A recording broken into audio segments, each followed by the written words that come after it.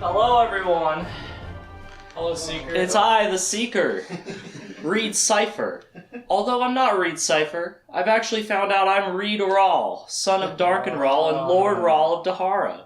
So I think we should start this off by everyone giving a devotion to the Lord Ral. I don't have to give it anymore because I am the Lord Ral. Alright, I'll start us off. Master Kaelin, guide us. That's my wife. Master all protect us. In your light we thrive. In your mercy we are sheltered. In your wisdom we are humbled. Read only survive. Our lives are yours. Didn't that feel great? That felt awesome. It's supposed to feel good. It's the devotion to the Lord Ral. We're going to talk about that and many more things today in Sword of Truth 102, Aidendrill, and You. As you can tell from the title, we're going to be in the city a lot in these two books. But it's a pretty cool city, right? So, let's go ahead and start with the first of the two books. Yeah, Michael. If we're in Aidendrill, are we free of the scourge of the mud people? No. No, you're not. This book, I think we are. But no, you're not. Yeah. Even, would that also be discounting the fact that the Seeker and Kaelin are both mud people as well? They are both mud people, so really there's mud people in every single book. As the main characters. And I guess Chandlin is still with Kaelin, so he'll be in this book. So there's going to be a mud person in this book too. A real one. Yeah. Have they filled in the pit of torture yet? No, they're actually going to use it in the next book. Okay. Yeah. Has Chamberlain stopped being a jerk, or is has he been redeemed? He's actually pretty cool now. Okay. He and Kaelin they bonded over not liking what was the Imperial Order's doing. And it's like, he was never like a bad guy. He was just kind of mad that his uncle got killed. And he was kind of weary of letting outsiders be mud people. But once he got to know Kaelin, he's like, "You are actually very cool. I am glad you are mate with Richard, because if he was not your mate, you would pick Chandlin." And no one wants to be a mother's confessor's mate because they confess you and everything. So he's pretty funny. He's actually a really cool guy. And he comes back a lot. So I know I can't stand you, but we both dislike the Holocaust, so let's be friends. Pretty much that. But now Kaelin has grandfather's bone knife and everything. They're basically family. Alright, so let's start talking about Blood of the Fold. Blood of the Fold was published on October 15th, again 15, 1996. So a year after Stone of Tears and 2 years after, what's it called? Wizard's First Rule, the first one. So he's pretty much publishing one every single year. So let's go ahead and start talking about what's going on now after the end of Stone of Tears. This picks up pretty much immediately after the end of Stone of Tears. And if you remember, are you laughing at the MILF Mansion picture? Or? No, I read the caption on the cookie one. The cookie one. Advice from an older girl. It's advice from an older girl cookie seller. Okay. So if you remember, towards the end of Stone of Tears, Richard's previous teachers, who turned out to be Sisters of the Dark, have left on a boat. We actually pick up with them on that ship, on their way around Perdition's Line to Westland. And they are not having a good time on the ship, yeah. Perdition's Line went down though, right? Yeah, but they didn't realize that when they left, so they're probably still sailing all the way around. But it is gone, you're right. They could just do that. Go straight to Anderith. Wait, that's tomorrow. We'll talk about Anderith tomorrow. Oh, sorry, did you have a question? Yeah, when it was still up, what did the ocean part of Perdition's Line look like? Because the land part was like a desert. I don't think they ever say. I think it's just applied the same sort of magics there. It probably just looked like ocean, but then your boat sank or something. I don't know. They didn't really talk about it. But they did say specifically it extends into the ocean, so that's canon. Oh, because I changed the camera angle for Michael. Is it getting the map and everything? Okay, good. Okay. So, if you remember the sisters on this boat, Tovey, Cecilia, Marissa, Armina, Ulyssia, and Nikki. They're not doing too well. Usually in their dreams, they see the Nameless One, the Keeper, right? But that's what they call him. He gives them instructions and teaches them what to do and everything. But this night, they saw someone else. And they're really freaked out about it. Like, how can someone be in the Nameless Ones, take his place in our dreams? I don't understand. He said his name was Jagang. And he said, we need to come back. And for some reason, they're like, I don't know why. I just feel like I have to listen to that. So they get the boat to turn around, and they're going back to Lefton Harbor in the old world. So they're not, I don't know how far they made it. It's a really long journey, so they probably made it like here, and then just turned around and went to Lefton Harbor instead.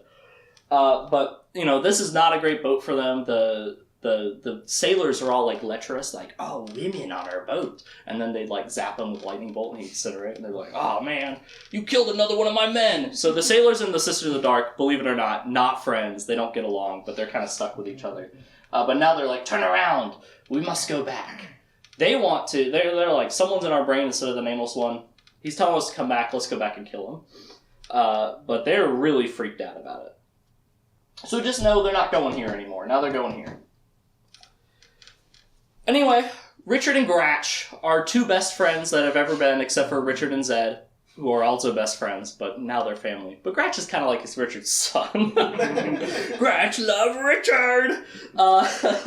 They're eating soup in Aidendrill with the woman, the cook, who was like friends with Kaelin. I didn't write down her name.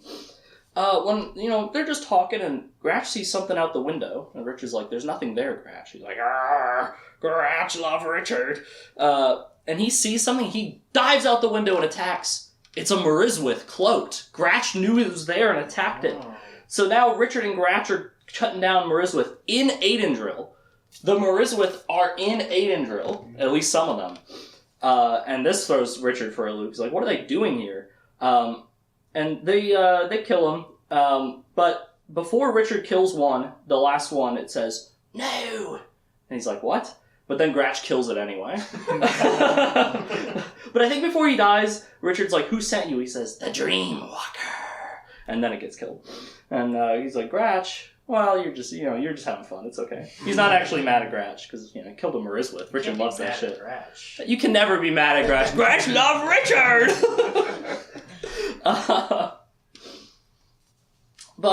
So weird things are happening in Aidendrill. Richard also hears that the Daharans that work for the Imperial Order have taken over the Confessor's Palace. So I don't think I did a good job of explaining the layout of Aidendrill last time, so let me just go over it real quick. This is like the seat of command in the Midlands. So there's the Confessor's Palace where the Confessor lives, and that's also where the Council of the Midlands convenes. That's like the political center. There's also a row of mansions where like delegates and stuff from all the different lands, they have their own mansion. So they all have their own place to live as well. They don't live in the palace. And then there's also the Wizard's Keep that I think only came up briefly in the last one, but it's going to be more important from here on out. So I just wanted to make that differentiation. The Wizard's Keep is like another sort of castle type thing, but it's for wizards and it has like protection, so you can't really get in unless you know what you're doing. Yeah, Cliff. The Confessor's Palace, I assume that's just for the Mother Confessor? Or is it, like, if in the event that there were more Confessors in the past? I think, actually, they all kind of hang out there and grow up between... Because I think Caitlin grew up a lot of times in the Keep. So I think they kind of go back and forth. They hang out in the Keep and the Palace. Okay. I think they lived in the Palace. So it's a really big place, so you don't need just the Mother there. But that's what we're working with in Aidendrill, and the Daharans have taken up in the Confessor's Palace. No one really goes into the Keep, because you kind of can't, unless you know how to get in. And there have also been many victims of what looks like Mariswith knives cutting through people. That's like I didn't make a prop for it, I forgot, but it's like 3 blades, almost like a Wolverine claw, but it's something they hold. And we'll talk more about that weapon later. I wish I had made a prop for it. So Richard's like, okay, weird things are going on. Maybe I shouldn't leave Aidendrill just yet. With Mariswith running around, I might need to take care of some stuff. Let's talk about the Blood of the Fold. It's the namesake of this book. Around this time, Lunetta and her brother, the Lord General of the Blood of the Fold, Tobias Brogan, come into the Aidendrill. So this is them. Tobias Brogan's kind of like the Grand Wizard. There's Adam Driver right there. And Lunetta is his sister. She carries this blanket around. She's kind of old and haggy, and the blanket's all patchy. It's not really like Linus there, who wears a normal blanket. And she's like, my pretties. So she's kind of wacky. Loony Lunetta is what you are Loony Lunetta, and they're from Nico Barisi, of course. Let's see. So they're from Nico Barisi. They do not like magic because they're members of the Blood of the Fold. However, Lunetta is a sorceress. But they're siblings, so it's like, I promised Mother I would take care of you, Lunetta, even if you be a Striganicha. That's like a slur for sorceresses. That's like what they call them in Nico Barisi. It's like, you have the Keeper's taint, Lunetta, you Striganicha. And she's like, I'd be sorry, Tobias, I have the taint. They're a really funny pair. They're actually big fans of the Imperial Order, because the Imperial Order is like, no more magic. And it's like, that's exactly what we want. They also kind of hate women, but I think Tobias is okay with that. Yeah. So they're not like behind the Order, they're just two groups that came to the same decision that magic bad? Yeah, they're just both kind of magicists. Yeah. Why is magic bad for them? So I guess some of it's like superstition, but I don't know if they ever explain where that deep-seated hatred for magic comes from with the Blood of the Fold. A lot of people don't like it because they see it as causing like a lot of the world's problems. Mm-hmm. Like when Dark and Rawl when I guess Panis Rawl did this, made all the poison all the red fruit poison. People are like, damn, if we didn't have magic, no one could make all of red fruit poison. Things like that. Just some people will use it for evil, and people will be like, if you didn't have magic, Yeah. Is there a reason for the name, Blood of the Fold? I think it's just cool. I don't know if they explain why the name comes from, but it is cool. That's the thing about the Blood of the Fold, is they're very evil, but they've kind of got a cool aesthetic going on. Like Tobias Bergen has like this flowing white cape, and he's I don't know, he's actually kind of cool for an evil guy. He's a pretty cool villain. But he is evil, and I do not support what he stands for. Let me put that on camera. I don't support the Blood of the Fold. I love magic. I'm a war wizard. Okay. Yeah, she has her patchy rags, calls them pretties. They like the Imperial Order. Tobias says, I came here because the Creator be visiting me in my dreams. And the Creator be telling me I need to come to Aidendrill and find the Mother Confessor, who's the true Striganicha, the true Baneling that I need to kill. But everyone in Aidendrill's like, dude, she's dead. Because if you remember, everyone thought they saw her beheaded.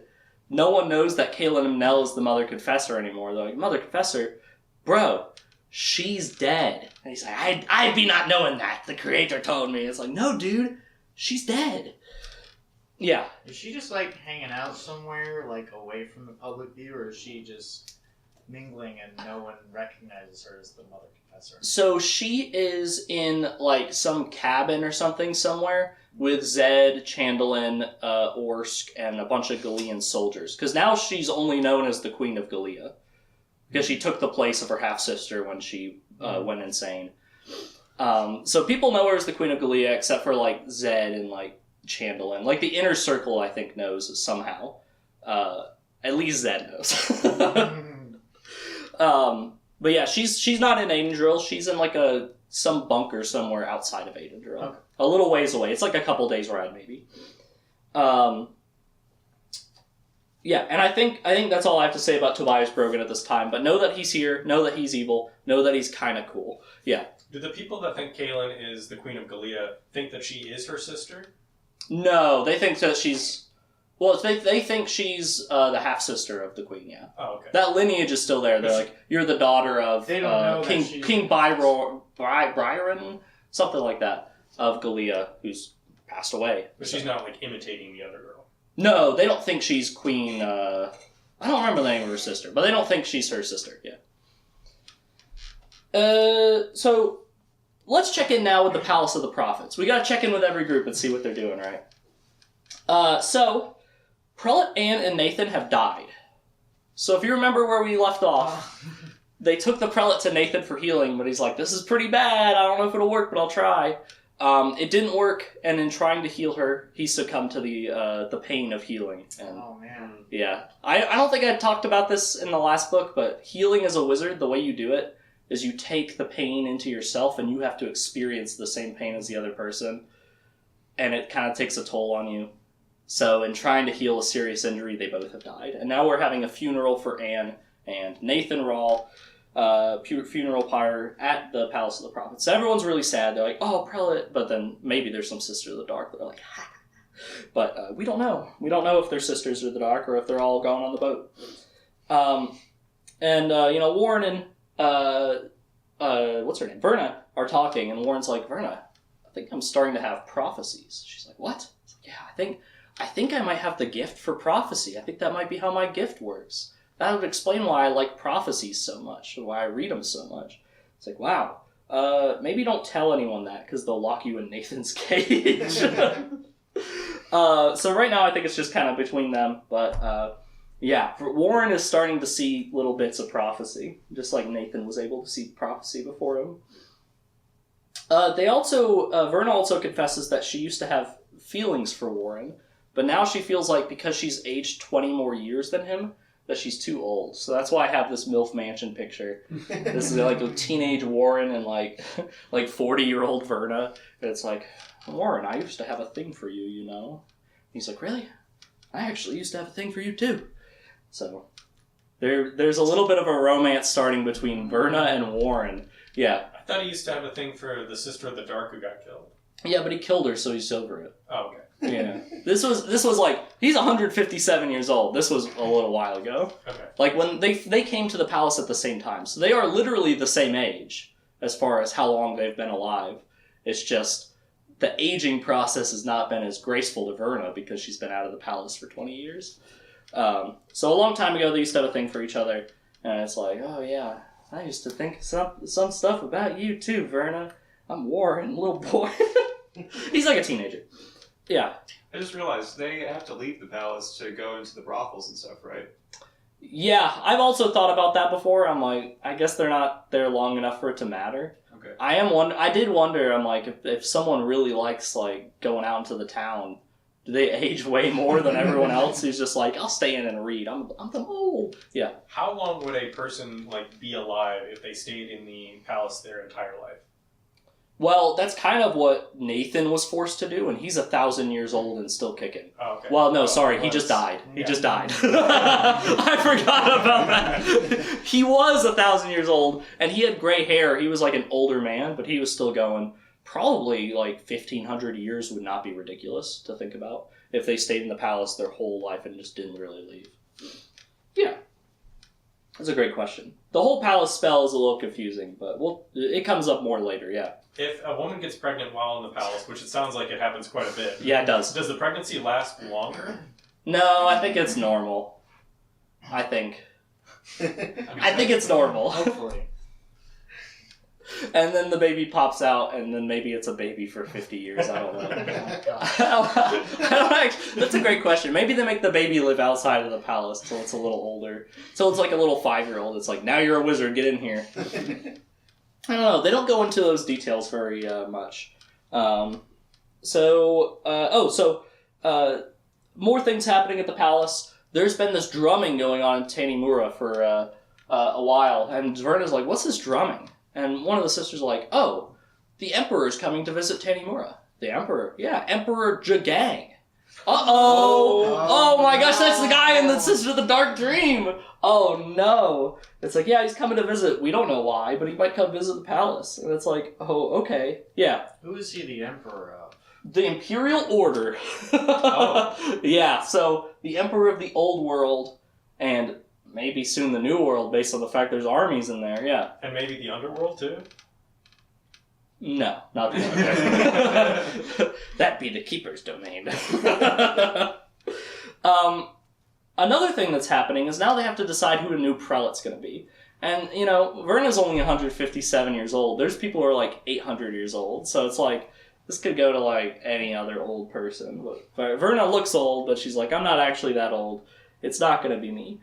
But the prelate, before she died, set up a little bit of a a situation here. She put her prelate ring in a letter on a pedestal, and there's a shield, a magical shield around it, to only let a specific person in. And all the sisters are trying it, and they're not getting in. And they're like, Verna, why don't you try? And she's like, okay. And she walks right through it, picks up the prelate's ring, and, it's like, fancy ring.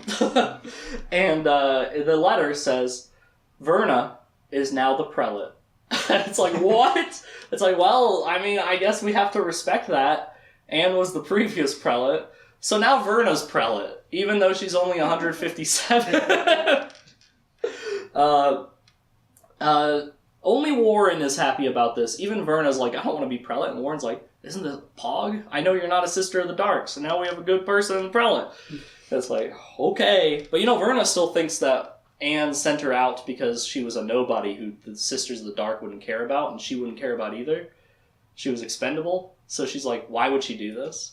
But of course we know that was a lie. She loves Verna. Back to Richard and Aidendrill. Party in Aidendrill. Richard's like, he's looking around, he's trying to figure out what's going on. And he comes across an older girl cookie seller. By that I mean it's an old woman and a young girl together. Like her grandma. It's a grandmama. And they're selling honey cakes. So not Girl Scout cookies, but it's like the Aidendrill equivalent of Girl Scout cookies.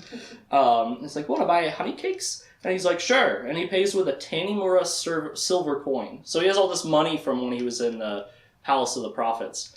And the woman looks at it, and it has a picture of the Palace of the Prophets on it. The old woman, she's like, interesting. She seems to know what it is, but she's like, oh, okay. And he's like, what's going on here, by the way? Can you tell me? And it's like, well, there's riots outside the palace, because apparently in exchange for joining the order and like agreeing to kill the Mother Confessor, everyone was promised gold. But now they're not giving anyone gold. Probably because Richard killed the entire council, but also probably was bullshit. And this is where maybe some stuff starts to leak in, some preachy stuff. It's like, they think they deserve it. They think they can get all this money without working. And it's like, oh, that's interesting. That's interesting. That's like a little taste of something later. Yeah.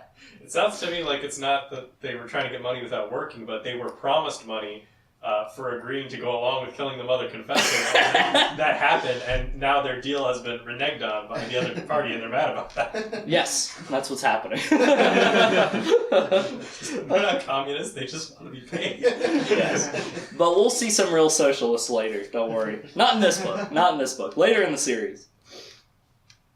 So, while Richard is walking around trying to figure out what's going on, he's grabbed by two big Daharans in red uniforms. I love this slide. He's grabbed by two big Daharans. He recognized their outfit as Dark and Rawl's personal guards. He's like, hey fellas, it's okay. And they bring him over into an alley where there are 4 cloaked Mord Sith. So they're wearing like hoods and stuff to disguise themselves a little bit, but you can tell they're Mord Sith. They say, Master Rawl, we found you. They're loyal to Richard. It's like, what? So the 2 guards, their names are Egan and Ulick, and they're going to be around for a while. They're like, we are your personal guards, Lord Rawl. We'll stay with you forever. They're huge. They have bull necks. And they're huge guys. Yeah. You need the bull neck to protect the Lord Rawl. And the Mord Sith are Reyna, Haley, Berdine, and Kara.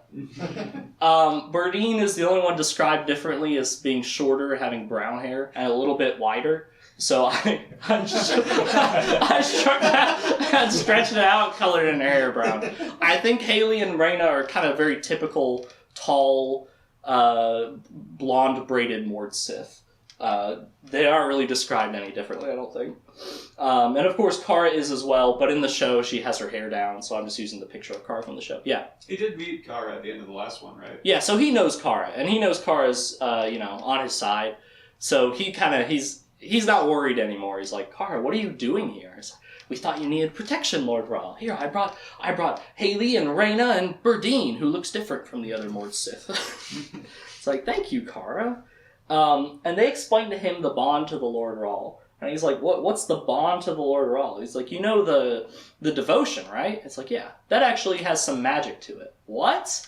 So, the Daharan people, a spell from a long time ago in the Great Wizard War, the Lord Rawl made to bond himself to all of his people of Dahara. So if you pledge loyalty to the Lord Rawl, you create this magical bond, and all the people of Dahara, if they're bonded, can actually tell where the Lord Rawl is, and they feel this strong sense of loyalty and like the willingness to protect him.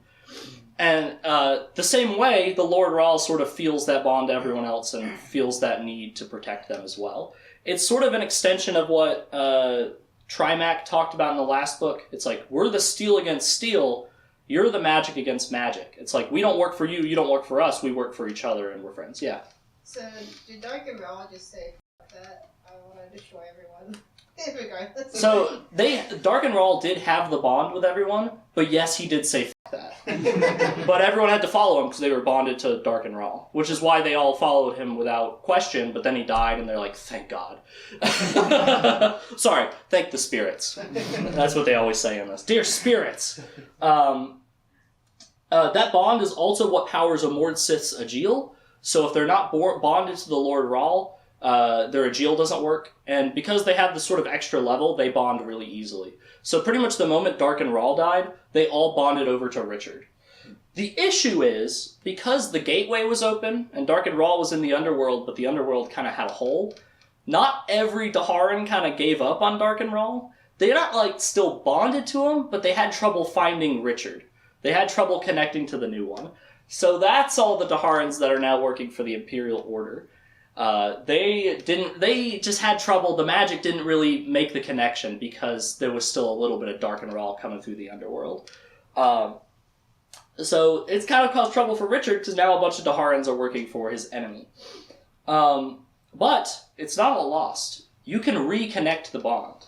You just have to do something to make them feel the presence of a Lord Rawl and feel like that's a Lord Rawl. You have to impress them, basically, with some sort of feat of magic or, like, feat of selflessness for Daharans or something like that.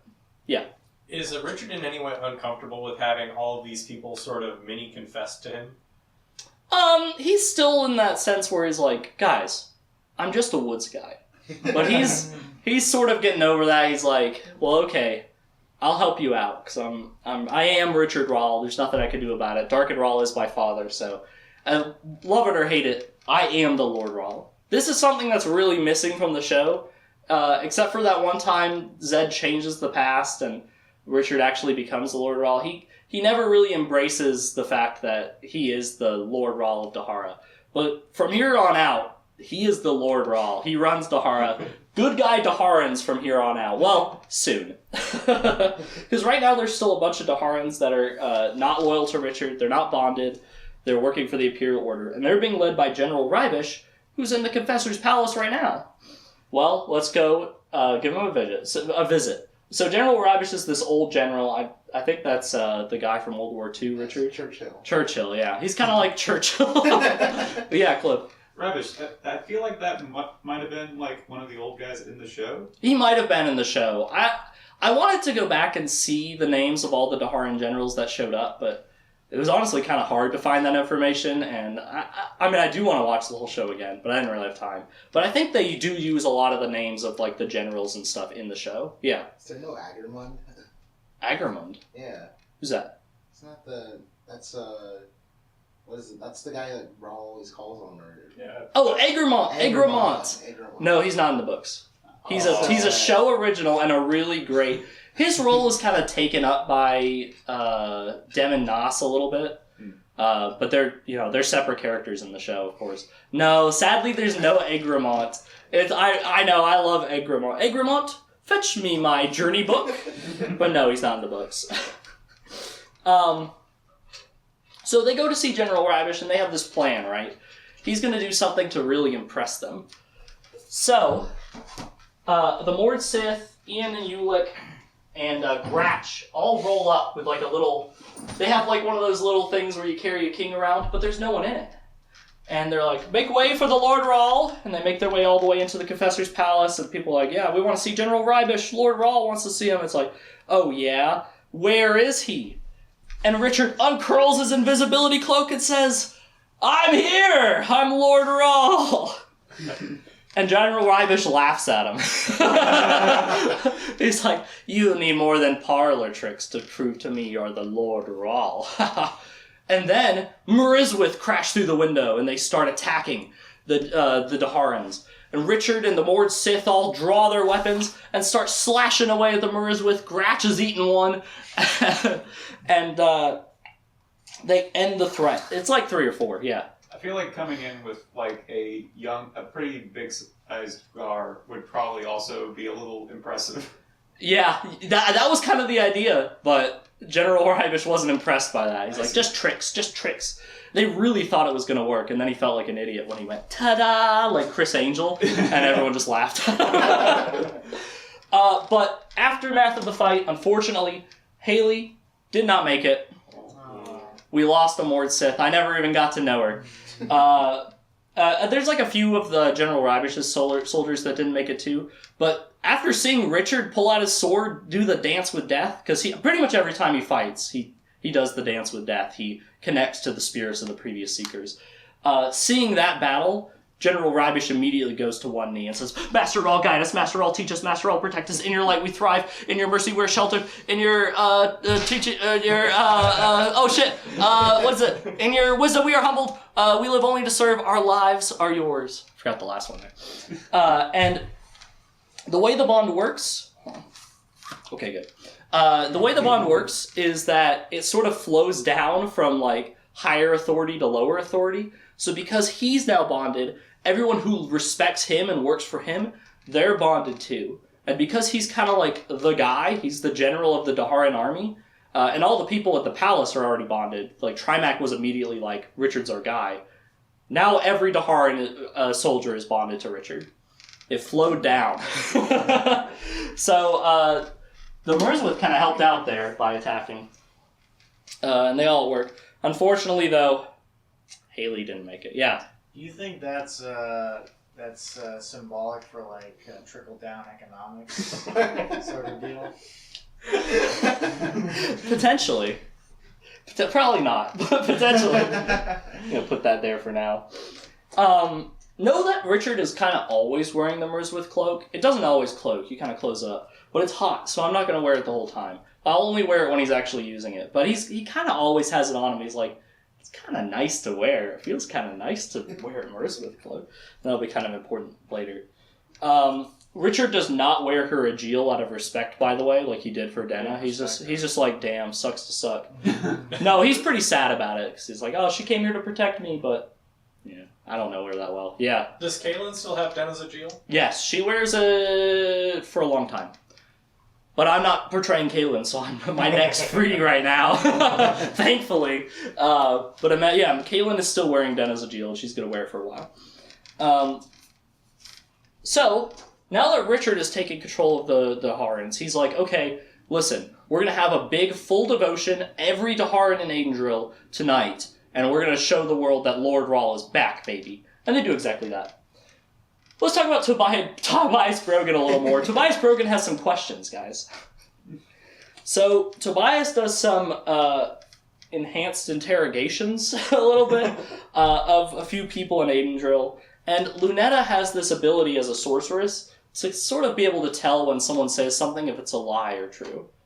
Not really the same as a Seeker who uses intuition. She's literally, it's like a polygraph of magic. So they bring in the first woman, and she literally knows nothing. Yeah. Does the Confessor have the same sort of power in the show where she can just kind of tell if you're lying or not? No. She only has the confession power and, for a little bit, the Kandar lightning bolt. Yes. That's the only power she has. But it's kind of implied, and Zed even says as much, that Kaylin would make a really good Seeker. So she, just as a person, kind of has really good intuition to that sort of stuff as well, just like Richard. Like, she could be Seeker. A few times she will use the Sword of Truth, and she can handle the Sword of Truth. But it's not part of the Confessor magic like it is in the show. Yeah. I didn't even think about that, but there are female, not Confessors, but Seekers in the past then. Women can be Seeker, yes. Okay. Women can be Seekers. Is that even... Because I think that's something she says when Zed tells her that. She's like, well, I'm a woman. It's like, there have been women seekers. It's like, oh, okay, shit. Progressive. Yeah. Progressive. Hey, we'll get to another progressive thing about Terry Goodkind in this book, too, that I think is very funny. So the first woman they bring in, and he's not actually, like, torturing these people. He's just like, are you a baneling? And it's like, no. It's like, what's be happening to the Mother Confessor? It's like, she died, dude. I saw her beheaded. I saw it. And the first woman comes in, and she really knows nothing, and Lunette is like, she be telling the truth. She think the Mother Confessor dead. And he's like, but she not dead. He's like, I say she thinks she be dead. I do not think she be dead, though. She just thinks she be dead. The second woman comes in, and this is the woman that works in the kitchens that Richard is friends with and Kaylin is friends with, and Richard told her Kaylin's still alive. So she comes in and she's like, the Mother Confessor's dead, dude. She's dead. But then she leaves and they let her go, and Luna's like, she be lying. She think the Mother Confessor still be alive. He's like, I knew it! I knew the Mother Confessor still be alive! The Creator told me in my dreams! So he's pretty cheesed about that. And then the third woman who comes in was the old lady selling honey cakes. And she seems to know a strangely large amount about magic. Like, she's like, oh yes, that be the way magic... Oh, she doesn't. She's not from Nico Barisi. That's the way magic works, yes. I don't remember exactly what they're talking about, but she explains to him this concept of a death spell. And he's like, a death spell? What be a death spell? Well, it's a spell that makes it seem like everyone saw someone die, but really they're not dead. And he's like, oh my gosh, I knew it. That be what's been used on the Mother Confessor. Which normally, he would be, as a blood of the fold, going off failing Wizard's first rule and just believing things he wants to believe. He thinks everyone's a baneling. But sort of on accident and sort of because someone's kind of pushed him to the conclusion, he's actually right. But he sort of figures it out. But usually he figures things out incorrectly and tortures people who are banelings and stuff. Just like what happened to Pell. That's sort of what the Blood of the Fold kind of does, thinking they're doing the right thing. So he believed the Mother Confessor be alive. But it's kind of a conspiracy theory, so that's why the tinfoil hat's there. But before he can go after the Mother Confessor, because he's like, we must go find her. She's outside this. I guess he got some information about where he is. Oh, the woman also shows him the silver coin from the Palace of the Prophets and says, this is the old world, this is where they train wizards. I got this from someone in the city. In fact, she might have said she got it from Lord Rawl, but whatever. So he knows that's a thing. Before he can go, though, the Daharans kind of lock down the city and say, every representative in Angel, come to the Confessor's Palace. Lord Rawl wishes to speak with you. In fact, he demands it. Uh-oh. So, now we're having... I don't have a different slide for this. I have more on this slide. The Daharan dinner party is what I like to call this. Lord Rawl of Dahara has invited everyone to his dinner party. And he once again, after everyone shows up, he's in his cloak, right? And they're like, where's Lord Rawl? Where is he going to show up? And he's like, I'm here, like Chris Angel. But this time everyone's super impressed. They're like, holy shit, it's Lord Rawl. And Tobias, I thought he'd be taller. He's less impressed, but everyone's kind of freaking out. They're like, whew, magic. So he tries to explain to everyone, he's like, magic is not evil. The Imperial Order is wrong. I personally killed everyone who put the Mother Confessor to death. And they're like, oh shit. And he says, as of this moment, there is no more Midlands Alliance. It's like, what? It's like, you all belong to Dahara now. Uh-oh. That's right, I'm dissolving it here. You had your chance to be the Midlands, and you killed the Mother Confessor. So now there's no more Midlands. You guys ruined that. So now you're all going to belong to me. I'm gonna take over this world, and this is all gonna be Dahara. I don't think he cares about Westland.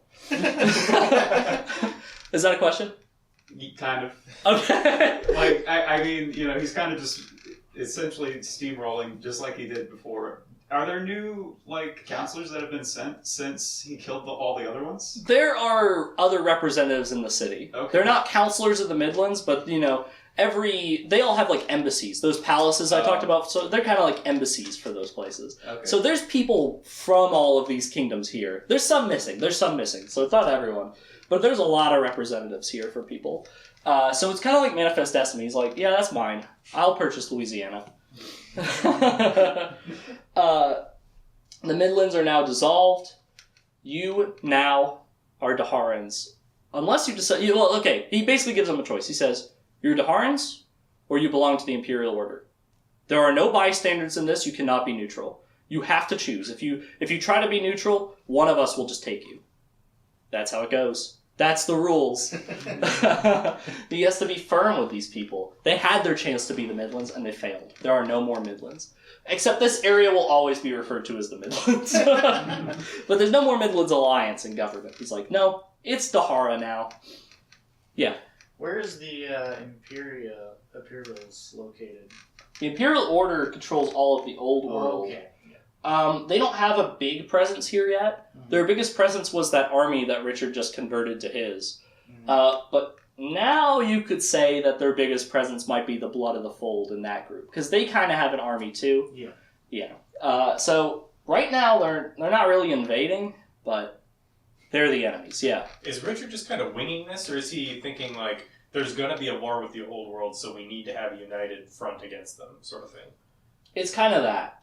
Because he kind of knows, because he was in Kanimura. He knows the Imperial Order owns that place, and then he heard about what they're doing here, and he's like, oh shit.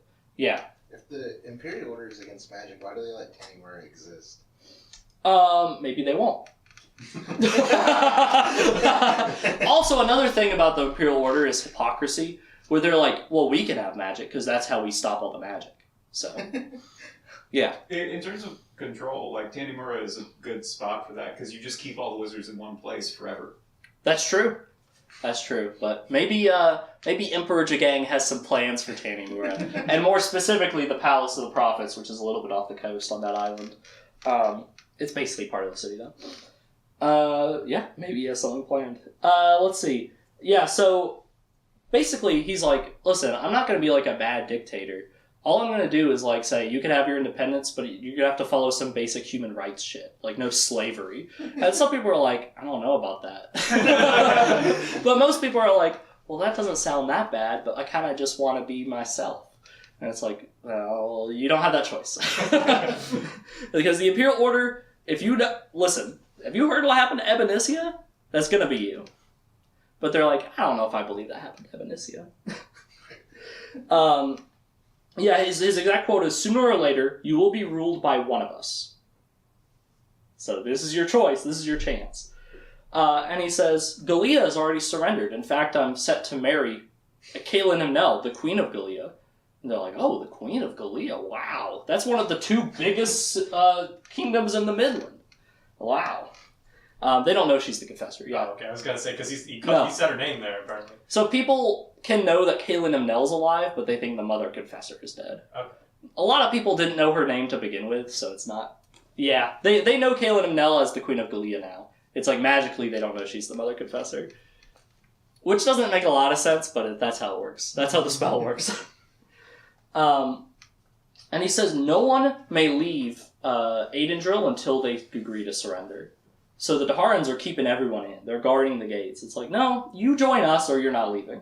It's like, oh shit, okay. He's serious. Yeah. So he's giving them a choice, but he's not really giving them a choice. Yep.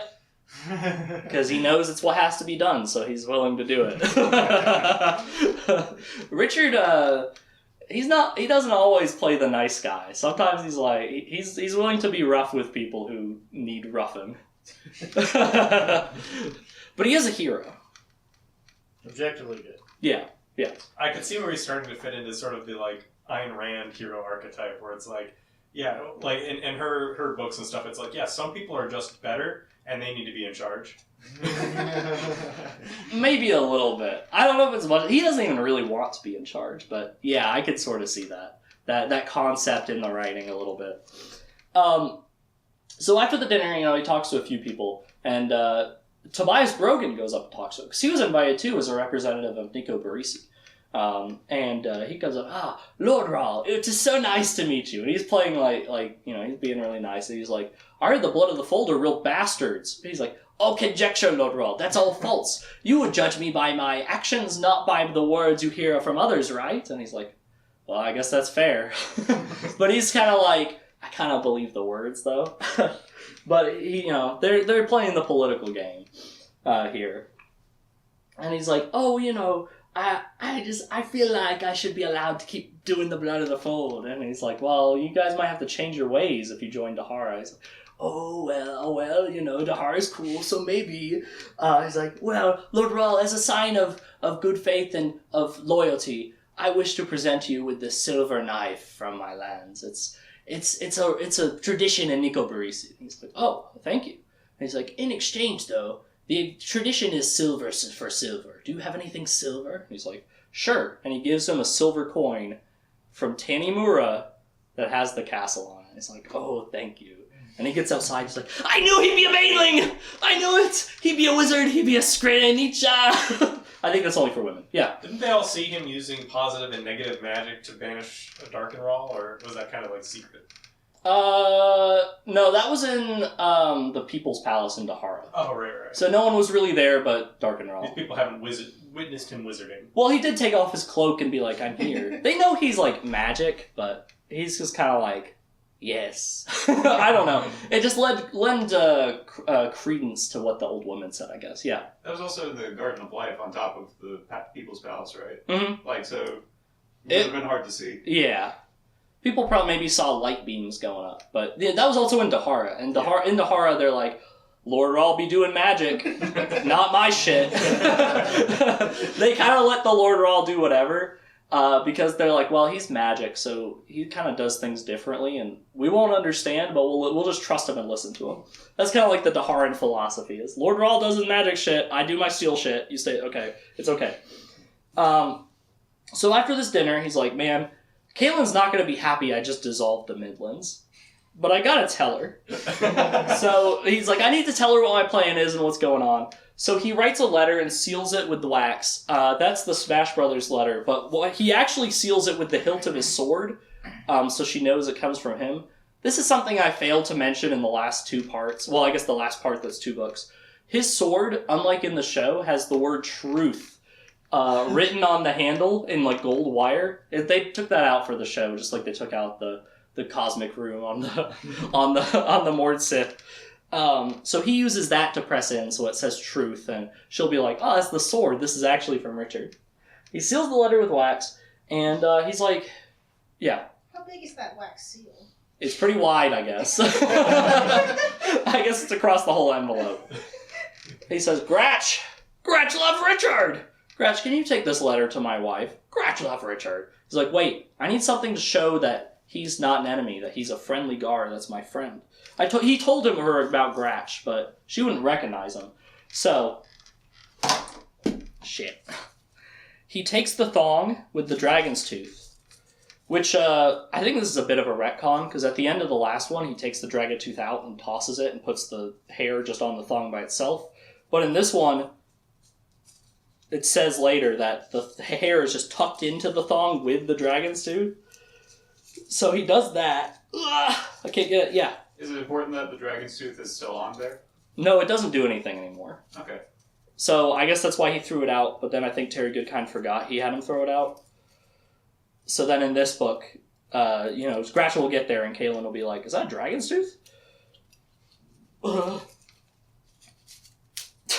Good enough. He puts the mother's confessor's hair and he gives it to Gratch. Gratch loved Richard. I don't know why I bothered. I was just going to hand it away anyway. I'm not wearing it anymore. So that's 100% not on his neck anymore. I just had it in the pocket. I assumed he wasn't wearing it, but... he's like, Gratch, can you take this to my wife? And he's like, Gratch loved Richard. And he goes. He goes with the letter and the tooth with the hair attached to it. And he flies off to find Caitlin. It's like, oh, thank you, Gratch. We're best friends. Meanwhile, Lunetta and Brogan are up to no good. Oh, you're wearing the dragon's tooth. Oh, Gratch! What? Oh, you don't have to wear it. Lunetta and Tobias Brogan are now up to no good, though. She'd definitely be the mother confessor that Caelan Amnell, right? It's like, it must be. Must be Lord General. They sort of figured out just because it's like, well, Richard's engaged to her, and he's been saying that the Mother Confessor's dead, but Lunetta's like, he'd be saying his words in a specific way to not convey a lie, because he's a seeker of truth. But he does lie sometimes. That's the first rule. Yeah. Yeah. Yeah, he's yeah. He's lying sometimes, but they're pretty convinced that not only is the Mother Confessor alive, that she's Kaelin Emnel. That Kaelin Emnel, the Queen of Galea, is the Mother Confessor. It's like, we must go find her. She is with Galeans. We need to go find the Galeans and leave. But they can't get out of the city, so they're like, well, let's do a little bit of mischief while we're here. Lunetta has planted a spell of suggestion on the minds of Duke and Duchess Lumhold, who are the representatives of Kelton. If you remember, that is the other biggest kingdom in the Midlands. So they're here representing Kelton because the King of Kelton, or the other representative got killed, right? So they're now the highest up who can make these decisions, the Duke and Duchess. So they use this suggestion to make them come to this back alley. It's like, why are we in this back alley? I don't know, husband.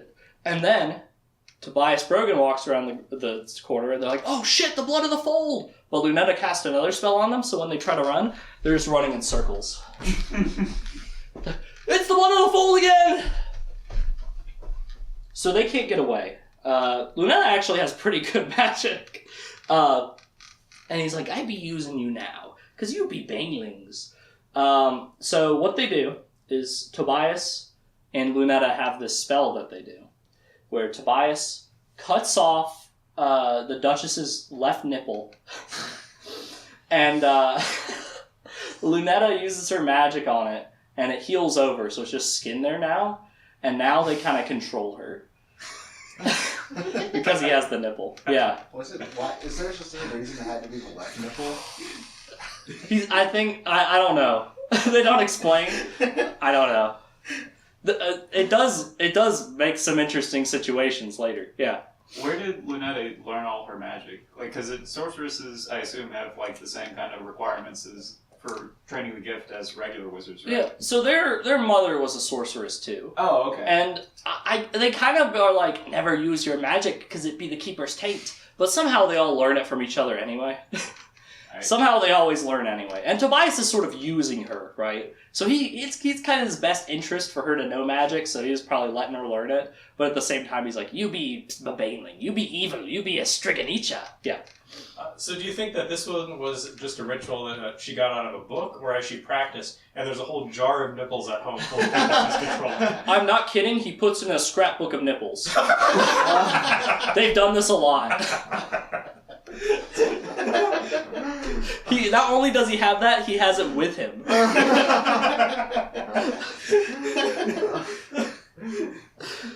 So they now have control over it. And he tells his second in command, who has a name, but I don't remember it. He doesn't do that much. He's like, kill the Duke, so that she's in charge.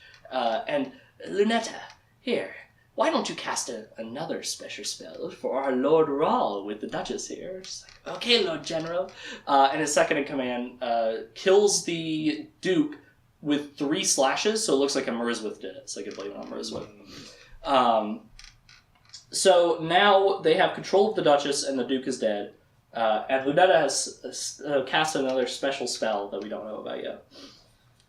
So Tobias and Lunetta, after doing this, are like, all right, mischief managed, let's get out of here. So they set off to sneak by the Daharans to get out of the castle. The Daharans see them and start like going after them, and they're like, shit. But then Meriswith attack the Daharans and save them. And they do not attack the Blood of the Fold. And they say, the Dreamwalker wants you to escape. Leave. And it's like, what? Do they be working for the Creator? But they be monsters. Oh well.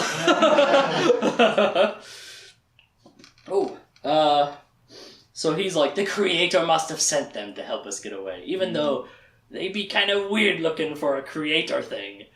But I guess it's fine. So they get away thanks to the Meriswith help, and they say the Dreamwalker wanted you to get away. So that's why we're doing this. So they're kind of following the Dreamwalker, whoever that might be. Where'd my click? Oh, that's right, I dropped it. Oh, shoot. Uh-oh. Huh? Huh? Slides ain't happening. Just thinking. I guess we'll just let that sit for a second. Oh, they're loading in. Did I hit something on here? I don't know. It might have been just slides messing up. Well, let me continue talking while this loads itself back in. So, Verna is finding out back at the Palace of the Prophets that her job involves mostly just mundane paperwork. And she's like, this sucks, I have to do so much paperwork. And, you know, she's talking to some sisters about some of this paperwork. And there's a few things she finds out. She's like, well, why do we have grave diggers that are asking for all this money? These grave diggers are asking for too much money. They shouldn't be getting all that money. And she's also like, hey, guys, let's not do the test of pain anymore. And the other sisters are like, what do you mean? That's how you know a wizard's ready. It's like, yeah, but you're literally just torturing them. And, you know, you don't need that. And they're like, but we've always tortured our wizards. Most of the sisters are very much stuck in their ways, and they don't like all these changes Verna's trying to do. She also says, by the way, no more financial aid for pregnancies. She makes this decision when a woman comes in, or a person comes in, it's like, oh, this woman's pregnant, she needs money. And Verna's like, no. This is also happening retroactively, I believe. So if you've been pregnant, you're going to stop getting money. She's like, we shouldn't be encouraging people to just go around and make babies. It doesn't make sense. But at this point... So imagine you're a village girl and you're like, I want to be set up for the rest of my life. And you sleep with every wizard who comes by and it's like, finally I'm pregnant. And you get like a couple months severance and then Verna's like, no. You just fucked up your whole life. Yeah. Is this because Verna's like, well, we've already got a battle wizard, and so we don't need another one? She's just kind of... So she's kind of Richard-pilled now. So she's like... It's kind of like... Why are we encouraging all these people to be irresponsible and have kids just for money? They should have kids out of love and stuff like that. You know, she thinks a lot like Richard now. He had a big impact on her life.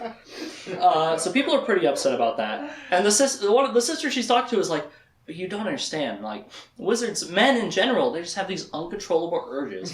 And she says, uncontrollable urges, the only time an urge is truly uncontrollable is when a glamour is cast. A glamour is a spell that forces someone to love someone. It's uncontrollable. Oh, why are you talking about it in so much detail, Verna? I don't know. I just feel like it's information I need to say out loud. Maybe it'll come up later. Oh, let's get to the right slide. Hey, here we go. Being prelate is hard. That's the only time urges are truly uncontrollable. Let's see. So Verna and Warren, you know, taking a break from the paperwork, they go to visit a sister who's gone crazy, and she's being kept down in the vaults. Her name is Sister Simona. So she's kind of like in a straitjacket. I don't think she's actually in a straitjacket, but they're kind of locking her up because she's like, like just freaking out all the time. And they're like, what's going on? She's like, the Dream Walker comes! And it's like, who? And she's like, the Dream Walker comes! And it's like, no, Sister Simona. Those drums mean Emperor Jagang's coming. And she says, Jagang? That's him! So, Jagang, if you haven't figured it out, is the Dream Walker. Oh my god. Probably you figured it out in the very first scene where he walked into the Sister of the Dark's dream. But they're like, oh, that doesn't sound good.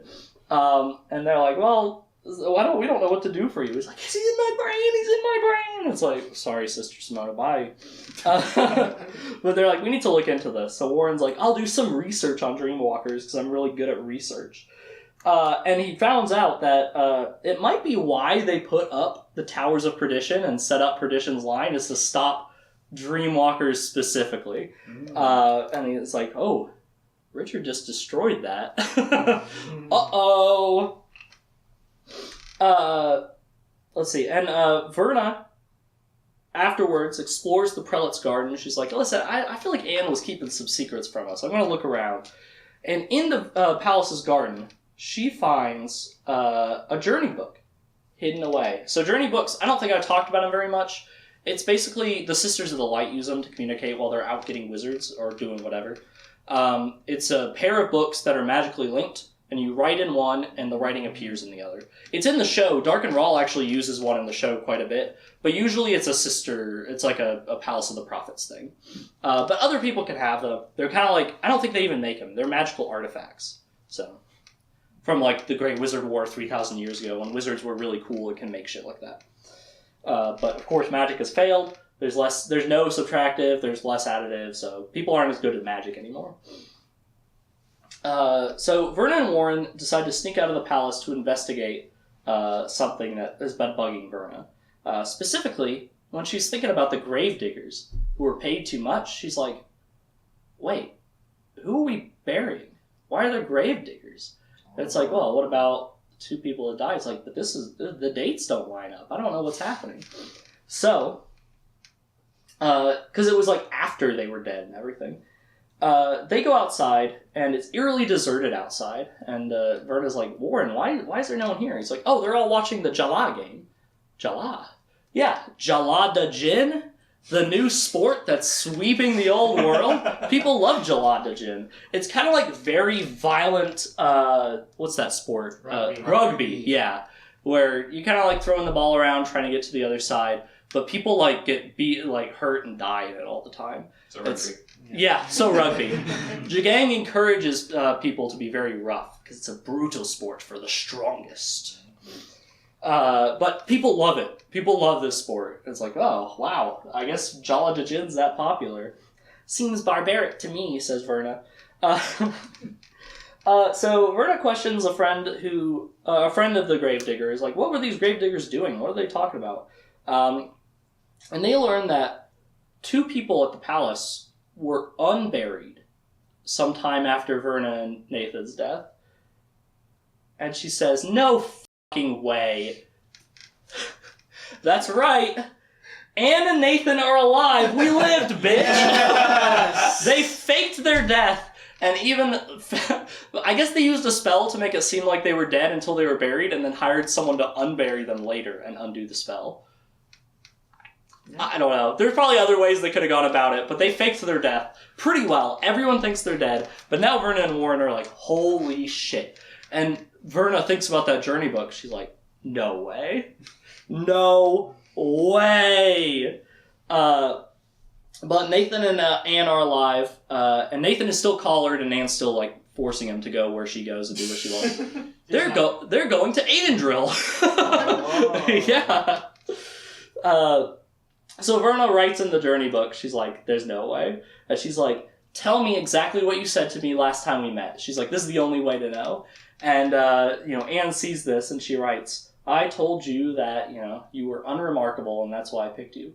But I was lying, Verna. I picked you because I trust you the most. That's why I made you prelate. And Verna's like, God damn it. Fucking Annalena Alderin is still alive. That's... that bitch. She has very mixed feelings about Anne. Because on one hand, it's like, she did trust her and, like, she has been working against the dark. But at the same time, why is she keeping so much information from me I could have used? She also made me walk around for 20 years. So I still don't know why. So they talk a little bit, and Anne explains, oh, the Dreamwalker, yes, that's a big problem. The only way to stop it is to be bonded to Lord Rawl. It's like, what? Yeah, that bond was actually created 3,000 years ago to protect people from the Dreamwalkers. If you're bonded to Lord Rawl, there's no space in your mind for him to go, because it's all filled with Rawl. I don't know if that's the exact explanation, but it has magical protection against Dreamwalkers. So if you're loyal to Richard, make sure you confess that loyalty and feel that loyalty, and make sure all of the Sisters of the Light are loyal to Richard as well, because the Dreamwalker, he's coming, and he's going to get you. She also said, lol, you're actually doing the paperwork? I make my interns do that shit. It's like, well, the interns told me that you usually did it. It's like, oh, they did? So, she finishes talking, and she goes out, and Sister Leoma, another sister who works there, she runs into Anne. Or, sorry, not Anne. She runs into Verna, and Verna's like, hey, have you seen Warren? It's like, oh, Warren left the palace. It's like, what? It's like, yeah, he just left. He's not here anymore. It's like, oh, that's weird. Anne did say that she should get Warren to run away because he's a prophet, and that might be bad when Jagang gets there. But she didn't tell him that yet, and now he's gone. It's like, that's really strange. But if you think things are bad for the Sisters of the Light, wait till you hear what's happening to the Sisters of the Dark. They finally make it to Lefton Harbor. It's kind of a scummy little harbor. I put, that's from Banjo-Kazooie, I think. They make it down here. It's like, why don't we go to Tanimura? It's like, well, Jagang's here right now, so we're meeting up with Jagang. So they go here, and they go up to the building Jagang told them to meet at off the harbor, and it's like, we're going to kill him, we're going to link our magic, be really strong, and destroy him. But it doesn't work out. They try to do it, but it just doesn't work. And they're like, what? Jagang's like, oh, darlings, I control your magic. Jagang, by the way, is described as having these 3 braids, like the 2 mustache and the 1 middle. He's usually bald too, so imagine this guy without hair. And that's Jagang. He's like a real Viking-looking guy. He's like stout.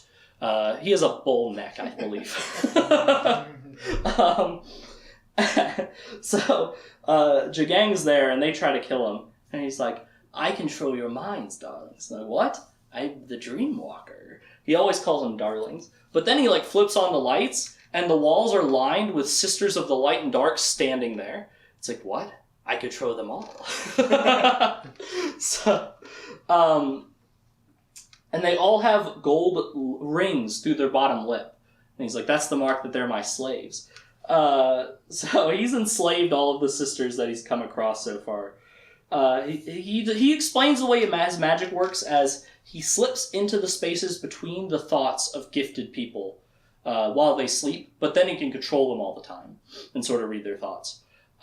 So it only works on gifted people. He can do a little bit with ungifted, but it's really hard and he can't do much with them.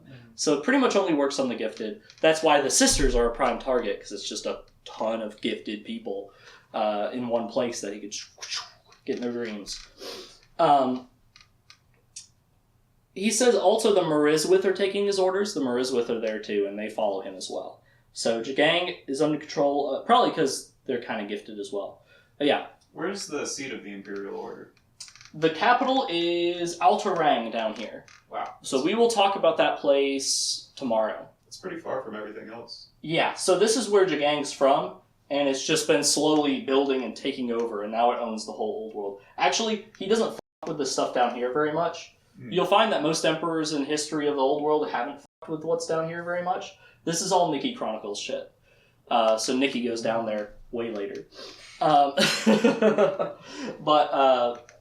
as of right now, it's like Altarang and everything up here. Actually, Bandakar is safe too for reasons right now. Jagan's a small part of the... Yeah, but it's actually a lot of land. There's actually a lot in this. More than you'd think. He probably owns Saramundi too. That's kind of a bigger place. So it probably is this. And there's only 4 places labeled there, but there's a lot of cities and towns and stuff in the old world. There's a lot of places that aren't labeled here, both mentioned and implied to exist. So they are now in control. Jagang controls them. And Jagang's like, I've got a present for the sailors you've been having trouble, that you've been causing trouble for. And they all come in, and he's like, boys, have fun with them. And, the sailors do their evil Imperial Order bullshit to the Sister of the Dark. But they're like, we'll get Jagang. But he's like, no, you won't, because he controls them. So now he controls all of their minds, the teachers, Ulysses, whoever, Tovi, and Nikki. Nikki's there too, so they all work for Jagang now. So things are going even worse for them than they're going for Verna. Wow! So going back to Richard went out to track Tobias down because he heard he ran away to figure out where he went. But he couldn't really figure it out. And when he comes back, Berdine, one of the Mord Sith, is really stern with him. It's like, did you find him? It's like, no. He's like, okay, well go over there. Don't get out of my way. And he's like, Mord Sith. He thought he could be friends with them, but now Berdine's being really mean and almost Mord Sith mode to him. It's like, I'm Lord Rawl. And he's like, you can never change them. Like, he's losing hope in Mord Sith, to the point that he's also kind of short with Kara and Reyna, too, because of how Berdine's treating him, even if they're not. In fact, the other Mord Sith are kind of, like, teasy and goofy with him. It's actually really good. I love the Mord Sith. They're kind of like Nagatoro if they used to torture and kill people. Like Nagatoro. Oh, like Nagatoro. Michael. Shouldn't he know from the fact that they're called Sith that maybe they're not? You know, he thinks they could change. And he thinks it was all because Dark and Raw was controlling them and the torture, and he wants to help them. And they're trying to help him. But Berdine is being real weird. So, he's sort of turned off to the Mord Sith now. And Berdine comes in and she insists that he see Duchess Lumhold. It's like, Duchess Lumhold is waiting for you. He's like, I'll see her later. She's like, you will see him now. Or see her now. Sorry, the Duchess. And he's like, shit. Okay, fine. And he goes in and he's like, damn, the Duchess kind of hot. He's like, oh my god, how did I never notice this before? Wow, she's beautiful. Whoa, wow. And he's like, you know, he loves Kaylin, so he's like trying to hold back, but he's like, oh my god. I wonder what could be happening to Richard to make him feel that way all of a sudden. Uncontrollable urges, huh? And she surrenders like a thought to the Dahara, and she's like, I want to tell you that we surrender. You know, like being all seductive about it. He's like, oh, that's great. And she's like, I have one condition. Can I stay next door to you, Richard, while I grieve for protection from the Mariswith too? You know, they killed my husband. And he's like, oh, okay. And she keeps trying to like be like, maybe I could stay in here tonight. And he's like, no, I've got important business. She's like, what? So she stays next door the next day. Richard makes a big show of Kelton, the other biggest kingdom, surrendering to the Daharans.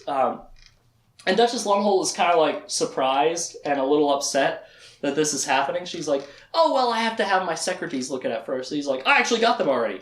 It's like, well, I need it to be proofed by an actuary. It's like, oh, we have this one. You know, it's like she keeps trying to think of excuses. He's like, oh, I already did that. I just went ahead and did that for you, Duchess Lumholtz. I think he's calling her by her first name at this point. I don't remember what it is, though. Oh. But yeah, she's like, call me whatever it was. So he makes a big show of the surrender, and you could tell she kind of didn't expect she was going to have to surrender. But now Kelton has surrendered to the Daharans. And even while all this is going on, Richard can't stop like looking at her and thinking about her. He's like, Duchess Lumholtz.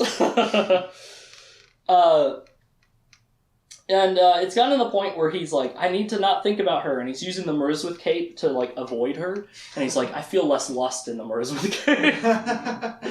But finally, she corners him in his bedroom. And he's like, oh boy. And he's on the bed and she's on top of her. And then she pulls out a knife. But a Mariswith comes in through the window and kills her. And he said, Ice protects you, skin brother. And then he jumps away, and he's like, that's weird. But he's like, you know what? She's actually just kind of average looking. Looking at her now. And she only has one nipple. Yeah, he's like, wait a minute. And he's looking at her, you know, her titty. And he's like, it's painted on. She has a fake painted on left nipple. She doesn't actually have a left nipple. And he's like, what the hell? Yeah. Was she coming to his bed, and that's why, like, the nipple was painted on? Why would she bother with it? I guess so. I guess because he was about to see her chest. And I guess through the... Spoiler. It was a glamour. The thing that Verna went out of her way to explain in detail for no reason earlier. That's what was used against Richard, yeah. So the magic could make the average-looking woman beautiful to him, but it couldn't make him imagine a nipple where there wasn't one? Well, if she hadn't been killed, he probably wouldn't have noticed, yeah. But if she had the spell, why would she need to paint it? That's true. She probably didn't need to paint it. He probably wouldn't have even cared. He would have been like, no nipple? I kind of like that. Because it's just a powerful magic that he can't control. But the Mariswith Cave kind of helped him control it, and his love for Kaylin. So she tried to stab him, like, scream, and she died. And he's like, where's the nipple? And then he's like, wait a minute. she didn't have a nipple, and she was acting weird, and she was controlled. I need my Mord Sith in here right away. And the Mord Sith come in, all three of them, because Haley died. And he's like, everyone show me your chest. And they're really mad. They're like, Lord Rawl, you said we wouldn't have to do this sort of thing anymore. Because apparently Darken Rawl is very abusive of them, and he's like, I'm not like that. I'm a good Darken Rawl. Sorry, a good Lord Rawl. he's light and Rawl. But he's like, just show me your chest. And they're really mad, but they do it. And like Kara shows him her chest, and he's like, okay, you're good. And then Reyna shows him her chest, and he's like, you're good. And then Berdine reluctantly shows him her chest. And she's missing a left nipple. It's just skin there. And he says... It's in the scrapbook. It is in the scrapbook. Scrapbook, yeah. And he says, you two can leave. And the other two leave. And Berdine starts attacking him with her Aegil. And he refuses to fight back. He's like, I won't fight you. She's like, why won't you fight back? And he's like, because I trust you, Berdine. You're bonded to me. I'm the Lord Rawl. You wouldn't kill me. She's like, this would be easier if you'd fight back. And he says, no. And she's crying. She doesn't know what to do. And Richard puts up his hand on her breast. And he removes it. And her nipple is back. Whoa! He used magic to regrow the nipple, and that broke the control. And she's like, Lord Rawl! And she loves the Lord Rawl. Yeah. Is the original now gone from the scrapbook, or is it still in there just ineffective? It's probably still in there, but ineffective. Because I think he literally just healed it. Yeah. Did that mean that when he did that, he felt his nipple coming off? Yeah, probably. Yes, probably he did. In fact, they might describe that a little bit. Where he feels the pain in, like, his nipple. I can't remember exactly. But yeah, he heals her instead of attacking. He's like, I won't kill you even if you're Mord Sith. Like, you know, the Mord Sith, they don't deserve that. You people are innocent, and I'm going to heal you. And she's very happy about this. And now the Mord Sith are all happy. Oh, but this picture is, Berdine, where's your left nipple? Okay. Let's talk about the Wizard's Keep. So, so first, Kaylin and her group are making war plans. They're like, okay, we need to figure out how to beat the Imperial Order. They're coming for sure, and they're bad guys. And Kaylin's like, Zed, I'm sick of being dead. I need to use my authority as the Mother Confessor to fix all this. And he's like, I'm sorry, young one. I could take off the spell, but I won't because I think it's better that people think you're dead. The only other way to break the spell is if a gifted person figures out your identity and names you as Mother Confessor. But that won't happen. And she's like, yeah, probably not. And then Gratch comes in bringing the hairy dragon's tooth that Gratch has right there, but you can keep it. I don't need it. He brings in and it's like, oh my god, Gar, wait, that's my hair. Gratch, is that you? Are you the Gratch I've heard about? And he's like, Gratch love Richard! And it's like, oh, hell yeah! So Gratch is there, and he's their friend. So it's like, no one hurt Gratch. He's like, hey, I'm Gratch! He can't actually talk that much. He pretty much just says, Gratch love Richard. But he has this letter, and Kaylin brings the letter, and he starts reading it. Or she starts reading it, and they're all kind of huddled around. That's from Little Women. And, I don't want that small. it's a bit of a misnomer, I know. So they start reading the letter, and it's like, to my dearest mother, Kaylin Amnel, the Queen of Gallia, I have secured the surrender of many places. It's basically in a very roundabout, you're not the Mother Confessor kind of way, saying everything he's done. He's like, I have taken over Aidendrill. And while she's reading it, Zed keeps going like, what? He did what? And she's like, shut the up and let me read the letter. He keeps interrupting, and she's getting really mad. And he basically explains everything that happens, and Kaylin's like, the Midlands, I'm going to be the Mother Confessor that lost the Midlands. This is terrible. But it's like, we got to trust Richard. And Zed and Kaylin are afraid that Richard might go into the keep. Because he's talking about, all this stuff of preparing for the Imperial Order and stuff. And they're like, if he goes in the Wizard's Keep, there's dangerous spells and barriers in there. He'll be killed. Someone has to go and tell him. So it's like, Gratch, can you carry any of us? And he's like, probably not. And he doesn't say that, but he's like, It's like, we weigh too much. It's like, Zed, you have magic. can you use magic to make yourself lighter? And he's like, I could for a time. So Zed uses magic on himself, fizzy lifting drink basically, to make himself lighter, and Gratch carries him. Yeah. He only has additive magic though, doesn't he? Yeah. He adds healing. He must be using wind or something. I didn't think about that. I guess he's just affecting gravity? It's probably some creative Zed way to do it. Fair enough. He didn't really explain it. But he made himself lighter, and Gratch can carry him, and they're going off to the Wizard's Keep to try to stop Richard from going into the Wizard's Keep, because they're like, the Wizard's Keep's right there, he's probably going to try to go in, it'll probably kill him. Too little too late, because Richard is at this moment entering the Wizard's Keep with his 3 Moored Sith. It's like, let's go check this place out. There might be stuff here that can help us. Let's do a little research, do a little recon. The Wizard's Keep... Oh, that's just the Wizard's Tower. I guess it doesn't show up in the show. I don't have a picture of it. That's the RuneScape Wizard's Tower. But it's like where the wizards would hang out in the times of old, and that's full of dangerous magical artifacts, pre-constructed spells that could be used that are very dangerous. They really don't want people going in there, but Richard's going in there, because he's a war wizard. He belongs there. The Moored Sith are really scared to go in, but Richard's like, I need my protection. And they're like, okay, fine. So the Moored Sith, again, like I said, they're very funny. They're like, oh, Lord Rahl, you're just taking us along because we're so beautiful. And it's like, ha ha ha, yeah. Whatever. And now, after Berdine was healed, she always has this bit where she's like, Lord Rahl, I'm Lord Rahl's favorite. He likes me the most. He even touched my breast. Which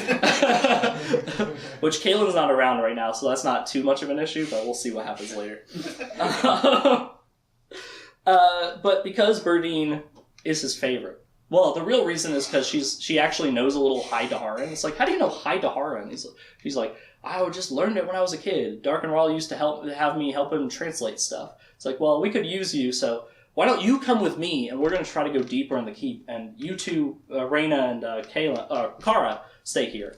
So they go in together, and they're talking, and by talking is sort of distracting Richard from what's happening, so he can let his gift guide him through some of the traps in there. There's a bunch of traps and stuff in there, but they're talking, and he's like, left foot on white, right foot on black, don't step anywhere else. So they'll go across a weird checker tile or something. He could just figure it out. But they're talking about stuff, and she's like, Lord Rahl, I know I said I'm your favorite, but I hope that he's like, oh, you don't want me to take you to my bed, so you want me to think you're willing so that I won't want to. She's like, yes, how'd you figure that out? I'm like, well, I know about bastards like Dark and Rahl, so I kind of figured out how you could think, but don't worry, Berdine. Hey, why wouldn't you want me to take you to... It's because she's in love with someone. And he's like, oh, that's wonderful, Berdine. Who is it? And she says, I love Reyna.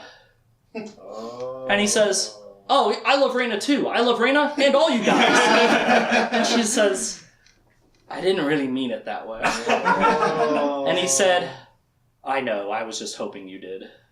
It's like, what? And there's kind of silent for a second. He says, did Dark and Rahl make you this way? And she's like, what? No, I've just had these feelings ever since I was a kid. I've always liked girls. And she's like, is that a problem? And he says, well, it just isn't right. This was 1996, by the way. And she says, oh, I will resign as Moored Sith and leave. You shouldn't be protected by someone who you don't think is right. And he's like, hold on, Reyna. Just because I don't think it's right doesn't mean that you can't think it's right. She's like, what? He says, listen, although I don't understand or approve of this, you're my friend. And friends don't have to agree on everything. So I don't know if this is progressive or not, but the main character of Terry Goodkind's books, I disapprove of homosexuality, but if that's what you want to do, go for it. And I honestly can't tell if this is That's about as good as you're gonna get. that 96, that's actually probably pretty progressive, that's right. For mainline, yeah. Yeah, so that's Richard's just making that expression. so Richard is it just isn't natural. Yeah. So is it maybe that the absence of Yoda allows Dark and Rawl to come in and turn people gay? It probably is. Although Dark and Rawl didn't turn her gay. He's like, Dark and Rawl uses dark magic to do this to you, didn't he? And she's like, no. No, I'm just gay, Richard. And Reyna, she says, Reyna feels the same way about me. So they're kind of like in a relationship, sort of. It's not like a one-way street. They're both gay. The gay Sith. But, you know... It's true enemy.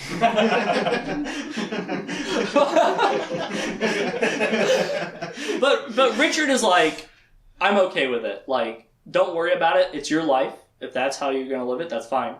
I don't approve of it, and I don't understand. But he tells a story. He's like, I had a friend back in Westland, and he started dating this girl, and I hated her. And because of that, we stopped being friends. But I shouldn't have thrown away our friendship like that. Maybe he likes some things that I don't. And you like women, and I like women, but in the right way. And she's like, well, yeah, that's as good as I'm going to get, so thank you, Lord Rawl. So he literally is this dog. But he's like, but it's okay. But he's like, thank you for talking to me, Berdine. Because of that, I was able to trust my instincts and just go with the flow and make it to where I needed to go. Which is like, oh, okay. So they make it to the lower landing of the keep. And there's a Mariswith in there. And he's like, the sliff is down there, skin brother. And he points to where this wall has been blasted out from the inside of the sealed room. And he's like, what do you mean? And Berdine's like, Mariswith. It's like, no, it's okay. He's a friend. What? It's like, the sliff is open for the first time. Thank you, skin brother. So they go into the room that was blasted open from the inside, and there's this well. There's like some bookshelves with some books, nothing too important, except there's also a skeleton in there, sitting down like he was maybe guarding the well, and next to him is a book. He has a journal. It's in High Daharan, and Richard's like, this seems important. It's a journal probably from the time of the Great Wizard War. This probably has a lot of information. Everything else in here seems weird. It's weird that there's a well in the sealed room, but whatever. But so they leave. They leave with the journal, and they're going to start researching it. My clicker's in my sack. So many prisoners. Now the Blood of the Fold have made it to Kaelin. They've caught up to Kaelin and her group, and they've attacked. They've attacked in full force. They capture Kaelin and Addie because they're, Strigonicha. Before he can capture Kaelin, though, there's a battle, and he walks right up to Kaelin and he says, I know who you be. You be Kaelin Amnel. You be their mother confessor. And ye be a baneling. So he names her, and he figures it out, and she's like, holy shit, how do you know that? That's because he be the Lord General of the Blood of the Fold. So, Kaelin wastes her confession on a Sister of the Dark that was helping them, and because of that, she can't confess Tobias or anyone else. Yeah. Tobias isn't gifted himself, right? He doesn't seem to be. He hasn't been using magic or anything. Yeah. So her confession is kind of limited. She can't just confess every single person. Yeah, so there's a refractory period on it. Because she's the most powerful confessor, so she has a really short time. So she's been the mother confessor for a while because of that. I mean, obviously there's no more confessors, so it doesn't matter anymore. But she only needs a few hours, and that's pretty rare for confessors. Richard. Was she able to confess women in the show? Yeah. She confesses a Sister of the Dark in one episode, I remember. That's right. Yeah, you can confess women. It doesn't matter. Richard probably wouldn't approve, but... Did you have a question? Oh, okay. So they capture her.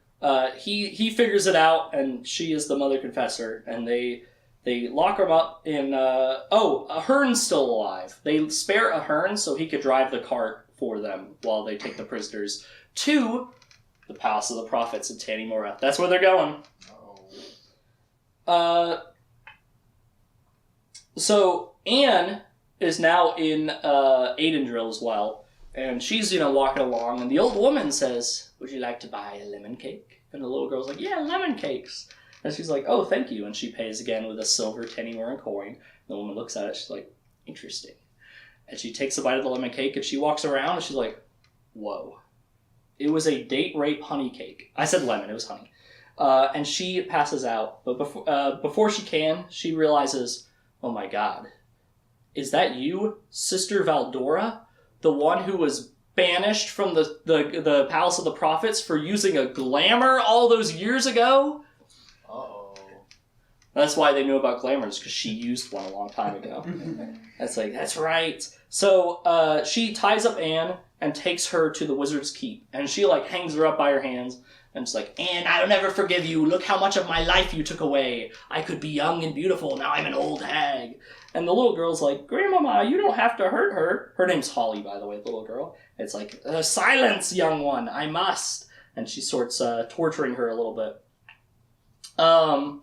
Meanwhile, Zed is in the sky above the keep, yeah. What happened to Richard's ancestor? Nathan, I think he's just somewhere else in Aidendrill. Okay. He's hanging out somewhere. He'll actually show up in a little bit. So Valdora starts cutting her up a little bit, torturing her. Meanwhile, Zed is in the air above the keep, and he sees the lights. This is Tom Cruise in the air above the Wizard's Keep. So Gratch is like, argh! But there's Marizwith there, and they start attacking Gratch and Zed. And, Zed falls pretty far height because of this, and cracks his head on the stone. He's like, oh, and he goes unconscious. And Gratch is fighting Marizwith, but eventually a bunch grab him, and they all fall over the edge of the keep. Oh, no. Uh-oh. Zed and Gratch might be dead. But Holly, the little girl, finds Zed and pulls him into the room where they're torturing Anne. It's like, this man's hurt, Grandmama. And she's like, I don't give a shit. It's like, but please, Grandmama. But she goes back to torturing just in time for Nathan to run her through with a sword. Nice. It's like Nathan's there. He doesn't need a sword because he's a wizard, but he's like, this looked cool as shit. And he bought a fancy-ass sword. And Anne at the time was like, you don't need that. He did. Although he probably could have killed her with magic. So Grandmama is now dead in front of Holly. Nathan is here and he helps her down. And he's a wizard, so he can heal her and stuff. So he uses some of his healing magic, and he uses it on Zed as well. But before that, they tie up Zed and put a Radahan around his neck. Oh. Yes. And with the Radahan around Zed, they leave the Wizard's Keep. They're actually going back to the Palace of the Prophets. It'll make sense later. Okay. So Richard heard reports of lights on at the keep, but when he gets there, all he sees is a bunch of dead Marizwith and blood. And he's like, I don't know what happened. Meanwhile, Sister Leoma and 3 other sisters are waiting for Verna in her office when she gets in. And she's like, what's going on here? And then she loses consciousness. And she wakes up in the dungeon. And it's like, oh my gosh, what's happening? So she's kind of trapped like the girl who's time for torture. And they're like, you are under arrest for being a Sister of the Dark, Sister Verna. It's like, huh? It's like, that's right. You're a Sister of the Dark. I have a lot of people who confess to knowing you're a Sister of the Dark. You're a Sister of the Dark. It's like, but I'm prelate. It's like, no, Sister Ulyssia is going to be prelate. It's like, Sister Ulyssia, she's a confirmed Sister of the Dark. She escaped on the boat. It's like, no, that was all bullshit. You attacked the prelate. And it's like, oh my gosh. You're a Sister of the Dark, aren't you, Sister Leoma? It's like, maybe I am, Verna. What are you going to do about it? So there's more Sister of the Dark, and they've sort of taken over. Yeah. So, there's the Sisters of the Light, Sisters of the Dark. There's also everyone who's been dreamwalked, right? And those can both be Sisters of the Light and Dark. Yes. Okay. And they're all kind of working for Jagang now. Yeah. The way they sort of do that is, like, the sisters cope, and they either say, well, in life I'm ruled by Jagang, but in the afterlife I'll be ruled by the Creator, or the Keeper, depending on what side of the country you're from. What part? That made it sound bad. I meant regional dialects was the joke there, but it didn't work. It just made me sound racist. And they also said, oh, Warren, he's in the prophet cage. You know he's a prophet. He has a Radahan back around his neck, and he is going to make prophecies for Emperor Jagang, who's almost here. And we realize now, Jagang is planning on using the Palace of the Prophets as his palace, so that he can live a really long time and be emperor for a really long time. Outlive all of his enemies like Richard. Although he doesn't know much about Richard yet. Back in Aidendrill, a Kelton representative comes up to Richard, and it's like, yeah, I mean, the Duchess is dead, the Duke's dead, I guess I'm the next guy. We need you to name us a queen or a king or something. It's like, what? It's like, well, the Keltons react very strongly to royalty. We're like the British. We love our royalty. So we need some sort of royalty. We'll still listen to Dahara, but someone needs to be king or queen. And he's like, okay. Kaelin Amnel is now the queen of Kelton. It's like, what? No. And it's like, yeah, she's the queen of both.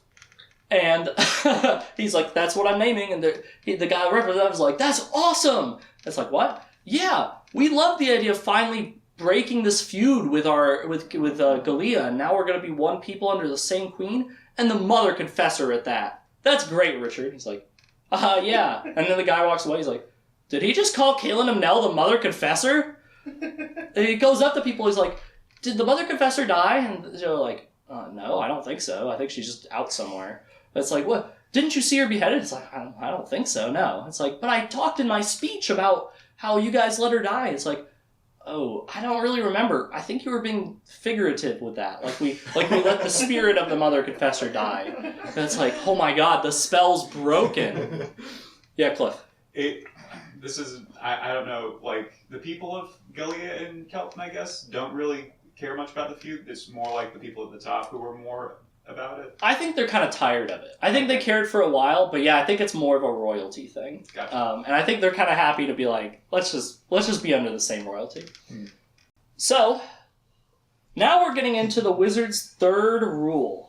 So, Berdine has translated some of the book, and Richard is sort of helping and learning High Daharan as well. The way they're doing this is he found a High Daharan copy of The Adventures of Bonnie Day in the keep, and he, from memory, is like, I remember this paragraph starting like this. It's like, well, that word must be that. And they're translating, and they find out that the author was worried about wizards violating the wizard's third rule. What is the wizard's third rule? Well, according to the author, the wizard's third rule is passion rules reason, for better or for worse. So basically, it's a warning against letting your emotions guide your decisions instead of thinking about it rationally. Yeah. Why didn't Richard stop and ask Zed what all the wizards' rules he'd know. I guess it'd say you have to learn it at the right time. You'll find that Richard learns the wizard's rules from like different sources every time. There's one he just figures out. And Zed's like, holy shit, he figured out that wizard rule. I didn't even tell him that one. Yeah. And when he figured it out, he got the number right as well? No, I think he doesn't realize it's the 6th until later. Zed probably tells him, yeah. Is it one per book for the whole series? Yep. Through the mainline series, yeah. There's a few unnumbered wizard rules in later books, but not in every book. And they're only like kind of wizard rules because they don't have numbers. I don't really count them. But they're listed on the wiki as wizard's rules, so I guess they're wizard's rules. Passion rules reason. Richard thinks about this, and he's like, this reminds me of a time in Westland. There was a great flood, and this woman's kid was, splashing around in the water. He's like, help me. And the mom, who didn't even know how to swim, jumped in to try to help the kid, and she drowned. And he's like, passion rules reason. She should have thought about that. Just to let the kid die. So that's like his real life example, his Slumdog Millionaire flashback to be like, oh yeah, passion really do real reason though. Idiot trying to save your kid. Why are you stupid? They nicknamed this guy who wrote the journal, by the way, Kolo, which is High Daharan for advisor. So they're like, this is Kolo's journal. We'll learn much later that's not his real name. But for now he's Kolo, and for a long time he's Kolo. He refers to something called a sliff. And it's like, he keeps calling the sliff she. I don't know what it is. And he mentions people traveling in it, or in her. It's like, what? What does that mean? And it also mentions the Sword of Truth. It said many wizards have died making the Sword of Truth. It has entries like, another attempt at making the Sword of Truth failed today. Many wizards died. It's like, wow, this is more important than I thought. It's more powerful than I thought. And he also talks about the room being sealed 3,000 years ago when the old world was sealed off by the perdition, Towers of Perdition and the Perdition's line. Which I guess to know about that, he had to know he was being sealed inside, which I don't know why he didn't get out of that room. But he didn't, and he died in there from being trapped. Let's move on. So let's talk about the Sliff. So Daharan troops found the aftermath of Kaelin's battle over where the Blood of the Fold stuff was, and they're like, shoot, they went south towards the old world. It's like, oh shit, I need a quick way to travel. Fast travel. It's like, oh, maybe we should investigate this Sliff thing. And he rides off with his Mariswith cloak, and he's like, I gotta find fast travel and find Kaelin. And Berdine runs out. She's like, I translated something else. Richard, stop! Take off the Mariswith cape! But he doesn't hear her, and he doesn't listen, and he keeps riding with his Mariswith cape on. So he's off to the keep. Tobias and the prisoners have made it to the Palace of the Prophets here in Tanimura. And they're having trouble figuring out... He's having trouble figuring out what the Creator really wants from him. Because it's like, the Creator be telling me to work with all these people, but she literally be Sister of the Dark, and then these be like monsters. And he's like, Lunetta, I think the Creator be insane. Lunetta, I think the Creator be a baneling. If you say so, Lord General. But Richard gets to the Sliff room again, the room with the well, and the book just says to call... Oh no, there's a Merswith there, and he says, call the Sliff with your gift, skin brother. And he's like, okay. And he's like, Sliff! Sliff! He just kind of yells. He's like, ah! He screamed with the need for the Sliff, and the Sliff appears. A big torrent of quicksilver pushes its way up the well, and just when you think it's going to splash into the ceiling, it just stops. And it slows, and it makes the form of a woman. So it kind of looks like Silver Surfer if it was a girl, so I put a bow on Silver Surfer. So that's kind of the idea. It's a quicksilver mass. And she says, do you wish to travel? Yeah. How many nipples does the silver woman have? So I always imagined it not having nipples, like Zero a slime girl, but I found a fan art online where it did have nipples, and I'm like, I don't like that. So I imagine 0 or 2, not just 1. It's not 1. Okay. Tobias Brogan does not cut off the Sliff's nipple. Yeah. If you grow a lot of, like, using magic or something extra left nipples, will that protect you against control? I have no idea. On that note, there are people who have third nipples. That's true. I wonder if they could take that, and then Richard would have no idea that it's missing. Yeah. Or would they be extra controlled if they kept taking off all the extra nipples? I wonder if you take off 2, maybe even 3 nipples, are they super slaves? I don't know. I'm not gonna lie, that spell is never used again in this series. Like many of the things where you guys are asking me questions, I'm like, it never comes up again, guys. He forgets this exists. There's no more caltrops. There's no more nipple controls. It just doesn't happen. So I don't know. But the Sliff appears and it says, Master, do you wish to travel? In a very, sultry voice. And she says, you can't bring that, though. Sword of Truth. I was like, what? Its magic isn't compatible with mine. If you bring it, you will die. And he's like, well, I guess I can't bring it, so... He can't bring it. He'll die in the Sliff. So he takes it out, and he sets it down in the room. But the Mariswith says, Skin brother, you are without a weapon. Take the Yabri. And he gives him his 3-bladed weapon. Usually the Mariswith carry 2, but he just gives him one of them. So he still has one. And he's like, ooh, it sings to me. And it has a weird vibration. He's wearing the cloak too. Yeah. So he's like, ooh, this thing feels nice. And I wish I had made a prop for it so I could be swinging it around, but I forgot. So imagine I have a 3-bladed Mariswith weapon. Ooh, it feels good. And he's like, that's right, Skin brother. So they're kind of booling now. It's called a Yabri, and he's like, the Yabri sings with you. And they jump in the slave. Oh, okay. So he's like, take me to the old, near the Palace of the Prophets. She's like, best I can do is the Hagen Woods. He's like, I love that place. So they jump in, and the Merizwith comes with him.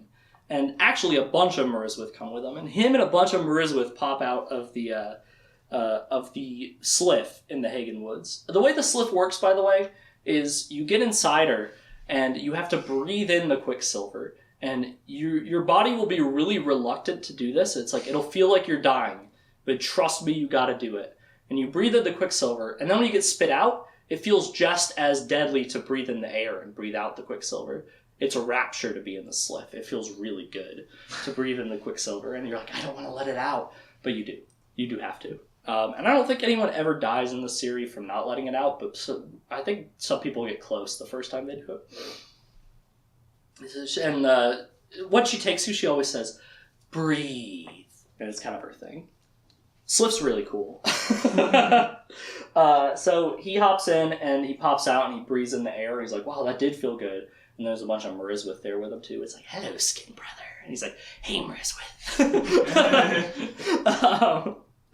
In fact, Sister Marissa, one of his old teachers and a Sister of the Dark, is there. And she's controlling the Merizwith, and she's like, come along now. And the Merizwith all come, and Richard also comes.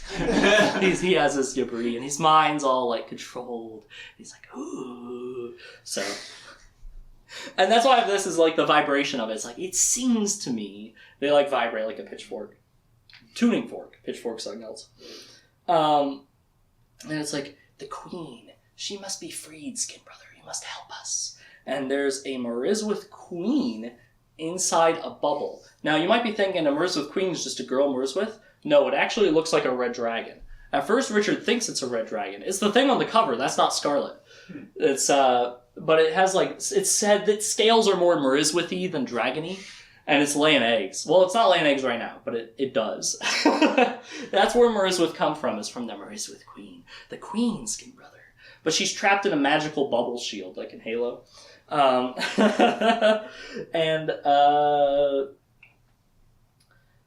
let's see. Yeah, so he's just going along with it. He's, like, fully, like, mind broken from the vibration of the Labrie. And they'll, like, slap the Labrie to make him vibrate. And he goes, ooh, Merizwith. And they're like, yes, skin brother. So they're all booling. So they all get around the circle, and Richard kind of uses his magic to burst the bubble around the Merizwith queen. And the queen, like, slithers around, and then she slithers into the Sliff well. And he's like, okay. But then he drops his Yabri, and he comes to his senses. And it's like, what did I just do? And then Sister, what was her name? Marissa, I think is the one? Yeah, Marissa starts shooting bolts at him. It's like, Richard, thank you for your help freeing the Merizwith queen. And he's like, oh shit. And he's dodging, and he runs off towards the palace. He's like, oh shit, I just let the Merizwith queen loose. Oh, she also, while she's fighting him, brags like, we have Kaylin in the palace. Haha, fuck you, Richard. So he's like, thanks for telling me. So he gets away. He gets away using his cape, actually. So even though the cape has kind of like been corrupting his mind, he still uses that shit. Yeah. Can other Merizwith see him when he's in cape mode, or is it full invisibility? I think the Merizwith can, but Sister Marissa can't. So he can use it to get away from her. And the other Merizwith, I think they also jumped in the well after the queen. So they're gone. Yeah. You're telling me the Merizwith are controlled by Sister Marissa? Yes. Okay. Although I guess really any of the Sisters of the Dark or Gang could command them too. She's just the one commanding them now. If you remember in the last book, Sister Liliana actually controlled them for a little bit too. Yeah. So there's another well here in this forest that they all jumped in. Yeah, so that they had to get spat out of that well. So you enter wells and you exit wells. And there's Sliff wells in specific locations around the world, and we'll explore more of them in future books. But yeah, so they came out of a well, and it's a two-way street. So they jumped back into the Sliff. I guess the Sliff just let them do it. Yeah. They're all connected to specific points? No, so you can go from any well to any other well that's connected to the same Sliff. And I think for the majority of the series, we're going to have one Sliff. But, you could travel between the Hagen Woods in Tanamura and between the Wizard's Keep and Angel. But, spoiler, there's also one in the People's Palace. So you can go between any of these 3 points. There's one over here in Casca. There's some down here. No, I think they're mostly up here. But there's some down here. It's all connected. So you can come in and out of any well, as long as you ask to slip nicely. No, she'll do it for anyone, which is actually a plot point in the next book.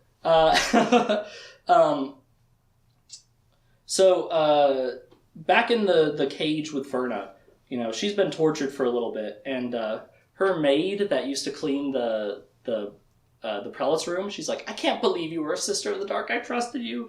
And then she slips her a Dakra. It's like, I hate you, Verna. But she slipped her a Dakra. And Verna's like, nice. And she takes the Dakra and she stabs the sister Leoma in the thigh, in her leg. So the way Dakras work, I didn't talk about it because no one actually ended up using one in the last book. But it's the weapon of the Sister of the Light. It's basically a rod with a little point. In the show, it's way cooler. It's like a disc that folds out and you throw it. But in this one, it's just a rod with a point. You stick it in, and you can release your magic and instantly kill someone. But you could stick it in and not do that and hold it as a threat. So that's exactly what Verna does. She's like, if I release this in a moment, you'll die. It's like, oh shit. So it's like, tell me things. And Verna learns from her that Jagang wants to study prophecy at the palace, and he wants to go there and make it his home so he could study prophecy and use it as a weapon to figure out how to fuck people over and take over forever. Yeah. Is it the Dakra work the same way as in the show when it's like debilitates you while it's in? You can't remove it? I think it's more that you don't remove it because the person's magic and releasing that power is faster than you removing it. So Gotcha. It's like, if they're paying attention, I think you can just take it out yourself. But they're not used a whole lot in the books. This is one of the few times. So she finds out that the Jagang's plan is to study prophecy at the Palace of the Prophets and live forever. So she kills Leoma and gets out. She goes to Sister Simona, and she's like, Sister Simona, you have to give the devotion to the Lord Rahl to be freed from the Dreamwalker. So I think we should all do that real quick. Yes. Excellent idea. This will protect you and keep him out of your mind. She's like, oh, I'll try it. I loved Richard. Okay. Master Rahl, guide us. Master Rahl, teach us. Master Rahl, protect us. In your light we thrive. In your mercy we are sheltered. In your wisdom we are humbled. We live only to serve. Our lives are yours. Very, very good. You are now all protected from the Dreamwalker by being bonded to the Lord Rahl. Yes. And so is Sister Simona. She gets up and she's like, he's gone from my mind. It's like, Sister Sioma, we need to round up all of the Sisters of the Light and get them all to devote themselves to Richard. See, Verna actually figured out a way to determine if you're a Sister of the Light or the Dark, is that the sisters have a tradition of kissing their ring finger in sort of a, like I'm married to the Creator sort of thing. It's like, oh, my figurative wedding ring to the Creator. Love you, Creator. And Sisters of the Dark won't do it. And she sort of figures this out while she's in captivity. She's like, I need to think of a way to tell the difference, as she does. So they go around finding everyone who's actually a Sister of the Light and getting them to basically join in with Richard and do the devotion and be protected from the Dreamwalker. And they're like, oh, yes, this is awesome. And they're all evacuating the palace. Anne is told in the journey books, like, get them out. Get all of the Sisters of the Light out of the palace now. Yeah. The Sisters of the Dark are no friends of Jagang, though, either, right? No, they hate him. But he controls them through their minds, so they can't do anything. Yeah. Well, they could also become on Richard's side. Yes. And this is something that, I'll talk about it now, it annoys me in the later books, that, like, there'll be situations where they could have killed Jagang, or they almost killed Jagang, and Richard says, it doesn't matter if we kill Jagang, because his philosophy is what's dangerous. And if we kill him, someone else will just rise up. And I'm like, yes, but then the Sisters of the Dark won't work for him. Because he is the only Dreamwalker. So no, I think he's more important to kill than just his philosophy. But that's not how Richard sees it. So when he all could have died but doesn't, it's really annoying to me. But that doesn't really happen till later. Yeah. Is Jagang kind of the main threat for the rest of the series? Yes, for the rest of the mainline series, he is. Him and the Imperial Order are the main threat. He'll have, like, minions who come every book, and Richard can defeat them, but Jagang's going to be pretty ever-present for the rest of this. He lasts a lot longer than Dark and Rahl. That's too bad. Yeah, I know. How does Jagang stack up as a wizard compared to Richard or Dark and Rahl? Obviously he has the Dreamwalking, but does he have traditional, like, lightning bolts and stuff? No, he is just a Dreamwalker. He is not a wizard. He's not gifted in any other way. Yeah. Is he, like, make up for that with, like, I guess, martial might? Yeah, he has, like, brute strength. He's pretty strong. But really, he makes up for him just by being a dreamwalker, right? It's like he doesn't have magic, but he controls 80 people who do. So, yeah. How did he become a dreamwalker? Is that... So that's going to be explained way later, but basically, someone manipulated some magic to make that happen in the future, and he's just the one it happened to. Yeah. Did he establish his empire? So he actually kind of worked with a spiritual advisor called Brother Nerev that we'll talk about him tomorrow. Okay. But they sort of work together. He is sort of like the beginning of the order, though. Yeah.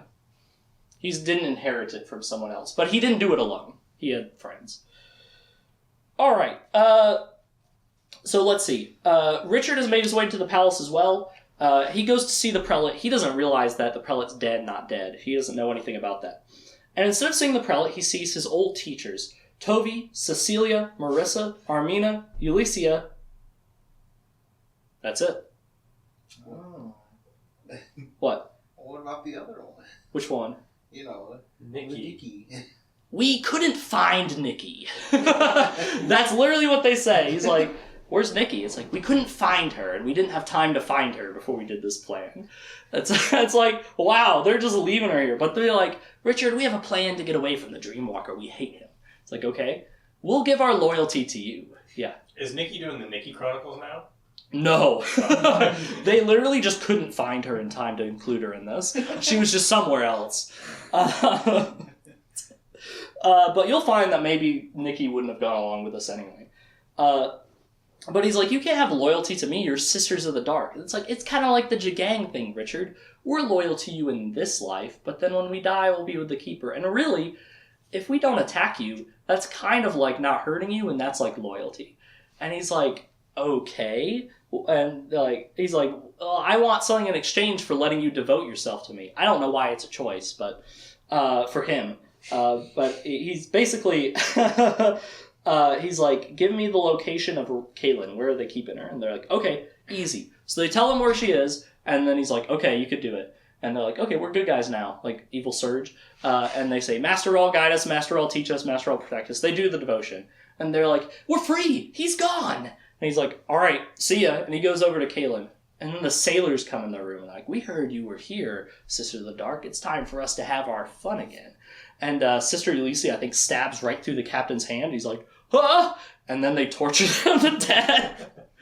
I think at one point, a Sister of the Light walks in and tells Verna, is like, I threw up for hours after seeing what they were doing to those sailors. They were very upset at the sailors. But now his old teachers, minus Nikki, who they couldn't find, are free from the Dreamwalker. And they're out there, but they're not going to mess with Richard because they're loyal to him. They're just going to do their own thing and show up in like 6 books. Yeah. I mean, they're immune from the Dreamwalker as long as they're actually loyal to Richard, right? Yes, that's correct. Okay. If they start betraying him, they're not going to have the bond anymore. Yeah. Obviously, like, pulling a knife on Richard counts as betraying him, but does, like, furthering the agenda of the Keeper count as betraying Richard? See, that Richard says that too. He's like, I don't think this is going to work, guys. It's like, no, it'll work. Let us try. And it seemed to work. So, but Richard was also like, I don't think you can be loyal to me. But yeah, they still love the Keeper, and now they're bonded to Richard and free from the Dreamwalker, and they fuck off. Again, you're not going to see them again for a long time, but they're out there. Tobias and Lunetta come into the room where Addie and Kaylin are being held. And Addie and Kaylin are like, this is our chance. And they notice that Lunetta never drops her blanket, ever. So they take the blanket and throw it into the fire. They're like, it must be spelled. And where Lunetta used to stand, a young, beautiful woman is there now. And he's like, Lunetta, you're never supposed to show the Keeper's taint. He's like, I'd be sorry, Lord General. So, because she's a Striganicha, they're like, you have to have this magic blanket that makes you look ugly and old. Because you're ugly on the inside. And they're like, no, Lunetta, you're beautiful. And Lunetta doesn't mean loony Lunetta, it means little moon. And it's like, I don't know in what language, but that's what Addie and Kaylin are trying to like turn her. And Tobias is like, you be fools! The Creator be a baneling, you be a baneling. If the Creator be a baneling, then I be the Creator. and he pulls his hand out and shoots a lightning bolt across the room. He's like, I be the creator. And, Lunetta's like, no, I was never supposed to let you use the Keeper's taint. Mom made me promise. It's like, you be crazy. This not be evil. This just be me. And you'd think he'd then figure out, oh, magic isn't evil. He says, no, I be the creator, and you guys be Striganicha and banelings. Lunetta hears this, and she says, I be failing, mother. I know what I must do if you be the true baneling. And she holds out her hand, and she kills Tobias with her own lightning bolt. She kills her brother because now he be a baneling. He be betraying the creator. He be a Striganicha with the Keeper's taint. It's like, oh, we're so sorry. Yeah. Is baneling a technical term for people working for the Keeper, or is it more just kind of a slur you toss at anybody? It's more of like a Nico Barisi slur term that they throw at anyone they think might be a baneling, yeah. In actuality, does Tobias explode with smoke? No. Okay. So he doesn't work for the creator, or for the Keeper. He's just kind of a misguided, accidentally an evil guy. Well, I mean, yeah. He kind of does his job. He does do his job a little bit.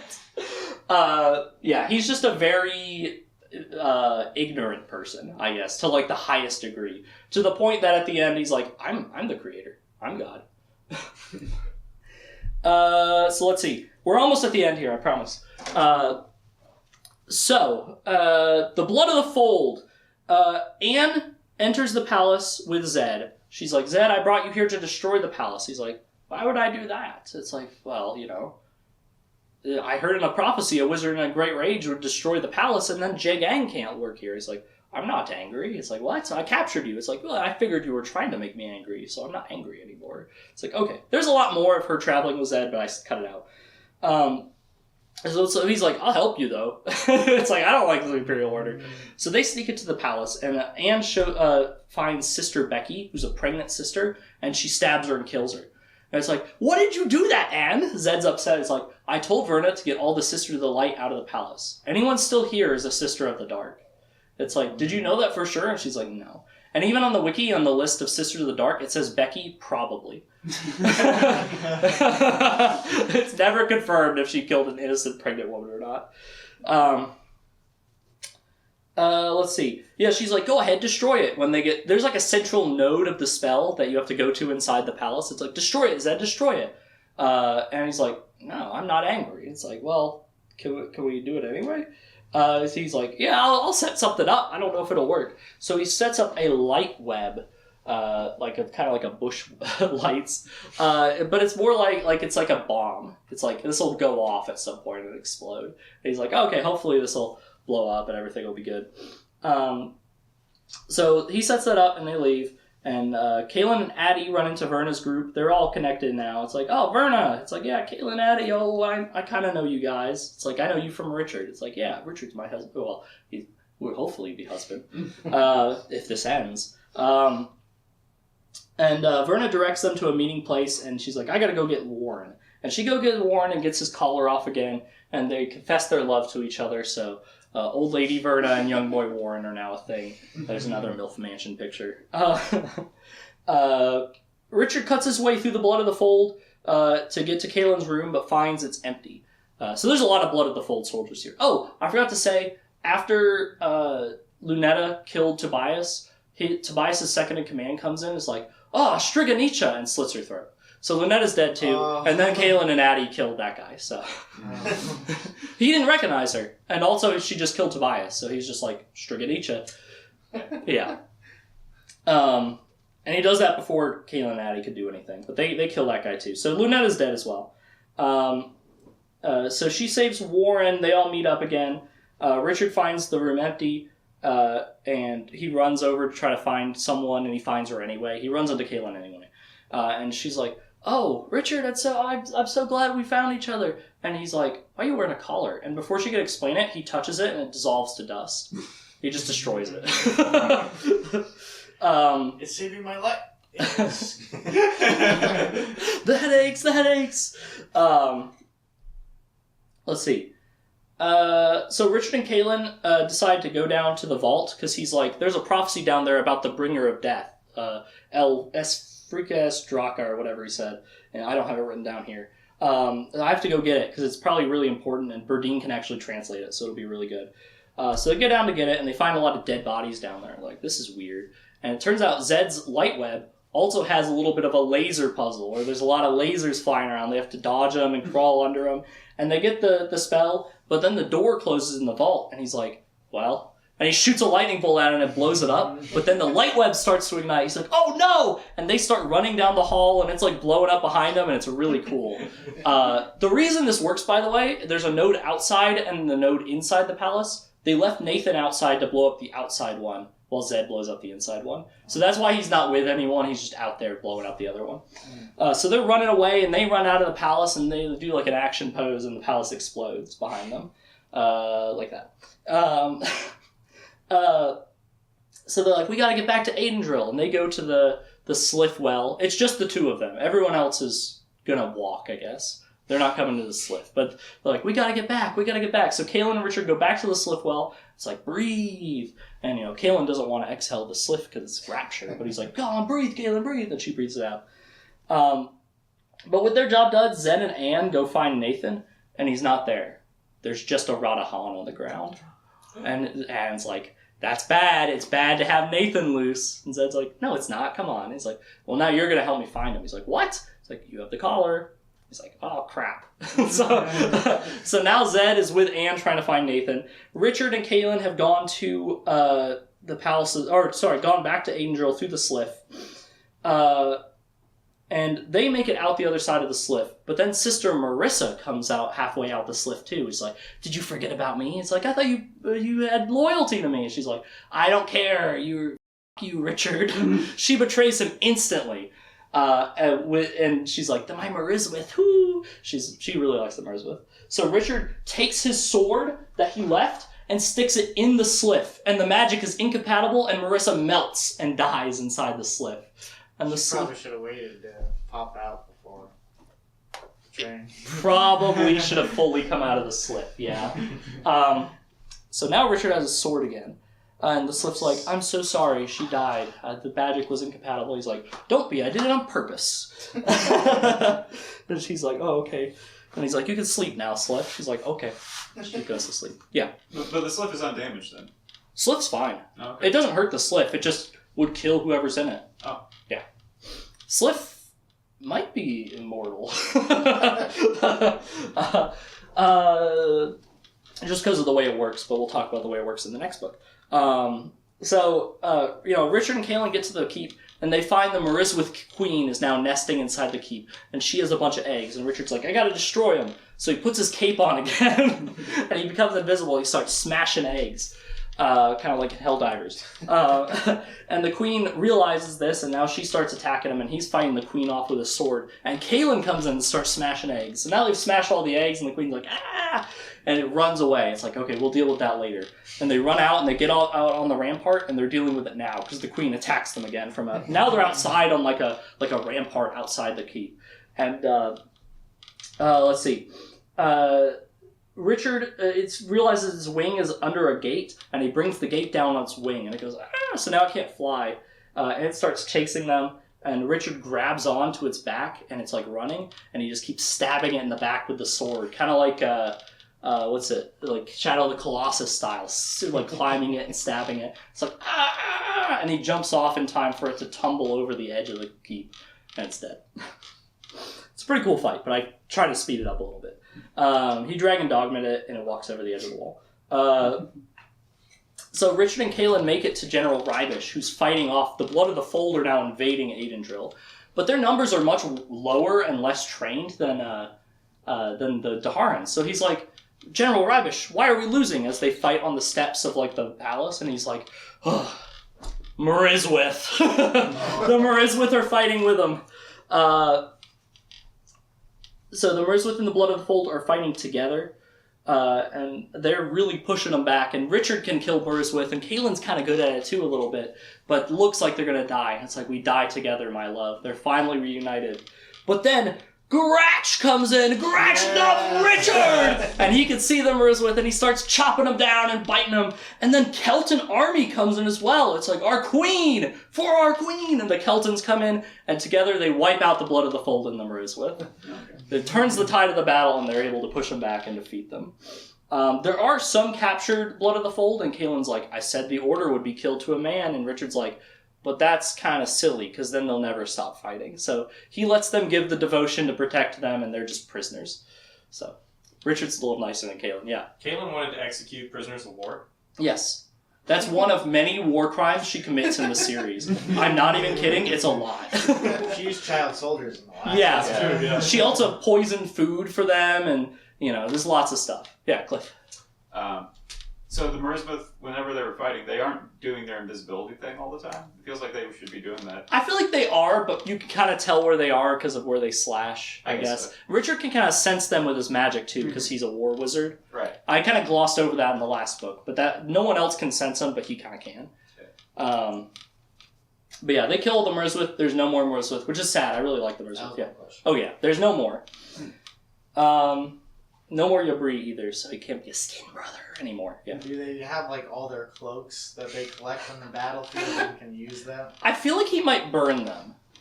I don't remember if that happens or not, but I kind of feel like that happens. They're never used again. He finally stops using the Merswith coke after this. Yeah. If he had kept using it, would he eventually turn into one? It's implied that yes, he would. He might not get fully scaly, but... Well, actually, if he lives long enough, yeah, he probably would. He was becoming a Merswith. Because the Merswith, I think I kind of skipped over this, they used to be humans. They were humans experimented on by wizards in the Wizard War, and you'll find a lot of magical people and weird people that we've run into this book are humans who were experimented on the Wizard War, and then their descendants were just like that. Yeah. Okay. So these aren't the original guys, but they are based on the human, basis. Which actually, in the show, the Merswith are people being made into Merswith, so it kind of has that element in the show, too. But they make it back, and they've saved the day. Everyone's fine. The palace is destroyed. And they feel a little bad about that, because it's like, well, these people are used to living 1,000 years, and now they're going to live, 40 more. And to them, it's a second. So it's like, but you gotta do what you gotta do. And Verna's like, yeah, we gotta do what we gotta do. So she kind of rallies the sisters. They're still way over in the old world, though. They're, over here. Yeah, so... Everything is kind of good now in Aidendrill for now. Richard's in charge. A lot more people surrender. And Richard's like, I've got an idea. People love Jala, but it's too violent. So he creates Jala Rawl, which is his version of Jala, where you use a softball, and kids can play it.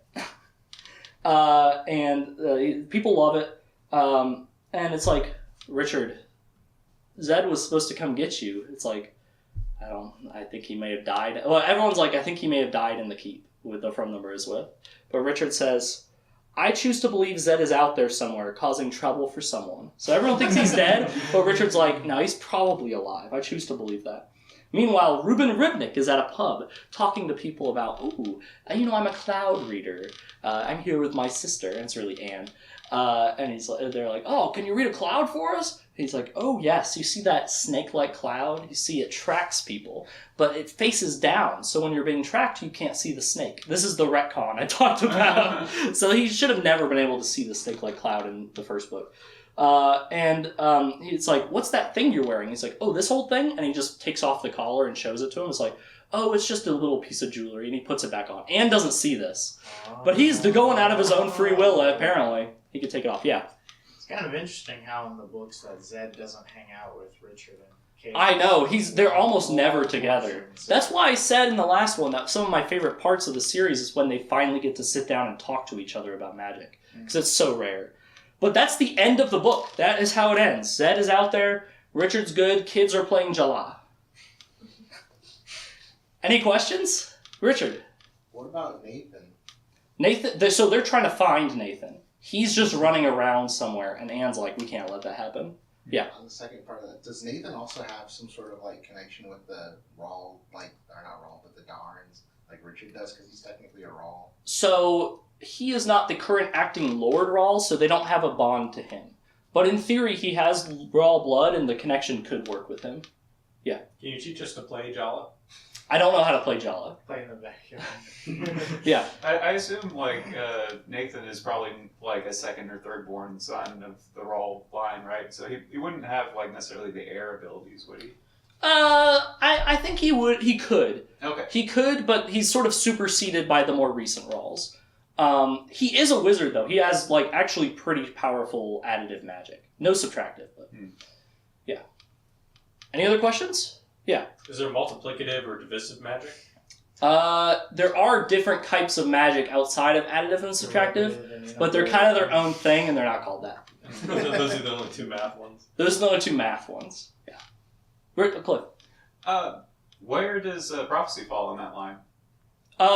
So prophecy we won't talk about until the Richard and Kaylin series, where we really dive into what the hell prophecy is. But it seems like just like some wizards just have the aptitude for it, and they're not like subtractive wizards, so Gotcha. it could just be part of the normal gift. And it is separate from like visions from the seers kind of deal. Yeah, seers kind of have their own version of it.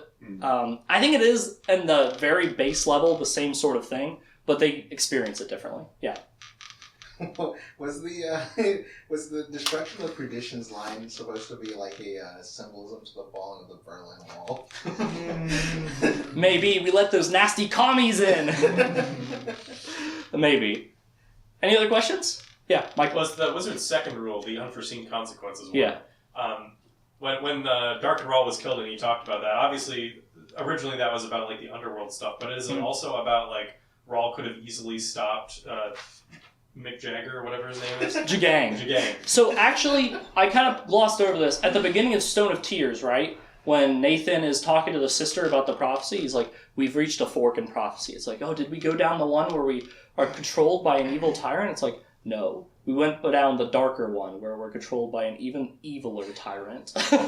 So it's sort of implied that Dark and Rawl being in charge of everything would have been way better than Jagang being in charge of everything. I disagree with that sentiment, but I guess, I don't know. Yeah. And as of now, at least, Jagang, as bad as he is, he can't live for 1,000 years anymore. So, not anymore. So it's, he'll die eventually. Yeah. And as bad as he is, he's not like an underworld guy like Dark and Rawl. Like, he's not like working for the Keeper or anything. I'll go ahead and tell you that. He's not, so. Doesn't want to kill all life on the planet. No. He just wants to control it and have them live his way. Yeah. Yeah. Is his way based on any real-world political ideologies that Terry Goodkind's not a fan of? So at this point, it doesn't really talk about that, but we'll get to a book tomorrow where it, yes, very much becomes a political ideology that Terry Goodkind isn't a big fan of. Any other questions? All right, well then let's take a break here, maybe get some lunch, and we'll come back and talk about... so this was my favorite book. We'll come back and talk about my least favorite book after this, Temple of the Winds. All right, everyone, after a brief intermission, we are back to talk about the fourth book in the Sword of Truth series, Temple of the Winds. Here's the cover art here. I also have the book here. Like I said earlier, Blood of the Foal is my favorite of the Terry Goodkind's books. This is my least favorite. I don't necessarily dislike it, especially the ending I think is very good. But as we go, maybe you'll see some of the stuff, and I'll bring it up, that I think is kind of lame. And...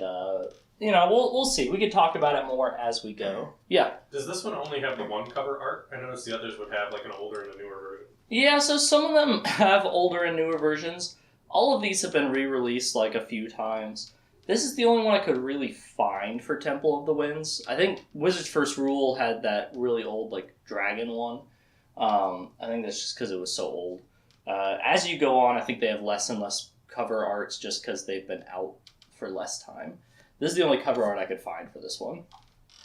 But the recent re-releases have been having these like oversimplified gray backs with like stock image of fantasy thing covers, and that's actually what I used for the first slide of the whole thing. Is the two things in the back? Those are the new covers. So I guess it does have at least that. And I think there was another re-release that was kind of like that didn't get released. Like, it didn't do very well, I think, because I don't see the covers anywhere. Yeah. Never mind, I don't want to derail the conversation. Oh, okay. Well, yeah, enough about the covers. Let's talk about the content of Temple of the Winds. What could Richard Rawl be up to now? So, What are you doing in Aidendrill? Oh. So this takes place very shortly after the end of Blood of the Fold. It's probably been a few days, maybe a couple weeks. But they're still in Aidendrill. Everyone's still in Aidendrill. Zed's still presumed dead, but we know he's not. And Richard's still working on getting everyone to surrender to the Daharan Empire to create that unified front to fight the First Order. That's the wrong thing. The Imperial Order. I guess there was one before it. But Caitlin and Kara, they're hanging out, talking about how, like, hey, Kara, or Caitlin, you have an Aegil around your neck. She's like, yeah. And she's like, that makes you a sister of the Aegil. It's kind of important, kind of not, but they kind of bond, and it's like, you're basically a Mord Sith, Caitlin. So she's really tight with the Mord Sith. She's really tight with them. They love to joke around with her too, and she's okay with their weird jokes with Richard as well. In fact, I think at the end of the last book, I didn't mention this, but Berdine says, "Oh, I'm Lord Rawl's favorite," to Caitlin. He's like, "He's even touched my breast. My hand fits very well in it." And she's like, "Really? I think Reyna's would fit better in my hand." And, and Berdine's like, up. And Kara's like, ha ha ha, like laughing her ass off. And Richard's like, how'd you know? She's like, oh, I could tell right away. Surely you did too. And he's like, oh. Yeah. But that's the last book. We gotta talk about this one. So, yeah. What are Kaylin's thoughts on their relationship? I think Caitlin doesn't care. Okay. I think she's even more okay with it than Richard. Which isn't that hard to do. But, she doesn't really take issue with it. Caitlin and Kara, while hanging out, get word, oh, there's an enemy wizard's been captured in the Confessor's Palace. Like, what? Where's Richard? Oh, well, he's off with Reyna and Berdine feeding chipmunks. You see, he's trying to rehabilitate the Mord Sith and give them back that life they never had. So he's taking them to do fun things like feed chipmunks. So he's out of the Aidendrill right now. It's just kind of Kara and Caitlin here. So they're going to deal with this enemy wizard. His name is Marlin. So he's the dad from Finding Nemo. He's been captured in the Confessor's Palace. Basically, he just waltzed in and said, "Where's Richard? I'm here to kill him." And it's like, okay, well, Daharans surround that man. So they go and question him alone, and he's so polite. He's like, I'm an assassin here to kill Richard, so if you could please direct me to him. And they're like, no. So he's like, okay, and he tries to blast Kara with a blast of magic, and Kara, of course, she has a Mord Sith, uses her power and captures his magic. It's like, ah! It's like, I bet... That's my alarm to go to work. And it's like, yeah, I bet you didn't know about Mord Sith, now you're trapped. He's like, oh no, what is this? And she kind of starts her Mord Sith training on him, and the whole time, Caitlin's there like, someone did this to Richard. This kind of sucks. But they actually take him to the pit prison where... But there's no one in it now. So it's just him. Okay. So it's not like there's a gang of like, hey, where'd the ladies at anymore. That was the evil part of it. Having a pit prison in the middle of the Confessor's Palace, I guess, is okay. It was in the middle of the Confessor's Palace? Yeah, it's in the middle of the Confessor's Palace in Aidendrill, yeah. What'd they do with the prisoners? I don't know. Maybe they executed them for what they did to the Queen. I don't know. See, I think they were already on, like that's like the death row pit. Oh. Because, like, I think when Lord Byron of Kelton pushes her sister in there, I kind of skipped that whole scene for time. But when he, like, pushes her in there, it's like, you guys won't be rough to her. And they're like, haha, no, we wouldn't want to be beheaded twice. Ha ha ha. So I think they were all gonna die anyway. Probably for being the kind of people who would do that. So they're probably dead. Maybe Richard went down there and killed them too. After he killed the Council of the Midlands. So they put him down there, and they talk about, like, oh, should I confess him? I don't know. It's like, Kara, if I have to confess someone, you stand back. And this is just a little lore tidbit that's important later. She says, if a confessor releases power into a Mord Sith, they will just die. Confession doesn't work on Mord Sith. It just overpowers their power, and they, like, slowly die in agony. I feel like that might actually be in the show now that I think about it. I think But I don't know why. That's just the case, and they just kind of bring it up in conversation here, but it's important later. Yeah. I forget if you mentioned about this up, but is the word Sith power like something like innate people have, kind of like the gift or like confessor or whatever? Or is it something that you like turned into from just being like a normal girl? It's something you're turned into from being normal. So the evil Rawls in the past abduct and train and infuse this power into the Mord Sith. So you're not born a Mord Sith, you're made a Mord Sith. So it's not like the Sisters of the Light where they go out and like find people who have the potential to be Mord Sith. No. They just find whoever and make them Mord Sith and train them. Yeah. Can you train up just the part of stealing someone's magic without all the other stuff? Maybe, but Richard never tries. And he's the only one who'd have the power to do that, so. I think Mord Sith is kind of like a dying breed, because they're not making more, but they are getting rid of the ones that exist from the war and fighting. But that's just it's not a very like important conversation, but it's an important tidbit of lore I had to bring up. This is where you learn it. So Kara and Kaelin kind of interrogate this guy. They play good enhanced interrogator, bad enhanced interrogator.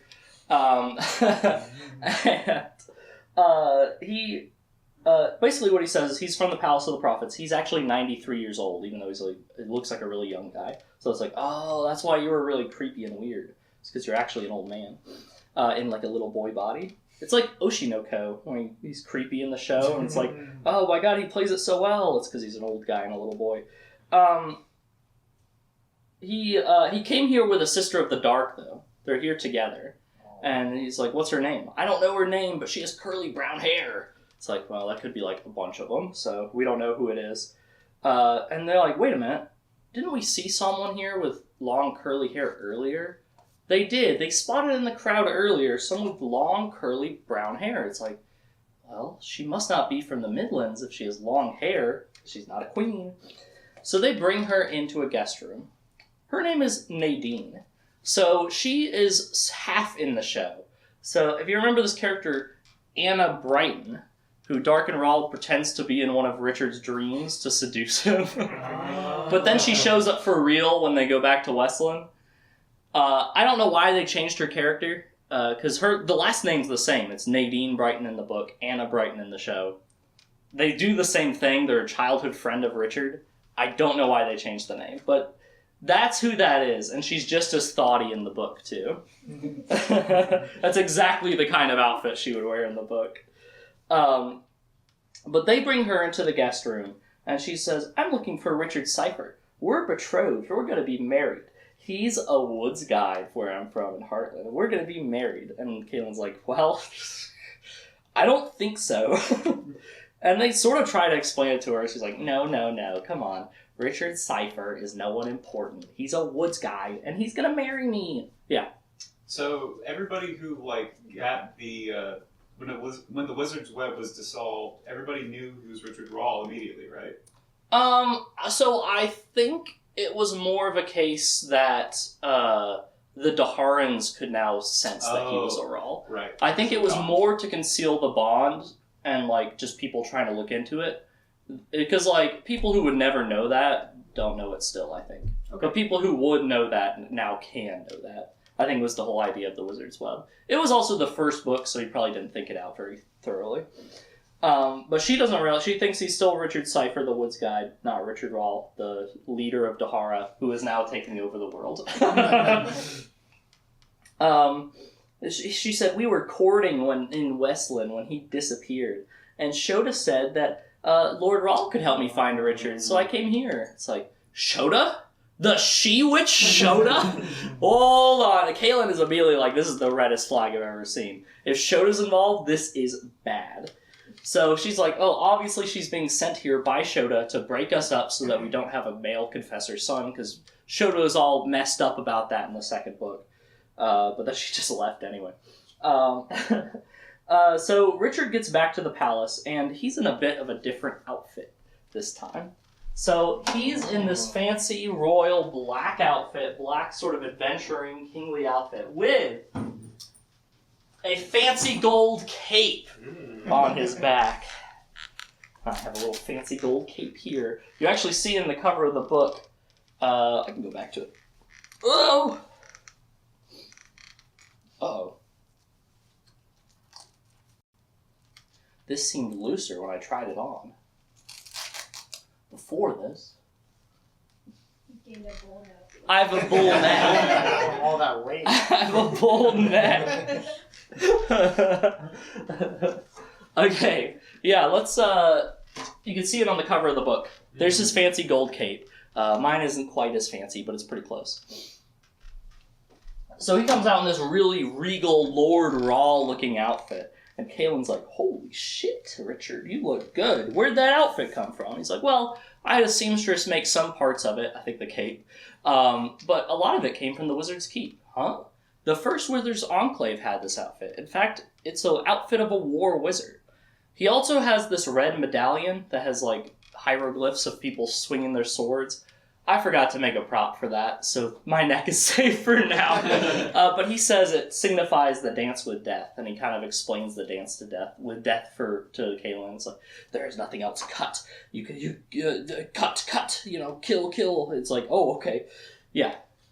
Does he give the impression during this conversation that he really understands like what they are and what they're all about, or is it possible he just equipped a bunch of cursed magic items and it'll come back to bite him later? I think he felt drawn to them. Like, this is something that a war wizard should be wearing. They're not cursed. It's okay. It's a really cool outfit that was left for him because he's a war wizard. So he's got his black outfit with the gold ornate cape, and he comes out and Kalen's like, "Ooh, nice." But then Nadine sees him. She's like, Richard Cypher, is that you? Oh, I'm so glad I found you. Let's get back to Westland. Why are you wearing that silly getup? And he just looks totally disinterested in her existence. It's like, Nadine, what are you doing here? She's like, I'm here to get you, silly. We're going to be married. He's like, no, we are not. Nadine, you and I are nothing. We were never anything and we never will be anything. And he like dispels this right away. He's like, I'm to wed Kalen among the mud people. Our people. That's right. They're still committed to getting married at the mud people by mud people in that blue dress that Westland made at the beginning of second book. They could get married today in Aidendrill, but they're like, nope, mud people. And it's like, oh, what are you doing? It's like, oh, well, Shota tricked me. She said I could come here and marry you. She also wanted me to tell you that the winds hunt you. He's like, what? It's like, I don't know, that's what she said. Richard, come back to Westland, let's get married. No. So they tell Richard about well, they sort of dismiss Berdine for now. It's like, okay, get out of here, Berdine. We have real business. So they tell Richard about Marlin in the pit. And he's like, let me deal with Marlin. Just leave him there for now. Don't go down there and try to do anything without me. Let's see. And Kalen then goes to see Nadine and talks to her about what's going on to figure out information about Shota. And there's pretty much a really long Sword of Truth recap here where she tells her about all the books. So that it's kind of like my lectures. In fact, it might have taken just as long in the books. It feels like it sometimes. So Nadine then returns by telling her some of her story. It's like, well, when I was young, Tommy Lancaster, he was a bully back home. He tried to have his way with me and lay claim to me. You see, in the Westlands, if a man lays claim to a woman, then they kind of just have to get married. So the Westland maybe has some f***ed up like culture and rules too. So if a guy just forces himself on a woman, it's like, shit, I gotta marry him. It's like, what the f***? But that's apparently a thing. It's like, he tried to lay claim to me, and I didn't want that, and Richard came, and he saved me. And he knocked out Tommy Lancaster's front teeth, and now he has no front teeth. And that guy's a jerk. I wanted Richard to lay claim to me, but he wouldn't do it. So I tried to give him a little push, and I had him walk in on me kissing Michael. And I thought it would make him jealous, but from then on, he was just not interested. Oh, man. I thought at least Michael would lay claim to me, and then I'd get one, if not the other. But then he just laughed at me. It's not like a hard rule. It's just the expected thing, yeah. What do her and the other Westlanders think happened to Michael? He was killed for betraying the Westland, I think. Okay, so it didn't. Yeah, the whole army saw it. I think they're the ones who carried it out. Yeah. So this is the second time in the series it's been mentioned that Richard's knocked out someone's front teeth. Yes, although I guess the other time he more destroyed her entire teeth with the kick. At least every bottom tooth is gone from the Princess Violet's mouth. And her tongue, and she might be dead. But we don't know for sure. Yeah, he's a big teeth knocker. So Kaylin, she really doesn't like this story, because it's like, how could you do that to Richard? I love him, and now you're here saying you want to marry him? Like, I'm an actual good wife to Richard. There's a lot of, catty, jealousy in this book, which is, it's, so much of the book, and that's one of the reasons I really don't like it. It's so much of just that, and not, fighting with the sword of truth and stuff. But she urges Nadine to stay. Nadine's like, oh, go back to West. It's like, no, you should stay. The reason is because she feels like she can get more information about what Shota is up to if she keeps Nadine nearby. Richard wants her gone, but Kaylin's like, we gotta find out what Shota's doing. It's like, okay. So Kaylin and Kara, Richard's out again, and they decide to go see Marlin anyway, even though he told them explicitly not to do that. And, they're talking, and, Kaylin's a sister of the Jeel, so Kara could trust her. And she opens up to Kaylin about being afraid of rats. She's like, yeah, when I was little and being trained, there were always rats gnawing at my face and my food and everything. And, the captivity, I hate rats. I'm scared of them. I hope there's no rats down there. And, again, it's a very innocuous conversation, but that fact's super important later, so I have to talk about it. Just know that Kara is afraid of rats, and Kaylin knows that. You're going to see a lot of that where it's this is part of a very boring conversation, but this one line is important information, so I have to say it. I have the Halo 3 rat there, by the way, to signify that. So they get to the hole, and Nadine's there. It's like, Nadine, why are you here? We told you couldn't come. And she's like, well, I'm an herbal healer, so maybe I can help out. And it's like, no, you can't. Well, okay, you can come. So let Nadine come into the hole with them, with the enemy wizard. And Kara's like, it's totally safe. He's captured. It's okay. But they get down there. Oh yeah, that's why I have the herbs there. RuneScape herbs. They get down there, and the wizard's being weird. He's smiling. And Kara's like, stop smiling. And he doesn't. He's like, hello, darlings. It's like, what? It's Jagang talking to them through the wizard. He's taking control of his mind. And he's like, I never knew about Mord Sith, but I do now. Very interesting creature you have. He doesn't call her a creature, but he now knows that Mord Sith exists and how they work through the capturing of this wizard that he already had this control of his mind.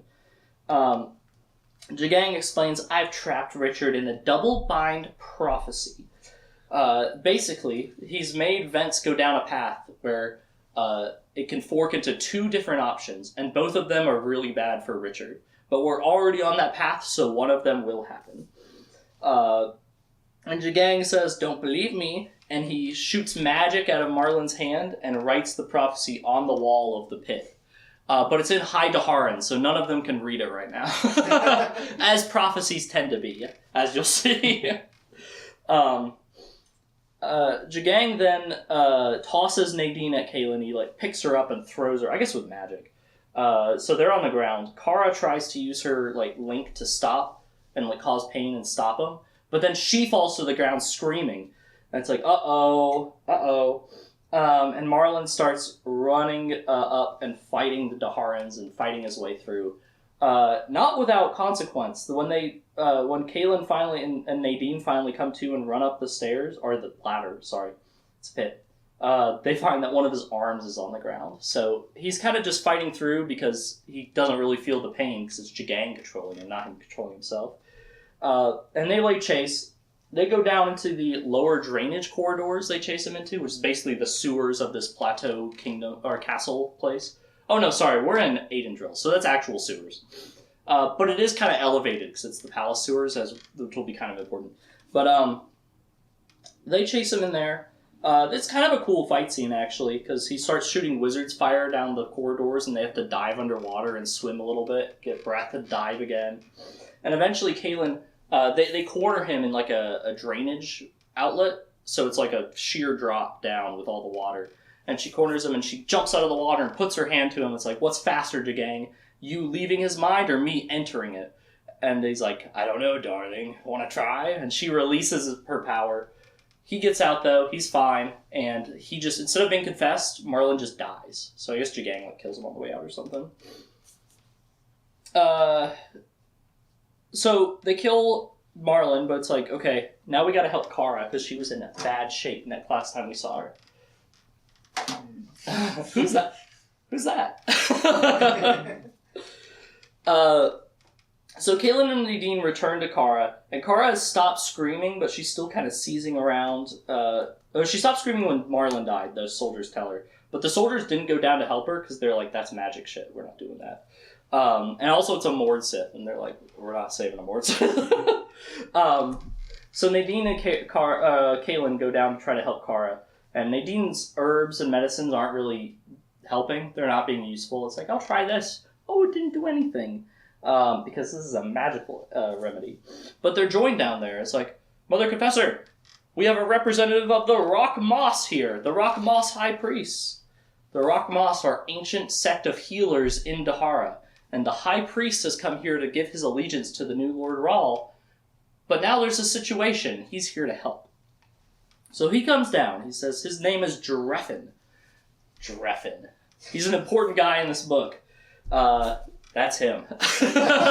Yeah. Does he have any special kind of healing magic? He does. You see, he deals with auras. So he could sort of use his sort of expertise that he was trained... It's not an innate thing, it's trained in him. So anyone could do this in theory. Is to align auras. And he has some dust you throw to like visualize the auras. And they could sort of move it around. So he does some interesting healing here. He's like, let me see what's wrong with her. And he's like feeling her around. And he like grabs her breasts and like sticks his hand in her pants. And Kaylin's like, what the f*** are you doing? And she's like, whoa, hold on, I have to check her auras. This is how you check her auras. You know, he could be using magic that makes her come over and over again. I have to check, dude. I have to check. And he's so like confident about it that she's like, okay, but get your hand out of there and never touch that again. He's like, okay, I already checked, so I'm good. But the whole book, she's like, that was f***ing weird, right? Like, she keeps thinking about this moment and being like, I know he said that was a medicinal thing, but I really don't believe that. He's just groping unconscious Kara. But he's very defensive about it. He's kind of rude here, but for later he won't be. He's just kind of trying to do his thing, I guess.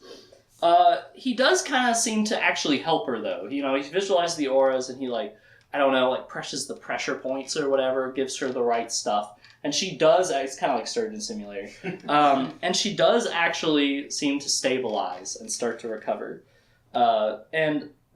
He's very critical of Nadine's herbs, too. It's like, you have no idea what you were doing. If you had given her that herb, she would have died. It's like, oh, shit. But Kara, after all the aura realignment, starts to wake up, and she sees Dreffin, and she says, Lord Rahl? And then she passes out. It's like, Kaylin's like, I don't think she thought he was Richard. I think he reminded her of Darkenrahl. Uh-oh. And Dreffin hears this, and he says, oh, I'm not Darkenrahl, but I am his son. My name is Dreffin Rahl. He's Richard's half-brother. Whoa. Oh, she thought he was Darken, though. That's all sus. He does have those shared features from Darkenrahl. I always imagined him just because of the way he acts with a bull neck, but he should actually look a lot like Richard, so he might not be that bull necky. Is that a question? Yeah, like, given that he's Darkenrahl's, I assumed... Is he another bastard? Yes, he is another bastard. He'll talk about it in a little bit. Hey, sorry. I'll let you talk about it. Okay. We'll go over his heritage in a little bit. So he helps Kara, and Richard gets back after feeding the chipmunks, and he's very disappointed in his guards, the Mord Sith, and Elin and Uric? Oh shit, I don't remember their names. The two other guards, too. They're still hanging out. They're still Richard's two personal guards. And he's like, how could you let this happen to Kaylin? How could you do this? He's even mad at Kara, who got the worst end of it. It's like, you put Kaylin in danger. And she's like, I'm so sorry, Ruler Brawl. But Reyna's like, oh my gosh, can we still go feed the chipmunks? She really likes the chipmunks now. And he's like, I'll think about it. They could probably find food on their own right now. For now. She's like, oh. Richard then sneaks into Kaylin's room. This is like... This is a little bit later. It's unconnected, but it's another one of those things where it's kind of like a very mundane thing, but it's important later. Where he sneaks into her room to be like, play a prank. And it's like, Kaylin's like, how'd you know I was in the room? Like, you didn't see me. He's like, I can always tell when you're in the room with me. She's like, I can't do that. It's like, I always know when you're in the room with me. That's for some reason really important. But he's like, why is Nadine still here? It's like, well, you know, I feel like we could learn more about Shota from her being here. I know you don't like her. She told me the story about her kissing Michael. And he's like, oh, that's what she said she did with Michael? Oh.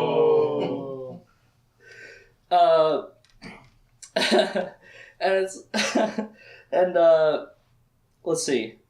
He said, what did Jagang say? What did he say? And she tells him something he said, that the proof of the prophecy will come on a red moon, which I forgot to mention earlier. But he said that when they were in the pit, before he attacked and ran away.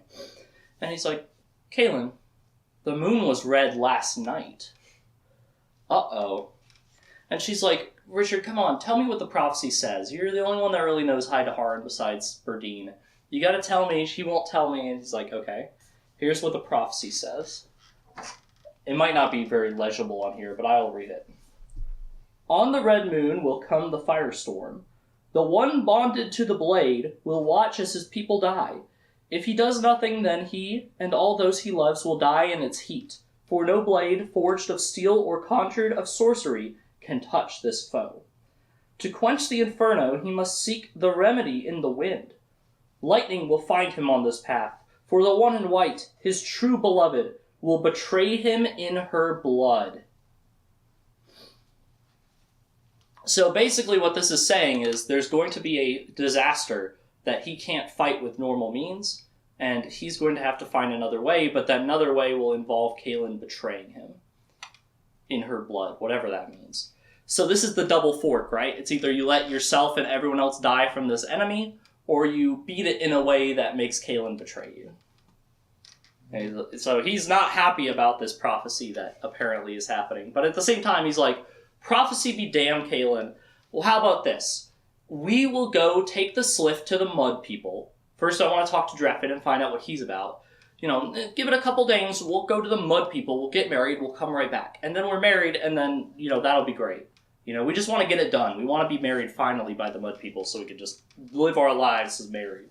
And she's like, oh, Richard, that sounds like a great idea. So, there's a lot of trouble around the world right now. But Richard and Kaylin and his guards go to meet Dreffin, because he hasn't met Dreffin yet. He's like, I want to see this supposed brother of mine. And he's wary but hopeful, because he just really wants to have a brother that's not a piece of shit. Like, his other brother ended up being so shitty, he's like, I just really want Dreffin to be cool. But I have a bad feeling about it because he's the son of Dark and Rahl. It's like, but so are you, Richard. He's like, okay. I guess we'll see. So Richard, Kaylin, and his guards go to meet Dreffin. And the first thing Dreffin does when he comes in the door is does the devotion to the Lord Rahl. Master Rahl guide us, Master Rahl teach us, Master Rahl protect us. All this. He goes to one knee and does it. And it's like, hello, Dreffin. Why don't you disarm yourself before we start talking? So he says, okay. And he starts pulling knives out of all these different pockets and slips and throws it behind him without looking, sticking directly in the wall. So he's very good at throwing knives. And he had a lot on him. So Dreffin explains where he came from now. So basically, Dark and Rahl, he really wanted a gifted heir. So he was kind of sleeping with any woman he could get his hands on. But a lot of them would come out non-gifted, including Dreffin. So when his mother realized he was non-gifted, it's like, oh shit, Dark and Rahl's going to kill him because he's just been killing all the non-gifted heirs. So she gave him to the Rock Moss so he could grow up with them in protection of them sort of anonymously. And probably she was killed by Dark and Rahl shortly after. But she was a prostitute, which is kind of important later, that Dark and Rahl just had a baby with. He seems really polite and really nice. And Richard's like, I'm a little sus of it, but it is a little refreshing as well. Kaylin, though, can't forget Dreffin touching Kara. She's still so caught up on this. It's like, I really didn't like what he did in that pit, Richard. It really felt weird.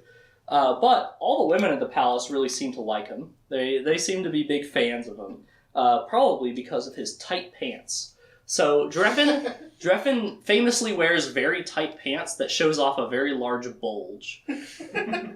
This is an important plot point. And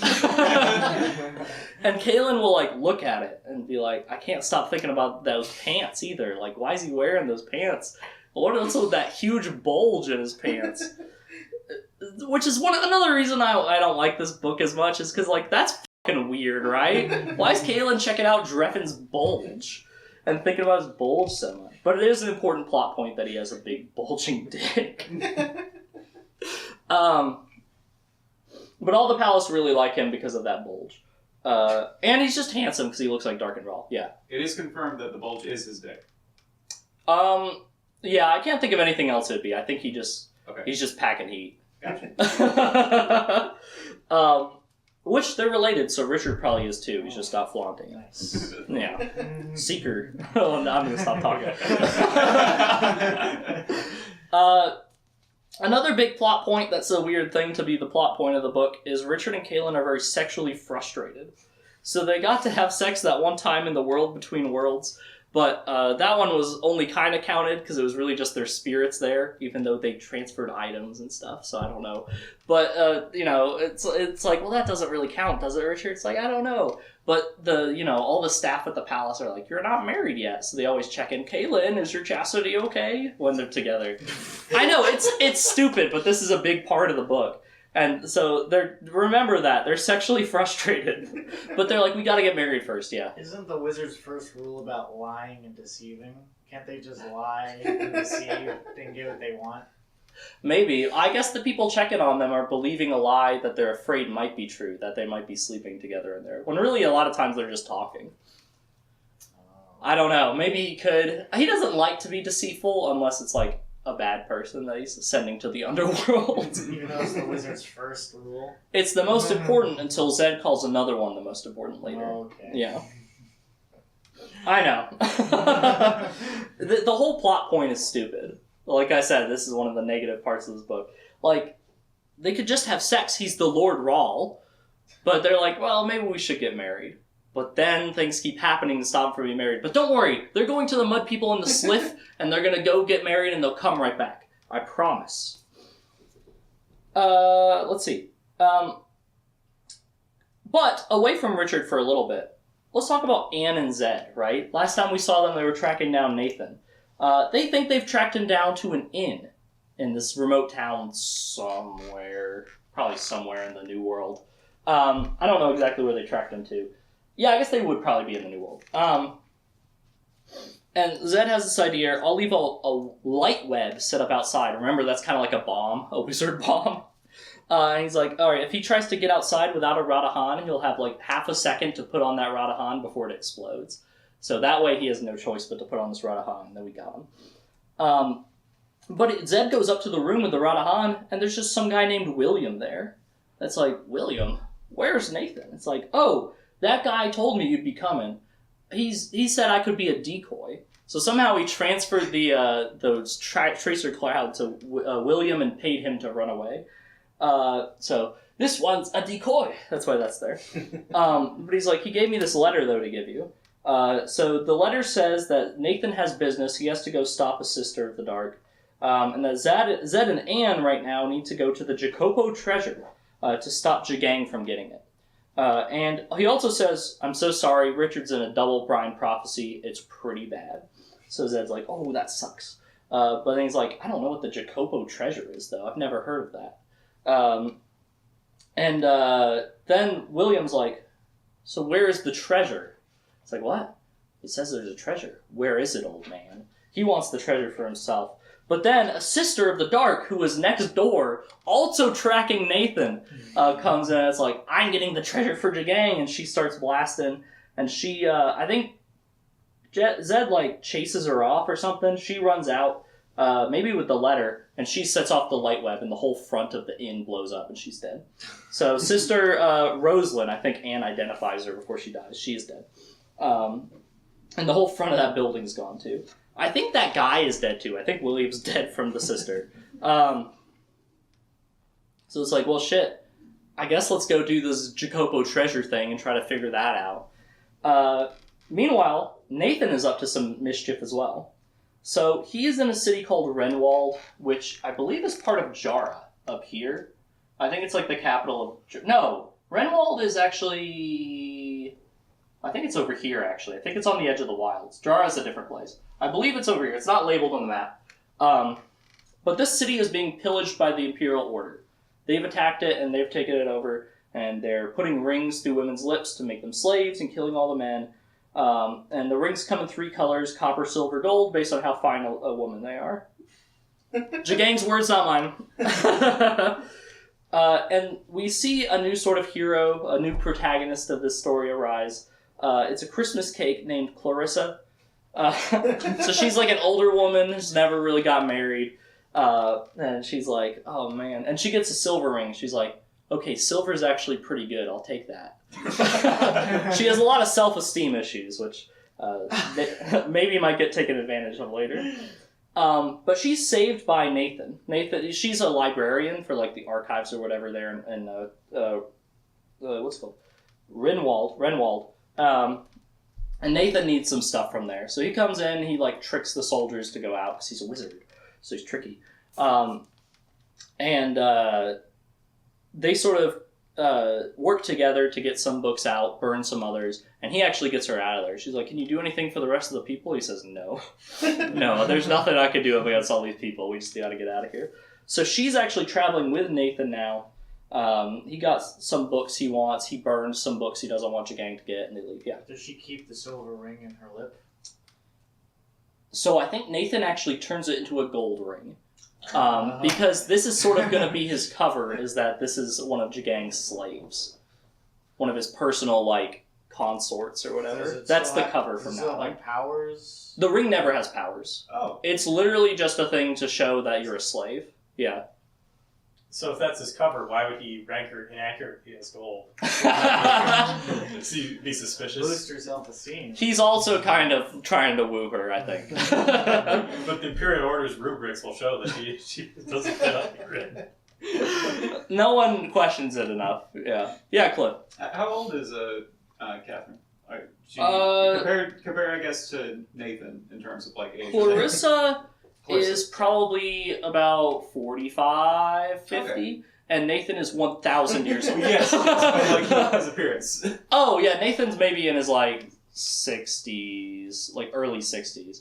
He's like a really well like built and like taken care of person though. Like he has a really healthy body. He's not like a decrepit in any way. He's a silver fox, women would say.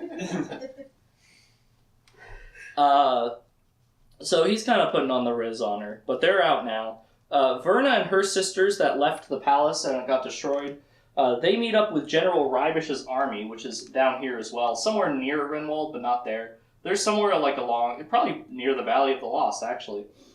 They're just down in the south, and their idea is we're just going to stay here. We think this is what Lord Rawl would want us to do, and we're going to like hold the line here and sit, watch for attacks to come. So all of them are kind of met up with the army, and they're kind of part of the army now as the Sisters of the Light. Verna and Warren, though, they have this idea. They say, we really want to go try to rescue some of our Sisters of the Light that were captured by Jagang. Specifically, Verna has personal friends, Sister Amelia and Sister Janet, that she wants to rescue. And Warren's like, well, I'll do you one better. I'm in trouble. I'm having the headaches again. The wizard headaches? Yeah, probably because my prophecy's coming back. Do we have any Radahans? Not ones that aren't being used by other wizards. And it's like, can we do a timeshare thing, Warren? And he's like, no, I saw in a prophecy that the only hope I have is to go with you to try to rescue these people. But I am dying. It's like, okay. So Warren's in trouble, and his sweetheart, who's like 40 years older than him, is also going with him, yeah. Can't Warren cast a single fireball and that'll fix him for the next 20 years? He needs a wizard to show him how. Okay. Yeah. He needs a wizard to sort of direct his Han in his mind, and then he Only could do there it. was a wizard who could. I know. Well, that's one of the plans. Like, should we try to find Zed? And it's like, no, I saw in prophecy if we do that, it'll fail. So, and they have no idea where Nathan is either. So it's like, okay. Basically, it's kind of hand wavy, but he's like, yeah, I saw a prophecy. I actually have to go with you to try to save them. That's the only chance I have to survive. So they're going to go off and do that. We also see this scene here. It's a POV scene, so we don't get to see the man's appearance or his name. It's all from his point of view.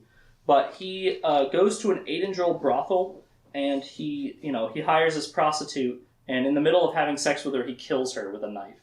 And he, stabs her, and he's getting, freako pleasure out of it. It's like Freako Thoughts, POV. Terry Goodkind wrote this. He's kind of damaged like Jared Leto Joker. So there's a wacko serial killer, prostitute killer on the loose in Avondale.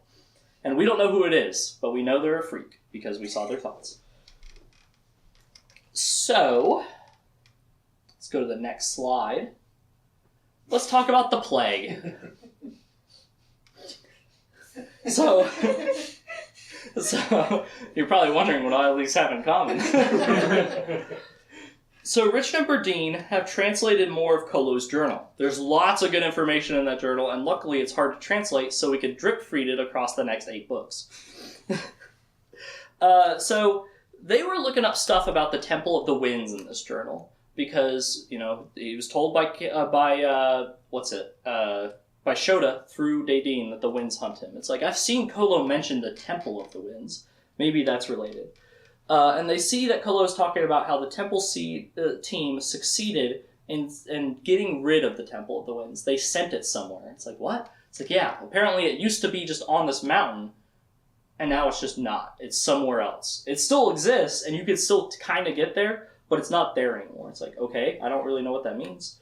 And Richard believes, based on some stuff they read in the Kolo Journal, that the red moon is a warning sign that someone has trespassed in the Temple of the Winds. Someone got in there and did something they shouldn't have, and that's a warning that it's 3 nights of red moon. And he thinks, based on Kolo's journal, that's what's going on. He then gets words that his half-brother Dreffin has found a dead prostitute in the brothel.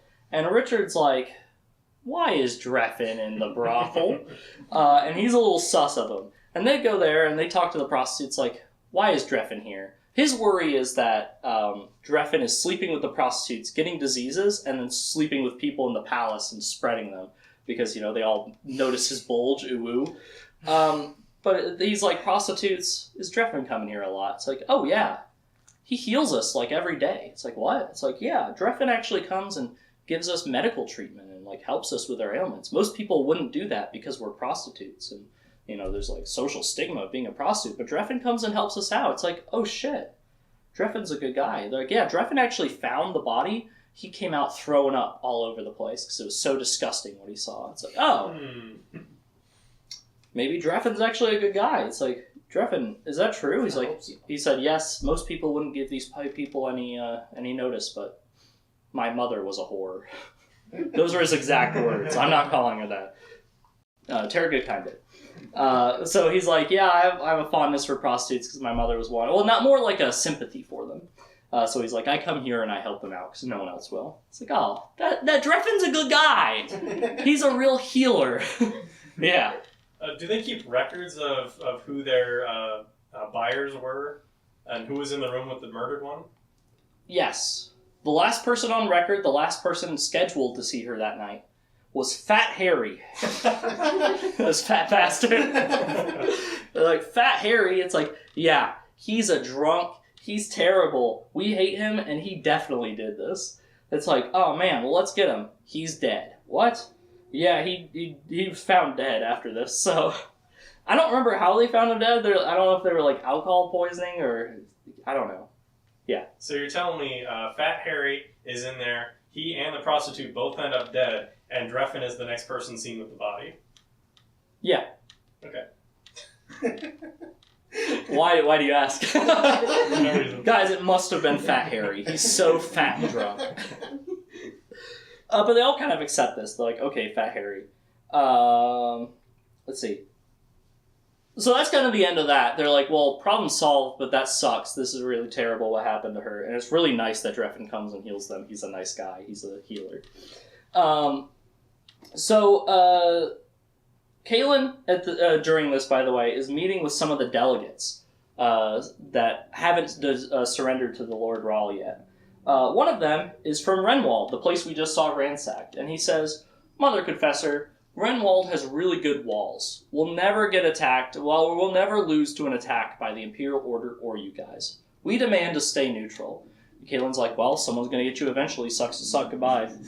So it's like, this is hilarious because we know that his whole country just got destroyed. I guess it's not hilarious, but it's kind of funny. Yeah. And he's like, well, he's so confident in his walls, he doesn't realize the might of the Order. Another important delegate here is Tristan from Jara. Now we're talking about Jara. So Jara is kind of superstitious about star signs. They look to the sky for answers. And he's like, I've been advised to stay here and look at the stars until I get a sign who to join.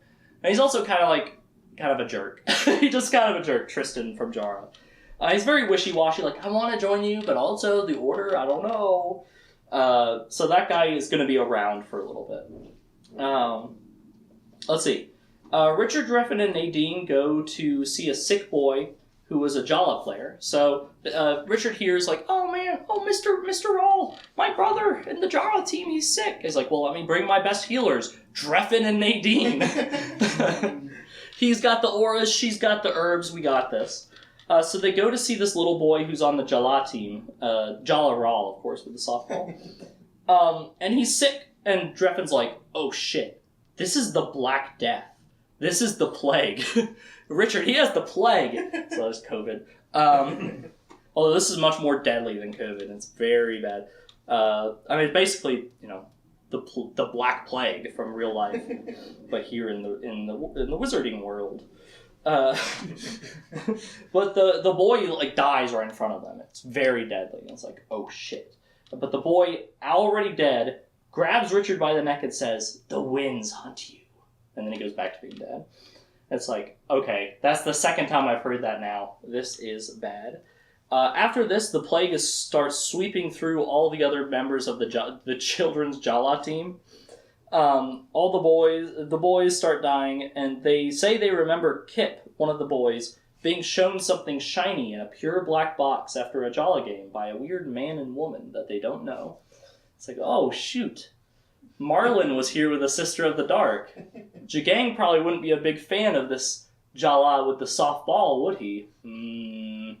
So they kind of figure out that Jagang has done something magical to start the plague among the Jala players, and it's going to spread past them as well. Yeah. Does the plague have the same properties as the Black Plague with the boils and all? I'm not super familiar with the properties of the normal Black Plague, but I think it's pretty similar. Okay. There's like marks that you get, like tokens, I think they call them, and stuff. I don't know. I don't know. It's all right. But it's very deadly, and they die pretty quickly, and it spreads pretty bad. But yeah, so they sort of figure out that, they're like, hey kid, come here, look at this, and it started the plague. So it's like, Jagang, that bastard. I don't know if they really figure it out here, but I'm going to tell you here. They kind of realized that this was stolen from the Temple of the Winds. That's why the thing went up. Someone went to the Temple of the Winds, got this artifact, and started the plague with it. So, Berdine actually figures out where the Temple of the Winds was supposed to be during this time. She says, I translated more. It's supposed to be on the top of Mount Kimmermost. It's also called the Mountain of the Four Winds. Mount Kimmermost, of course, being High Daharan for the most Kimmer. And it's only one day ride away. So they'll go when they get a chance. But right now they're dealing with the plague, and they're trying to slow it with social distancing and being like, all right, everyone, wash your hands. It's not working that well. Kaelin decides, I'll go to the keep with Kara and Berdine, and we'll look for information about the Temple of the Winds there. Maybe like a trial run or a record or something, yeah. Does that mean they know, germ theory and, So, Dreffin says, there's this theory that how close you are to people affects it. It's not confirmed. We don't know for sure. No one really knows how sickness spreads. But it sort of seems like if you stay away from people, you're less likely to get sick. Yeah. So it's a radical theory in this world, how germs work, yeah. Is this the same disease that was used in the show in the episode where Zed is like healing a whole forest full of people? I don't know. I don't remember what they called that, but it might be. It's the same concept, I guess. Let's see. So, Caitlin goes to the keep with Kara and Berdine to look for stuff. They go through a bunch of books. They don't really find anything. But Caitlin's like, well, maybe there's something in the Sliff room. That's where you got Polo's journal, right? So they go to the Sliff room, and there's not really any more books there. But the Sliff comes out of the well, and it's like, hello, do you want to travel? And Caitlin's like, why are you awake? It's like, didn't Richard put you to sleep? He's like, no, he woke me up, but he couldn't really put me to sleep. It's like, okay. So the Sliff is just active. It's like, So they start doing some research on the Sliff. Or not yet, sorry. But they realize that the Sliff has been used. They're just like, have you been used recently? It's like, yes. By who? I never reveal my clients. So the Sliff won't tell you who's traveled in the Sliff. They'll explain that later.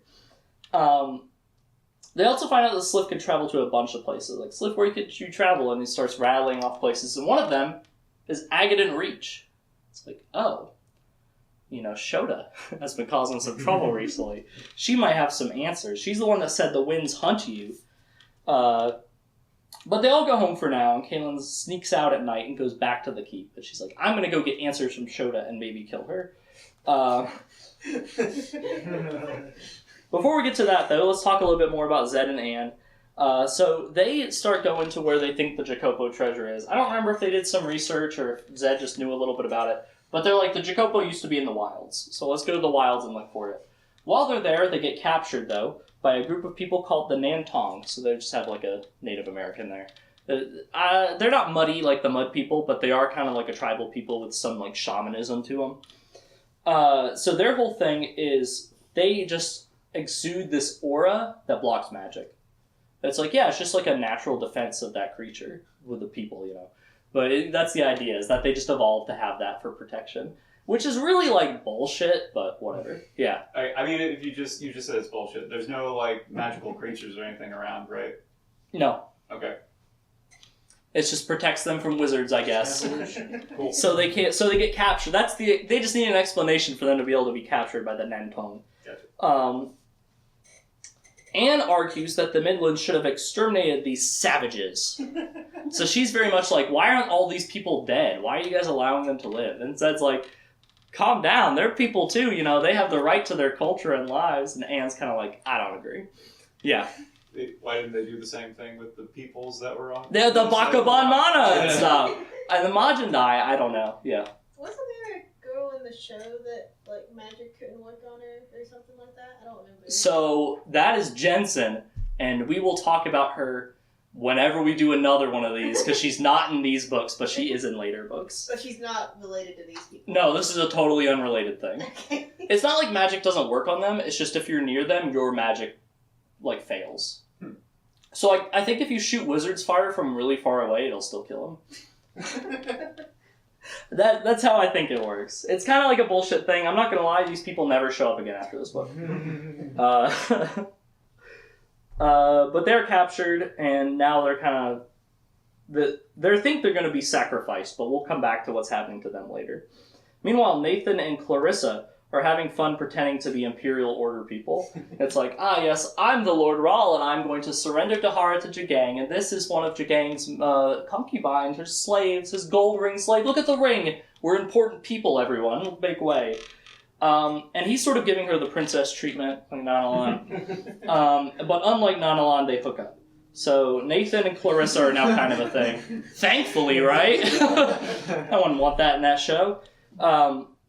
But he's just treating her so nice and treating her so beautiful. And she's like, oh my god. And she has low self-esteem, so they get together real quick. And he's kind of like, I don't want to say he's a womanizer, but he's kind of like more of the old school adventurer where, he's not afraid to hook up with the space women and stuff.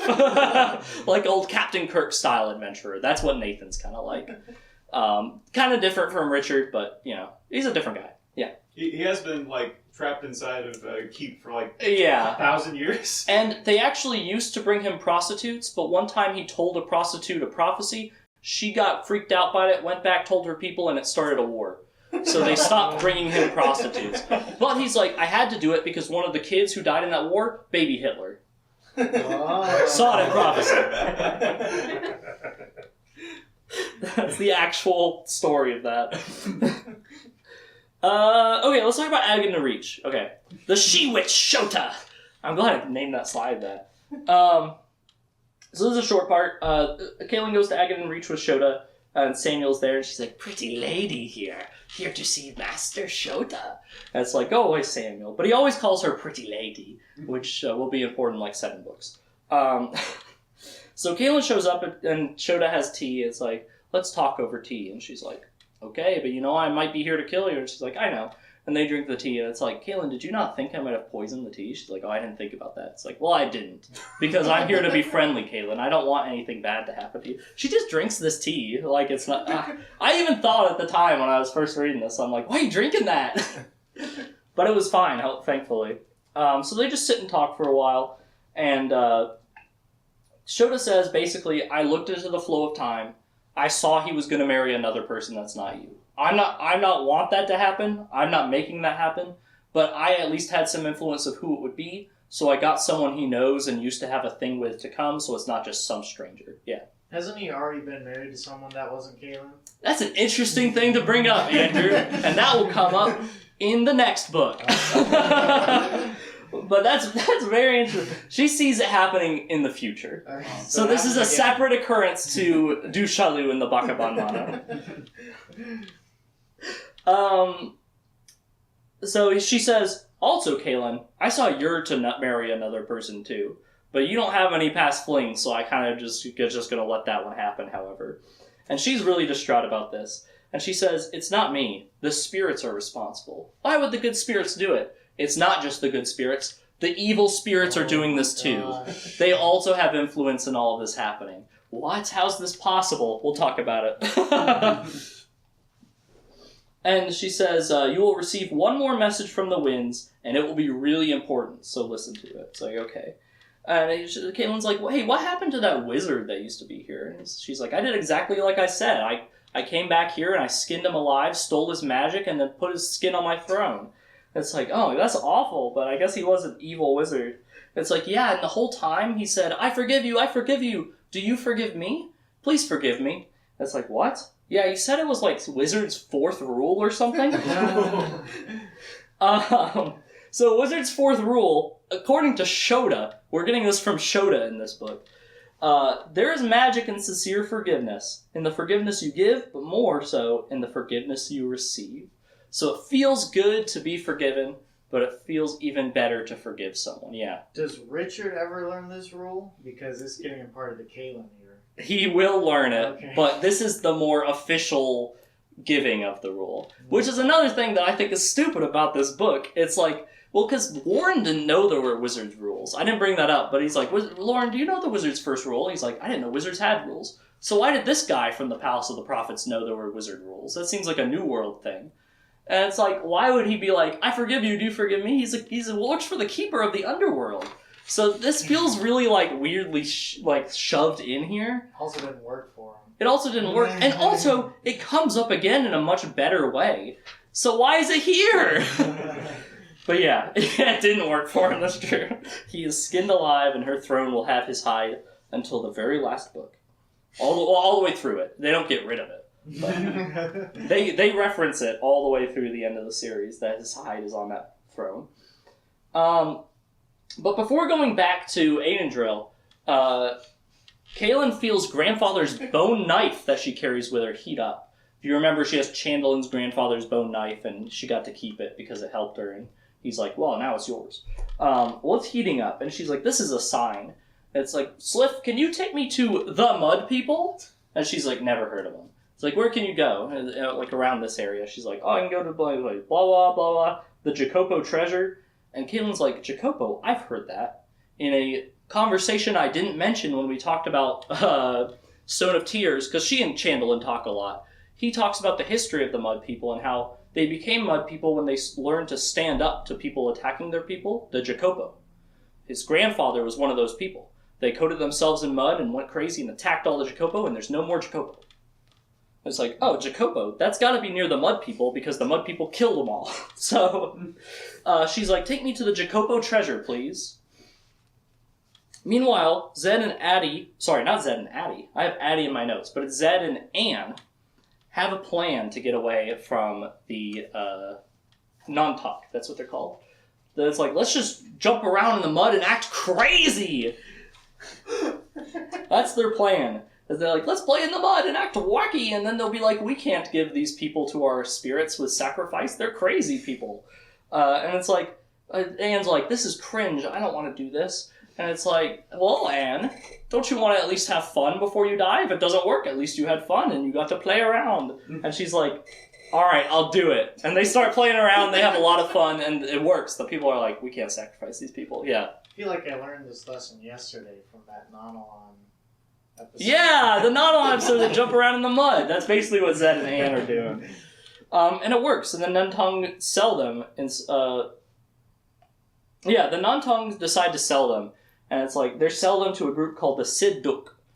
This is just another group in the wilds. And Zed's like, this is really good. The Sidduk do not sacrifice people. They don't execute people. They're actually really nice. Yeah. The wilds are technically part of the Midlands, right? Yes. Doesn't Richard have total control over that area as well? And I thought he was like into slavery and all that stuff.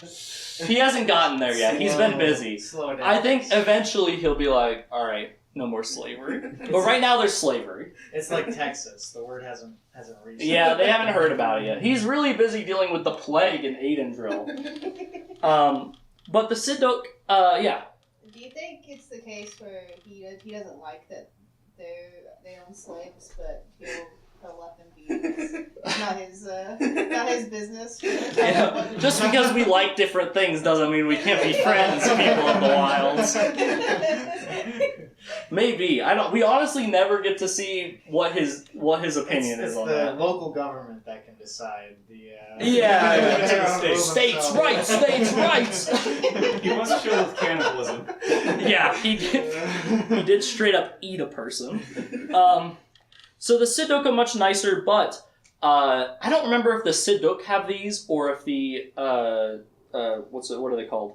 The Nantong made these, but they make these like bracelet things that they put around them. This like grassy stuff, and it'll block their magic. So even though the Nantong don't have that power, or sorry, the Sidduk don't have that power, they're still going to be magically blocked. Again, it seems like bullshit, but it's what's happening. But the thing about the Sidduk is that when they take someone, you kind of have to work off how much they paid for you, and then you're free to go. But it'll take years. And it's like, Anne's like, we don't have years. It's like, well, we'll figure out something.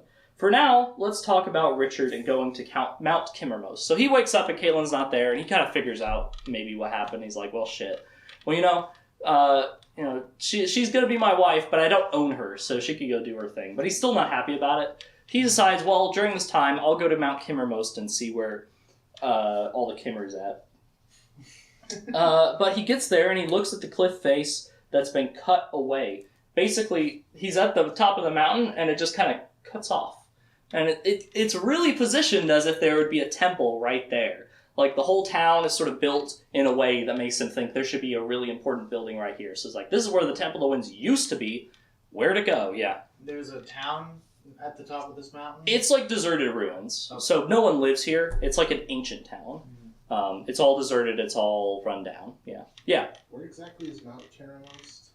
It's really close to Aidendrill. It's only a day's ride, so it's probably either here or here. It's not labeled. I don't think they ever really say exactly where it is. But it's pretty close to Aidendrill.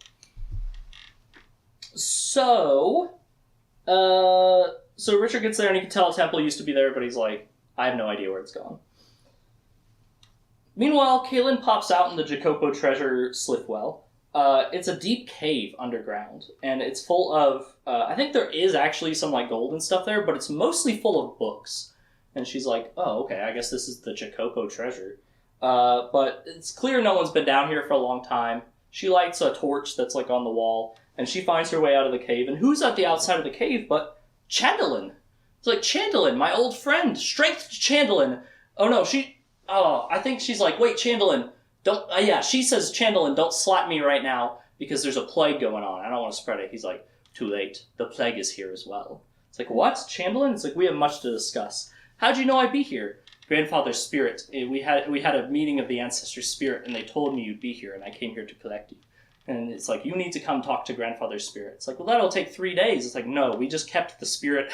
We just kept the meeting of the ancestor spirits running. They didn't turn off their Xbox, so he's still in there. It's like, he's waiting for you right now in the spirit house. We gotta go.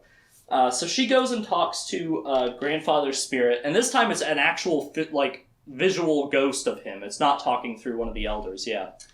Thinking about the meeting of the spirits, I assume Richard never goes to another one of them. Yeah, he's been a little turned off by them, I think, because one of his ancestor spirits is Darkenwall, and apparently he could just come back that way.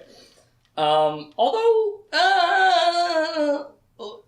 he might be vaguely part of one in the future, but not in this way that Darkenwall can come back. Gotcha. But it's like a long time, and nothing we'll talk about this time. So she goes to the Grandfather spirit in the spirit house, and he starts telling her about how the Temple of the Winds has been entrusted to the spirits. What's that mean? Well, you see, it's half in the underworld and half in the world of life. It's like, what? Well, it's kind of like it's in the underworld right now, but it still has those connections to the world of life, and inside it's kind of world of life-y. But it's in the underworld. It's like, that, I don't really understand. It's like, yeah, it doesn't make a lot of sense. You have to, it's just magic. You just gotta go with it. And he says something was stolen from there, and that's kind of what Richard thought. And he begs her, he says, when the winds ask for a price, please pay it. Otherwise, everyone will die, especially the mud people. I like them. So she's like, okay, I will. I'll pay whatever price they ask. And he says, it's not just good spirits doing this either. In fact, it's mostly the evil spirits coming up with these prices and doing all these things. And he's like, oh, okay, well, that makes sense a lot, actually. And it's the evil spirits who are going to determine how they can enter the temple as well. So the price you're going to have to pay, that he's begging her to pay, evil spirits are going to decide. So it's going to be pretty bad. If you remember that prophecy, it implies that Kaylin is going to betray Richard in her blood. What could happen? But they gotta do it. Everyone's gonna die anyway, so... Seems like she's kind of stuck here. She's in a double bind. And it's like, how did the sister get in? It's like, she got in through the Hall of the Betrayer. By betraying the Keeper, she was able to enter. It's like, what? Yeah, Jagang had her betray the Keeper and enter through the Hall of the Betrayer. So that sister, I don't remember her name, she'll come up again later, she no longer is a Sister of the Dark. She doesn't serve the Keeper anymore. She betrayed him to enter the Temple of the Winds, which normally is something you can't really do, but through Temple of the Winds magic and Jagang's influence, she's able to do it. But she also says that path can't be repeated. So they have to find another path into the Temple of the Winds besides just betraying someone. Yeah. So if no one can ever do it again, is that ever important again? The path of the prayer. So it just means they can't use that path. So Richard will have to do something else that the spirits decide besides betraying someone in order to enter. But however, there is definitely a statute of limitations on it because in the past someone else used the path of betrayer. Okay. So eventually it could be used again. But Richard can't get in by betraying someone. Something else has to happen to him. And that's what they're expecting to learn when the winds talk to him again. Yeah. I suppose that's just to prevent someone from betraying someone by switching loyalties, going in, leaving, and then going in the same way again to flip back to their original alignment. Probably. Probably. Let's see. So... Here at the end of this chapter, we get another POV scene of the murder and Aidendrill. Wait, I thought it was Fat Harry. No, he's still on the loose. So he's getting blown in an alley by some prostitute, and then he stabs her in the back. She's like, "Ugh!" and he kills her. But turns out that prostitute was actually part of a scam. I don't know if scam's the right word, but it was to lure him into the alley so that these three dudes can beat him up. He's like, yeah, you entered Cream Alley. You're going to get creamed. Yeah, Cream Alley. But he actually pulls out some knives and kills all 3 of them. The last man actually starts trying to run away, and he throws a knife directly into his head from across the alley. So that was a pretty far throw, but he nails him. So this guy's, he's not just killing women, he'll kill whoever. Yeah. And he's good at aiming throwing knives. He's really good at throwing knives, yeah. And he's not fat hairy. But it could be anyone. Yeah, so let's move on to the next slide now. It's real research hours up in here, boys. It's like we're at the school library once again. So Richard, Berdine, and Reyna go to the keep to look for books just like Kaelin did. But Richard, he's a war wizard, so he's like, I'll be a little bit better at this. Here, let me blindfold myself and let my gift guide me. So he does exactly that. He blindfolds himself and lets his gift guide him to a book that'll help. It's one in the first Wizard's Enclave, so it's a special room with even more protections that only the first Wizards. So it's really Zed's room, but Zed might be dead, so it's his. He goes in there and he finds... this is where he gets the ruby amulet with the Dance of Death. I thought he got it earlier. It doesn't matter, I forgot to make a prop for it anyway. I think he does find a book, I believe, in there that's a little helpful. It's about the trial and everything. But Kaelin comes back in the Sliff at this point, and she sees Kara guarding the Sliff. It's like, what's happening? It's like, oh, well, the Sliff apparently is always active, so now we just have to keep someone down here to guard it. That's probably why that skeleton was here. He was the guy guarding the Sliff, because apparently anyone can just use it, and she'll just let you. So they guard it now.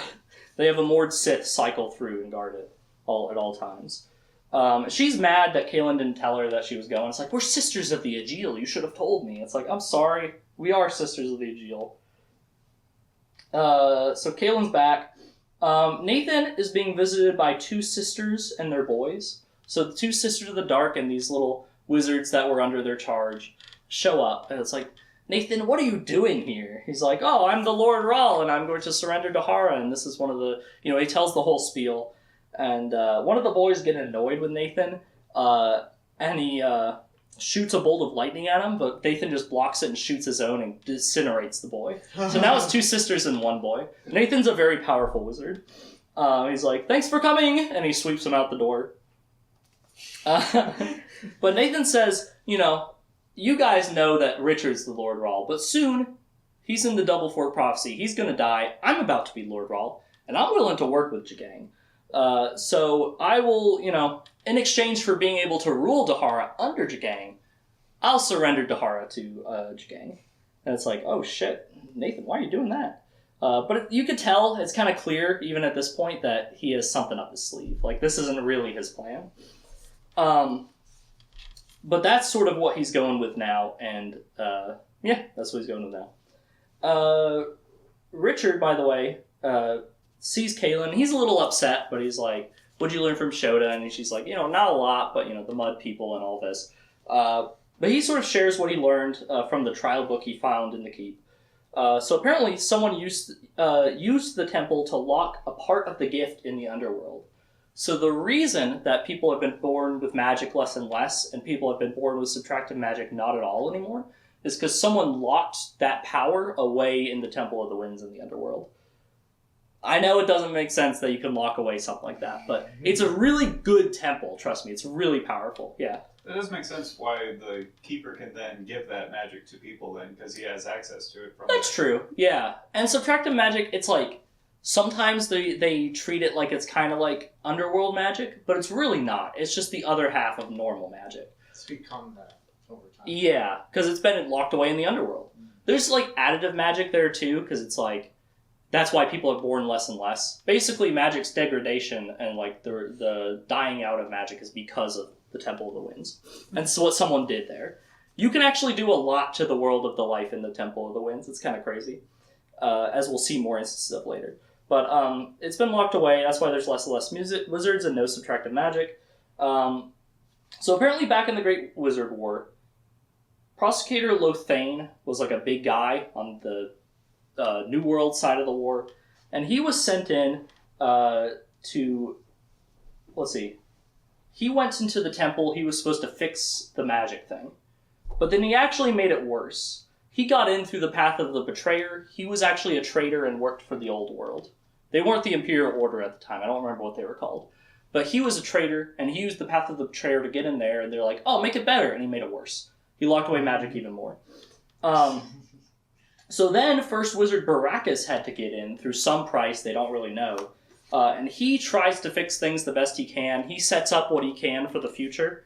And then he comes back and he immediately kills himself. And everyone's like, why'd he do that? No one knows. He didn't say anything, he immediately kills himself. Yeah. Do they speculate that has something to do with the price, that they don't know what it was? It probably has something to do with the price. I think it's also... They explain it a little bit in the prequel, The First Confessor. I think it also has to do with prophecy, where he sees this will lead to good things.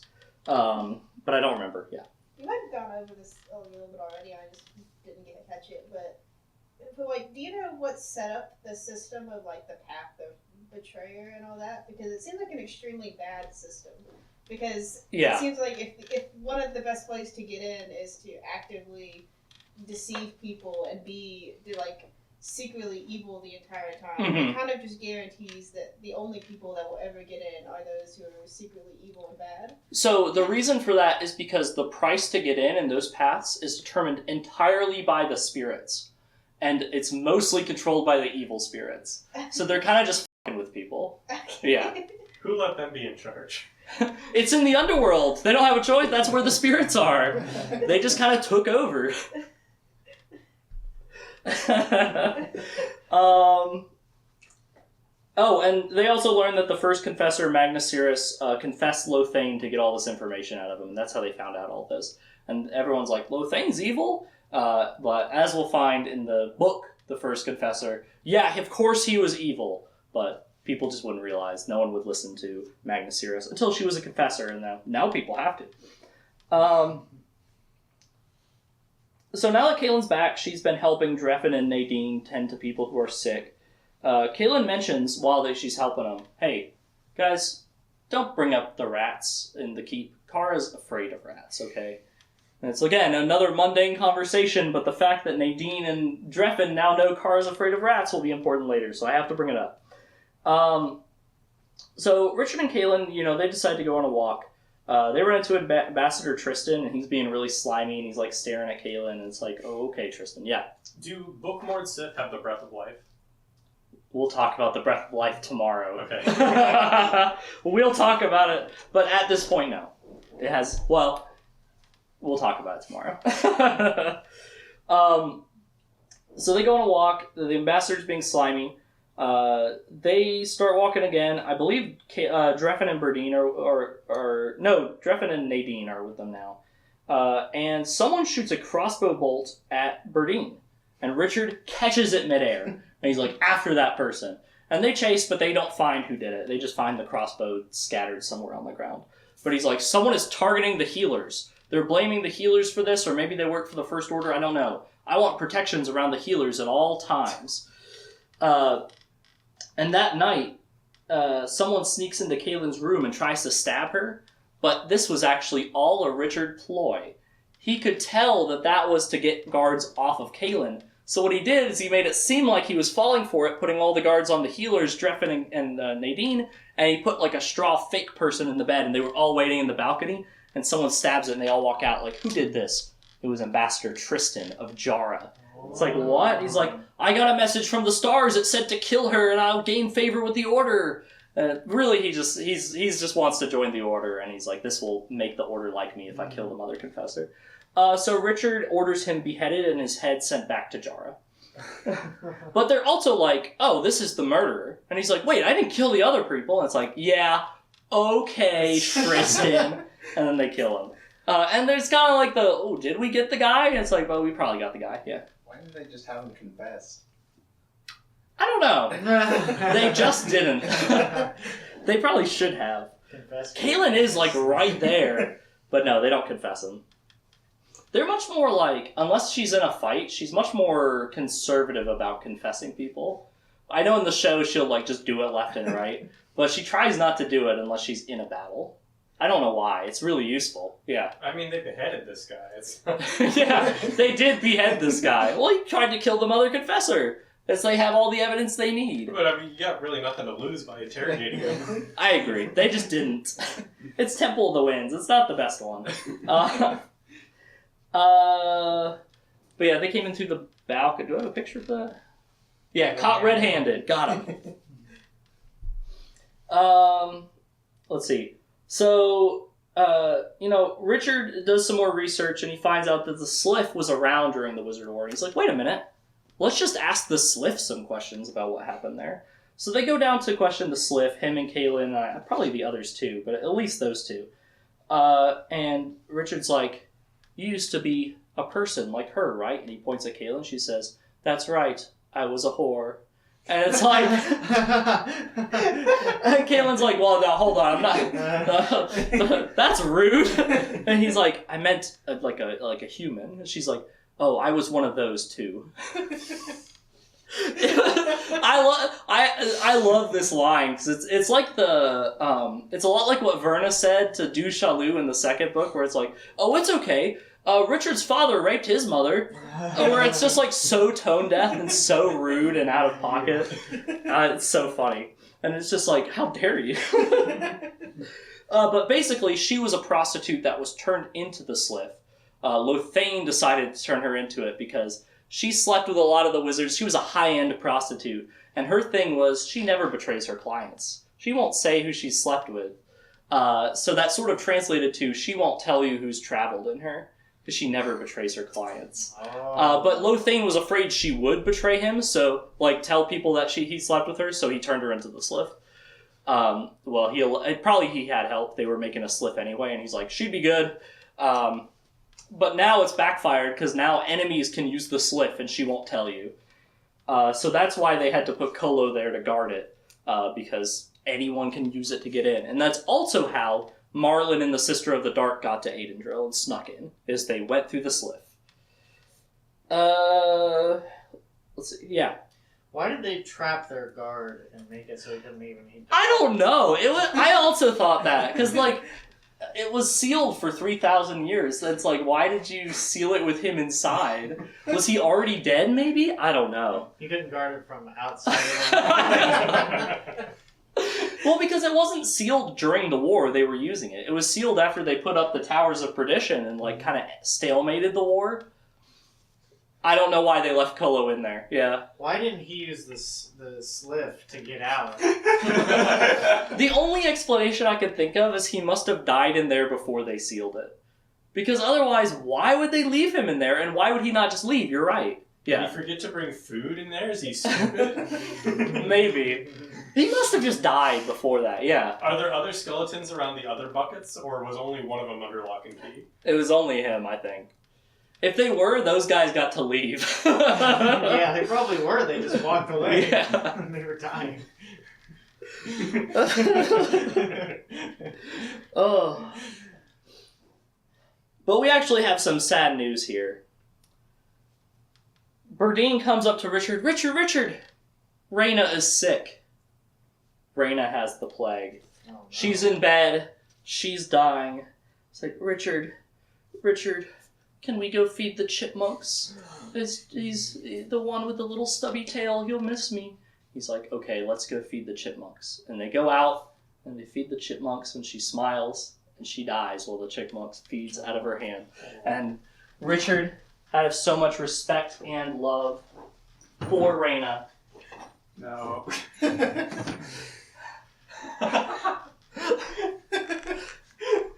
wears her Aegil. The old familiar weight.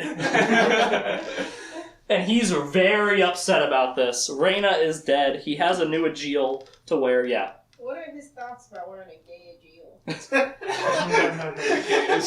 Listen, they're friends. They don't have to like the same thing, and the Aegils don't have to like the same thing either. He probably preferred Denna's, though. Nice. I'm gonna stop talking about it.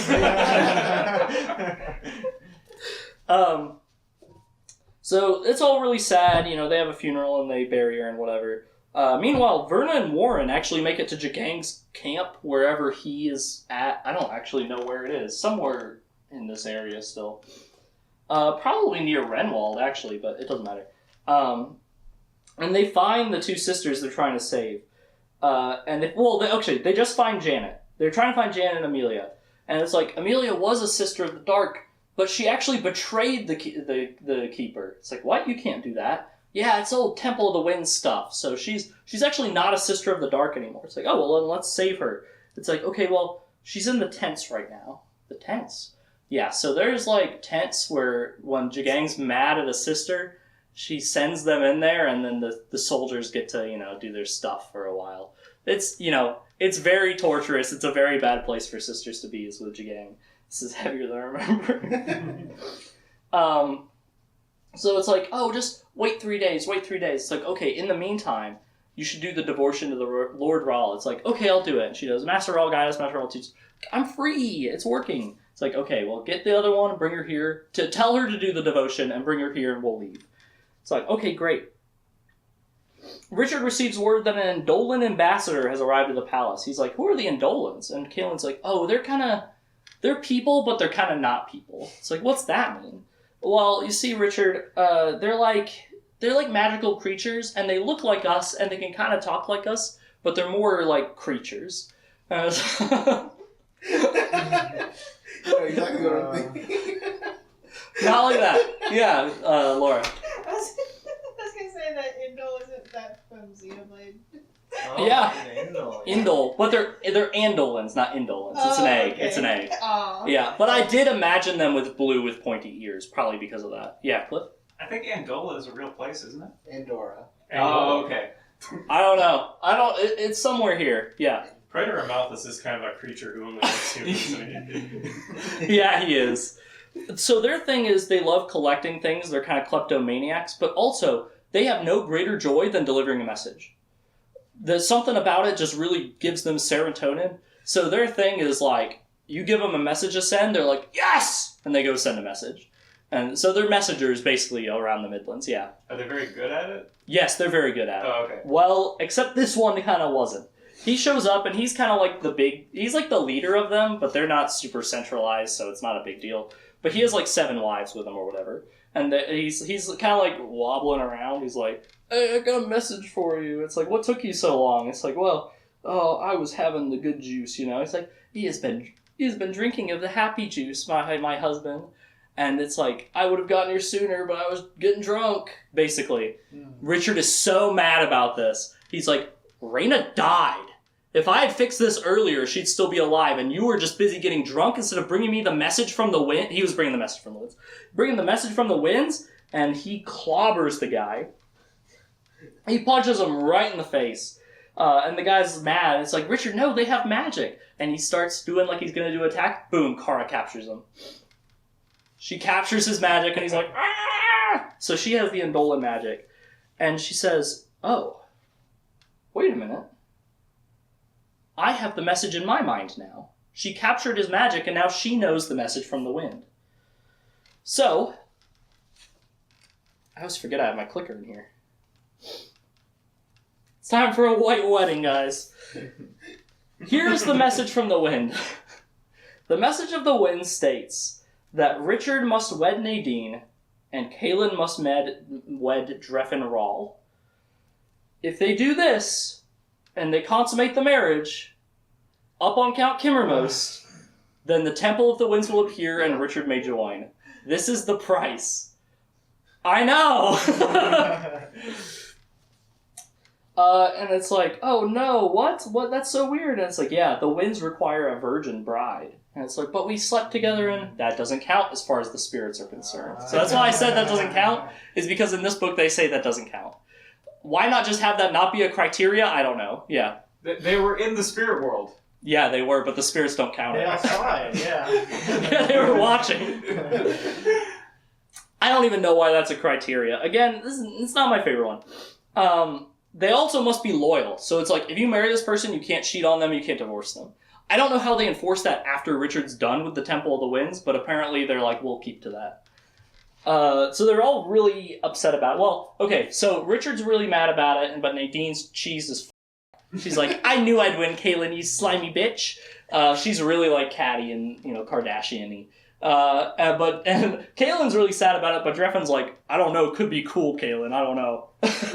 He's like, kind of like, it's gonna be pretty cool for me, though. I'm sorry, I feel bad, he's my brother, but like, it's gonna be pretty cool, Kaylin. You're pretty hot, he's the mother confessor, so it's gonna be pretty cool. And it's like, hey, you could have gotten an ugly husband. I've got a big bulge. That's true. Yeah. Is Dreffin not worried about sleeping with Confessor? So the winds use their magic to seal her power. So as long as they're married, her power's gone. That's even worse. That's worse, yeah. It's way worse. Terrible. So she's losing her confessor powers. Also, why can they do this? Because this book's not the best one. It's just such like bullshit explanations for everything. So they go up there and they're getting ready for the wedding. Meanwhile, Nathan tells Clarissa that he wants the book that's stolen from the Temple of the Winds. No, he tells the sisters that he wants that book from the Temple of the Winds as a price for surrendering to Hara. It's like, okay, so he sends Clarissa with the sisters to go get it. No, he sends her without the sisters, but he sends her and she has permission to go get it from Jagang. So she's now going to Jagang's place where he keeps all his books to get that book from the sister who stole it, which was one of the ones that's dealing with Verna right now. So they're probably going to meet up soon. Meanwhile, they get to the mountain, and Kara and the Andolan, they're sort of mind-linked right now and being like sending a message from the Temple of the Winds. So they're kind of like talking, but it's not really them.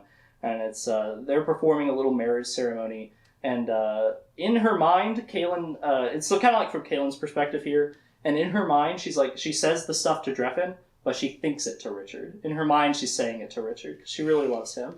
But she is marrying Dreffin here. And it's like, okay, you'll be sent to separate cabins now to consummate the marriage. The boys go first, and, Dreffin and Richard talk a little bit, like whisper, and he goes, oh man, I don't know. But we don't get to hear what it is. So they go to the cabins, and a little bit later, the girls go. But Kaylin's like, Kara, I can't do this. It's my moon flow. It's her period. And it's like, why? Her period's about to be an important plot piece. Again, this is Temple of the Winds, Temple of the Winds! So they go to separate cabins, and then the girls are sent in, and Nadine's like, hell yeah, hell yeah. She's like, Kaylin, I knew I'd win, and I'm gonna scream extra loud so you hear it. And it's like, wow, she's a fucking bitch. Let's see. Oh yeah, and her power is suppressed. I talked about it, but we already talked about that. So Caitlin gets to the door, and she sees Dreffin's sword sitting outside. So she's like, oh man, Dreffin. Well, I guess let's do it. So Caitlin goes in, it's totally dark in there. And they also say they're not allowed to talk until after the Temple of the Winds appears. You can't talk at all. So she goes in there, it's totally dark, but she could find the bed. And she just kind of gets on there, and they have very business-like sex. They just kind of get it done with no flair or fanfare or anything. And then they just lay there, and nothing's happening. Meanwhile, she's hearing Nadine go, "Oh, Richard!" and like screaming and stuff. So she's so fucking mad. You can hear her screaming in the door next door. And Kaylin thinks maybe it's not working because she didn't actually participate. She just kind of laid there, and Dreffin just did like a little thing and just got it done. And she's getting there, and she's getting really mad, and she's thinking about how she's a confessor, and she never gets to have any sort of fun. And, like, she's always had to come up in this sheltered thing. And she thinks about all the sexual frustration and stuff. And she's like, if I have to be married to this guy, I'm going to enjoy it. So she starts and she gets her and she's like, I just bear with it. And Dreffin, this whole time, is like, like kind of trying to stop her a little bit, but he doesn't try that hard.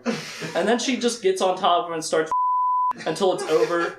And I guess that was enough because, she still hears Nadine screaming louder. She's like, oh, that bitch. But then the Temple of the Winds starts to appear, so she could talk again. She's like, and she feels ashamed about this because like she didn't want to do this. She feels like she's cheating on Richard, but the sexual frustration and the frustration of being a confessor and never getting to live her life and have enjoy herself, she's like, Dreffin, don't ever tell. And then the lightning strikes and she sees it wasn't Dreffin. It was Richard. And he's like, Richard. No, I think she says it actually, but the lightning strikes and she sees Richard, and he feels betrayed by this because it was technically him, but she thought it was Dreffin. So he basically just saw her, go to town with Dreffin, even though it was technically him. And he says, his one beloved in white will betray him, and he wipes her mouth of her in her blood. The prophecy is fulfilled by her period. It's so stupid. Yeah. Were you just going to comment on how stupid it is? Yeah. Yeah. It sucks, right? Yeah. I mean, I figured they switched, especially when that had to be in the dark, but I feel like he could have done like a Richard maneuver to let him know it was him. Like, like the way he runs his hand through his hair or Richard something. strike. Or, Yeah. I know. And it's like, why was Dreffin's sword outside? He says, I gave Dreffin the sword of truth. He's going to be your husband. He needs to protect you. He's going to need it. I won't need it if I'm not your husband. So that was outside Dreffin's room. So Nadine thought it was Richard. It's like, well, what about Nadine? He says, Nadine is dead. What? Was that your question? Well, I mean, What? as it deals with Dreffin, that doesn't go well for her, but I'm questioning why he thinks that the sword would work for Dreffin. It works for anyone. It'll f you up. Anyone can swing it, but it does take a terrible price to bring it. I don't know. He's his brother. I don't know. We're about to talk about this. Okay, yeah. So Nadine is dead. That's what he says at least. And she's like, what? So he goes out and it's like, where are you going? He's like, I must now follow the path of the betrayed. So he's getting in not through the path of the betrayer, but the path of the betrayed, because he feels betrayed by Kaelin, because she sort of cheated on him by sleeping with him thinking he was Dreffin. And he doesn't understand the sexual frustration yet, so he's pretty mad. But maybe he'll learn his lesson. I'm telling you guys, this is not my favorite book, yeah. Is he not sexually frustrated? Because I feel like he'd be even more so, right? I guess he is, but I guess he just deals with it more. I guess he cares less about He's it, I more guess. pure. I don't know. I don't know if he's more pure as much as like... I don't know. He just has, I guess, he didn't have a whole life of like having to follow confessor rules. And that's a big part of it too. It's not just sexual frustration. It's like my whole life I've had to like conceal, don't feel, that sort of thing. Put on a confessor's face, a straight face, and ignore my feelings. And it's like, I just want to feel something for once. It's dumb. And she walks out and Dreffin's there, and it's like, where's Nadine? And because Richard said she was dead. And he's like, oh, Nadine, when the lightning struck and she saw it was me, she was so distraught she jumped over the cliff. Which is probably what happened, right? Oh, definitely. Yeah. Dreffin's a good guy. And Richard walks into the path, and Kara, she's like, Kaelin, what did you do? It's like, what? You didn't trust me. I'm a sister of Ajil. Of course I brought you to Richard and not Dreffin. Why didn't you trust me? It's like, well, you should have told me. And the thing is, Richard knew the whole time it was Kaelin because he always knows when she's in the room with him. That's why that was important. So he at no point thought it was Nadine. Even though she can't do the same, so she thought it was Dreffin the whole time. And because they're brothers, they're pretty similar built, so she didn't figure out what. So when he was whispering with Dreffin beforehand, was it not for them to like switch rooms, or was he talking about something else? I think it was about the sword. Oh. I don't know. Because it seems like that, but then Kara specifically says she switched them. Like, who went to who. So, that's what I thought at first, but I guess it was about the swords or something else.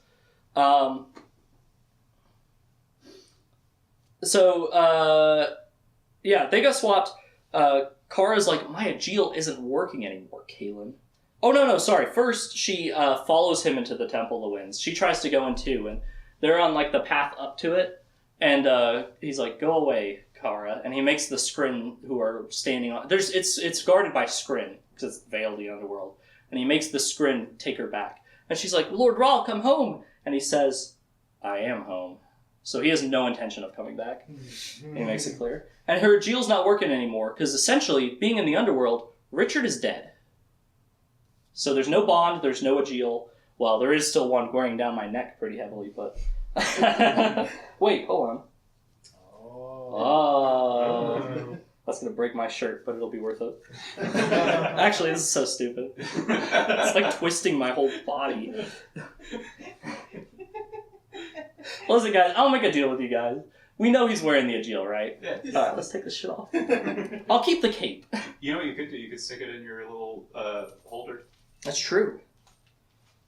Imagine that's going to fall out. Imagine it's around his neck. It's such a lot of pounds.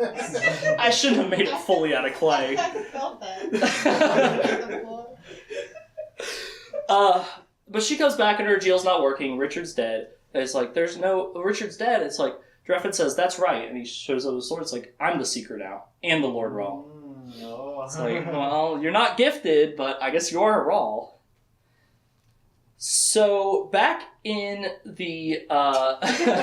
everyone misses Richard right now. So, back at the camp with Jagang, Janet and Amelia, a few days later, come to Warren and Verna. It's like, oh, hey, great, let's get out of here. And they say, Amelia says, no, Janet is the one. She says, you lied about the being protected from the Dreamwalker. It's like, what do you mean? You lied! I'm not protected at all. Liar!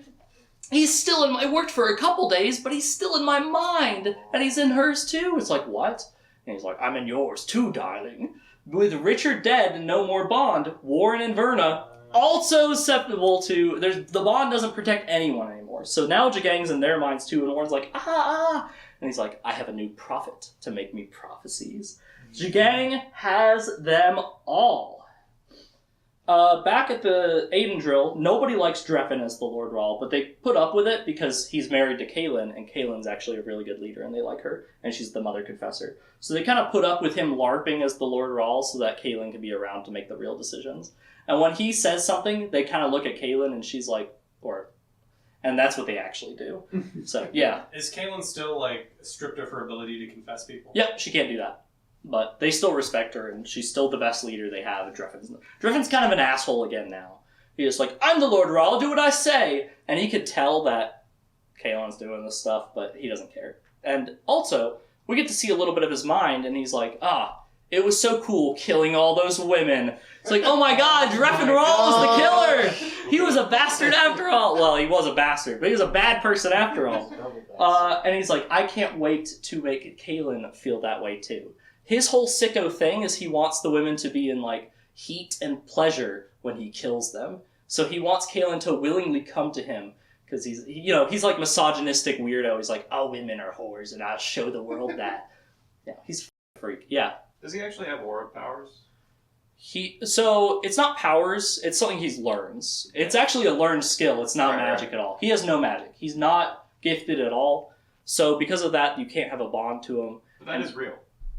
The aura stuff, yes, it's real. Okay. It's a real kind of healing you can do in this world that is only in this book. Yeah. Yeah. So Richard knew that Nadine was dead because he figured out that Dreffin was the murderer. But he probably, yeah. But he let him marry Kaelin anyway? Kaelin betrayed him. And Well, become the ruler Not when he of the- decided on doing that. When they first decided that we're going to enter the temple by doing the marriage thing, he's condemning Kaelin to be killed. Yeah, but she was so eager to sleep with Dreffin. I know, it's a bad book, yeah. You tell me he didn't tell anyone else after that. Nope. No, he doesn't care about anyone else. He didn't. He's very punished at this point. Okay, he didn't tell anyone anything. Nobody likes Dreffin. I said that. We also hear when he's talking, has his inner monologue that he got here and got to this point in his life by following a voice in his head that told him to do all this stuff. Who could this voice be? I don't know. But he's not gifted. Who could this voice be? Yeah. It just really feels like Richard. It's not exactly the same situation, but it's a very similar situation to when Kaelin was like, "Go away, my pet. You'll do this for me." Like he should have known that maybe she did it for a reason, not to fuck him over. Maybe he'll realize this later. Maybe he won't. It just seems like he forgot the second rule again. Maybe he did. He probably forgot a lot of Wizards rules when he did this. So Richard is now in the Temple of the Winds, and it's a real wacky place. So because it's in the underworld, time doesn't super exist. There's not really time. It's kind of a timeless place. So an eternity can feel like a second, and a second can last an eternity, or it's vice versa. There's not really time here. Time has no meaning. And when he got here, Richard gained this understanding of how to use his gift. He now has full control of the full War Wizard's abilities while in here. And the moment he's in here, he just fixes the plague. He can just do that. He just cures the whole thing. And he does it, and he's like, I'm such a fucking idiot for not being able to figure that out. It was so easy. I just have to use subtractive here and a little bit of additive this way, and it just cures it. And he just didn't know that because he didn't have the full mastery of his gift, but the moment he entered here in this timeless world, he did.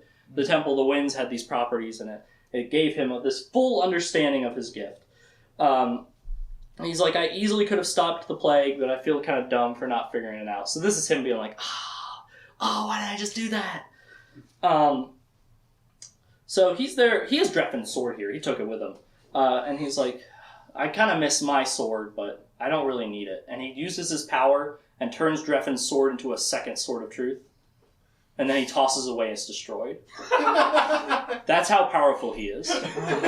Because he doesn't give a shit. He can do that easily and it means nothing to him. He could just conjure a new sword if he wants another one. Yeah. I have so many questions about how the Temple of Winds even exists. 3,000-year-old war, like, they spent a lot of wizards to make it. Yep, it was a pretty powerful place. And it's even more powerful in the underworld. But you know what? It's a future book, I assume, right? Please tell me it's a future book. They talk a little bit more about Temple of Winds in the future. Okay. Oh, which part are you wanting an explanation for? How is it, how's such a locus of power able to exist and, when there's, it kind of nullifies a lot of the struggle, up to that point. It kind of does. Well, also, Richard can do all this thing because it's his power. Okay. The temple just gave him the understanding of how to use his innate gift. Gotcha. So when the Sister of the Dark got here, she didn't have the power to make swords of truth, right? Oh, That's something Richard, he has this power that hasn't been seen in 3,000 years. Okay. And now he has the understanding of, his full gift potential. So he can make it because the wizards of old could make it because that's the kind of magic he has. Yeah. I see. He's not going to keep this level of understanding if he ever leaves, though, right? I don't know. Let's see. Because he's pretty OP now, yeah. You should make a bunch of magic items and send them out. He doesn't care about out anymore. He is home. And he's like, if I stay here for a while, eventually I'll be fully dead and I'll be a spirit too. But right now he's a person because it's sort of half World of Life-y, so he's alive in the underworld for now, but eventually the underworld will corrode him and he'll become a spirit. But he doesn't give a shit. But the spirits, they live in the underworld, so they can come visit him. And occasionally a spirit will show up and be like, hey, Richard. One of those is Kaylin's mother, her ghost mother. Oh. Kaylin's mother's like, Richard, listen, it's my fault. I raised Kaylin to be a confessor and to lock away all these feelings. And she sort of explains what Kaylin was feeling. He's not really ready to hear it. And she passes on the knowledge of the wizard's fourth rule here. He's like, Richard, listen, there's magic in forgiveness, okay? It's okay to forgive him. So this is how he learns the wizard's fourth rule. This is much better. Yeah, I know. But the Shota one explains it more. This is just her kind of mentioning it. So I don't know why it isn't just here. But Richard, he's like, I don't know about that. I'll tell you what, I'll use my scrying pool real quick and see what Kaylin's up to. And he gets a real out-of-context conversation where Dreffin waltzes up to Kaylin and it's like, wife, I can't wait for us to bone later, and you're gonna love it. And he, turns it off. He's like, Dreffin. But then right after that, she's like, I would never. But he misses that part. Of course. But yeah, he has a scrying pool. He just splashes it away. He can see things happening in the world of life. And then he hears a laugh behind him. A spirit's laughing at him. Ha ha ha ha ha! Oh, Richard! Yes! Oh, Richard! Oh, you! I've got you again, Richard. You see, Richard, I'm the evil spirit that made all those conditions. Me, Dark and Roll! Richard, I was just f***ing with you, son. He really has has no reason to do this. But he just like, F you, Richard. Oh, I love Dark and Raw. Okay, for real this time, Dark and Raw. So, he shows up and he's taunting him. It's like, how do you like that shit, Richard? He's like, I don't like it, Dark and Raw. But he doesn't even have the energy to banish Dark and Raw because he's like, I don't care. I'm going to be here forever. Kaylin doesn't love me. Meanwhile, Clarissa makes it to Jagang's camp. Jagang's not there right now, but she gets the Black Book and she finds Verna and Warren and the other... she finds them first. And she's like, I'm bonded to Lord Rawl. Lord Nathan Rawl. He's the Lord Rawl. Wink, wink, wink, wink, wink. And they're like, oh, Master Rawl guide us, Master Rawl teach us, Master Rawl protect us. And they give the devotion to Nathan Rawl, and the bond is back. So they are now protected again from Verna and Warren. And they can get... Well, Warren needs the collar, I guess, for now. No, he doesn't have a collar. Because he was just controlling him with the Jagang powers. So he still has the headaches, that's right. So they're free for now. And it's like, oh, that's good. Because Nathan said if you wouldn't do that, I'd have to kill you. She's also with one of the guards from the palace that's loyal to Richard. He doesn't do that much, but he's there too. And he'll be part of something later. That's the only reason I bring it up. But he's like, okay, she told me to get this book, but then there's a bunch of other books here that I'm supposed to burn. There's a bunch of them, they throw them on the base, she lists them off. One of them is called Mountain's Twin, that'll be important in the next book, but it's not important now, but it gets burned. They're destroyed. And it's like, oh, we have to get Janet and Amelia. It's like, okay. So they get to Janet and Amelia, it's like, okay, Nathan, for real this time, if you devote yourself to Nathan, it'll work. They're like, okay, we'll do it, blah, blah, blah. And then they also see someone Clarissa knows from Renwald, a non-gifted woman who is like cowering in the corner. And she was kind of a bully, but, Clarissa's nice and she's forgiving. So there's magic in forgiveness. I don't know if you guys heard. So she's like, we got to save her too, because I know her. So it's like, oh, give the devotion. She doesn't really have to because she's not gifted, but she does anyway. Like, oh, you're so nice to save me even though I was a bitch. It's like, that's right. So back in the temple, Richard is, he's brooding.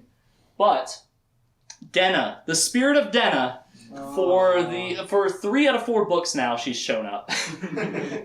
She's like, Richard, listen to me. You must forgive Kaylin.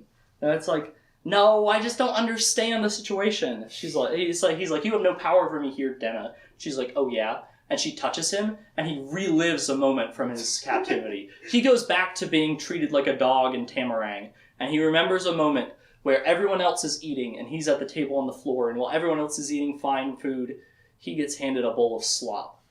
And even though it's slop, he hadn't eaten in 3 days, and to him that slop looked as good as anything ever, and he eats it up, and he loved it.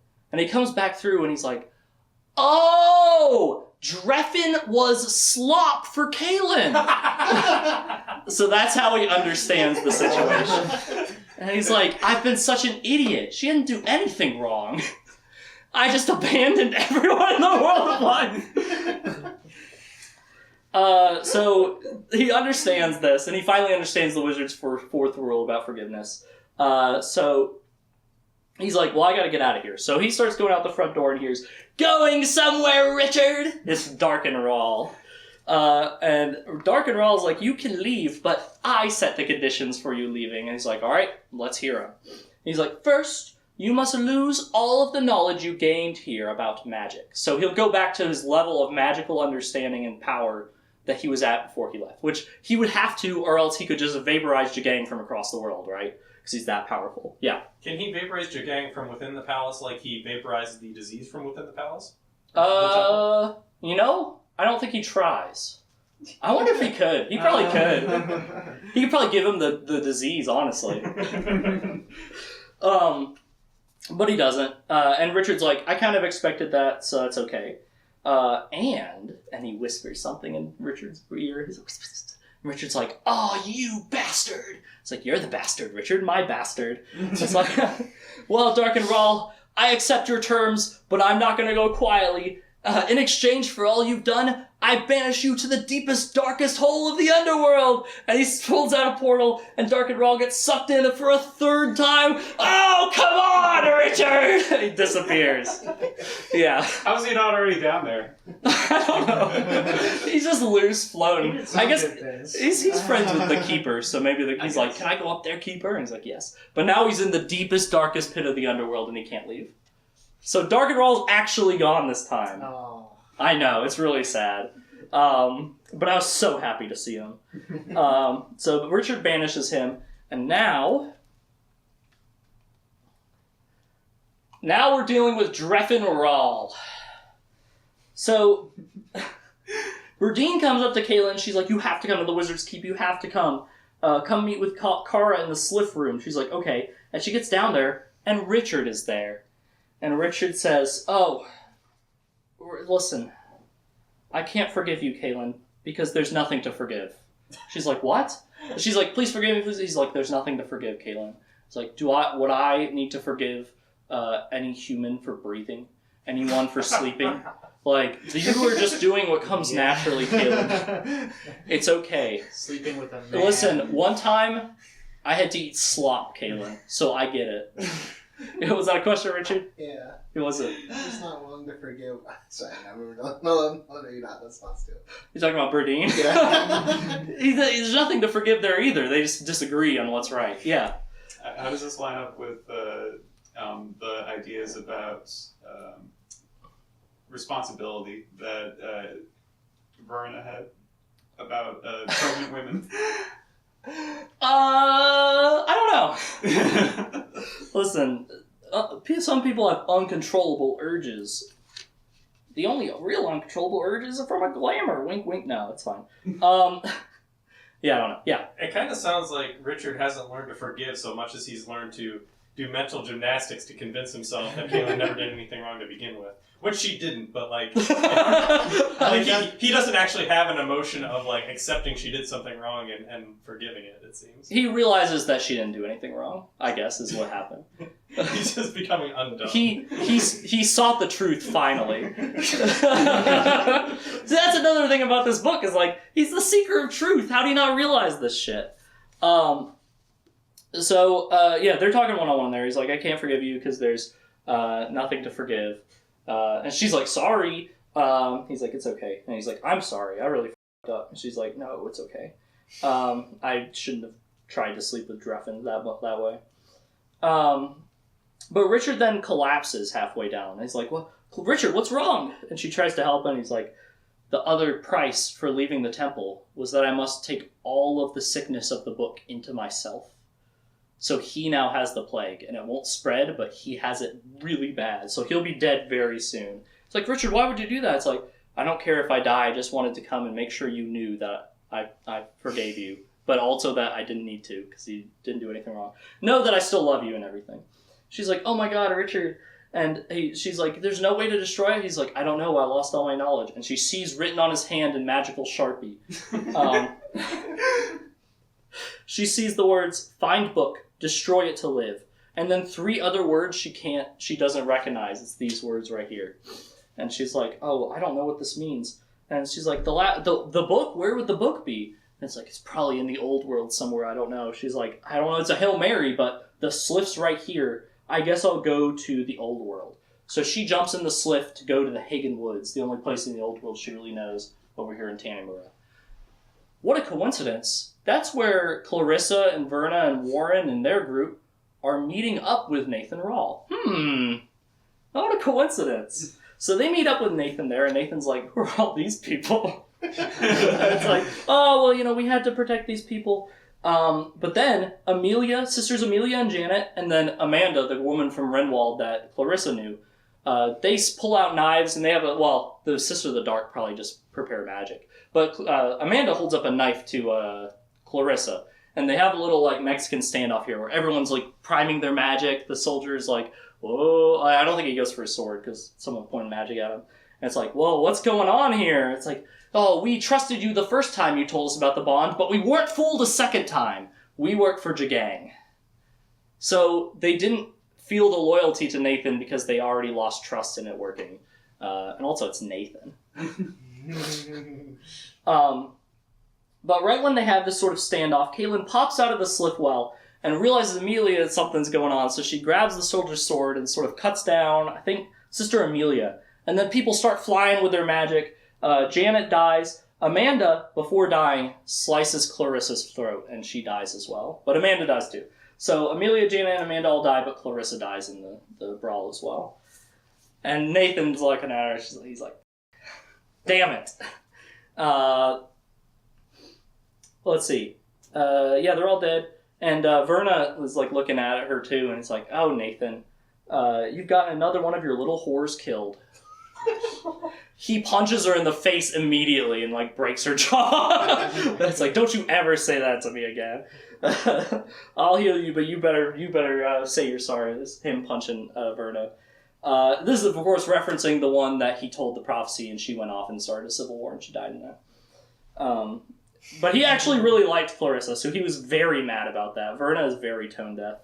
And Nathan, now having the book that they all brought, gives it to Kaylin and tells her the full instructions of what to do to heal Richard. See, he knew all this was happening from prophecy, and he let it fill out so that he could give the book to Kaylin to give to Richard and use the spell.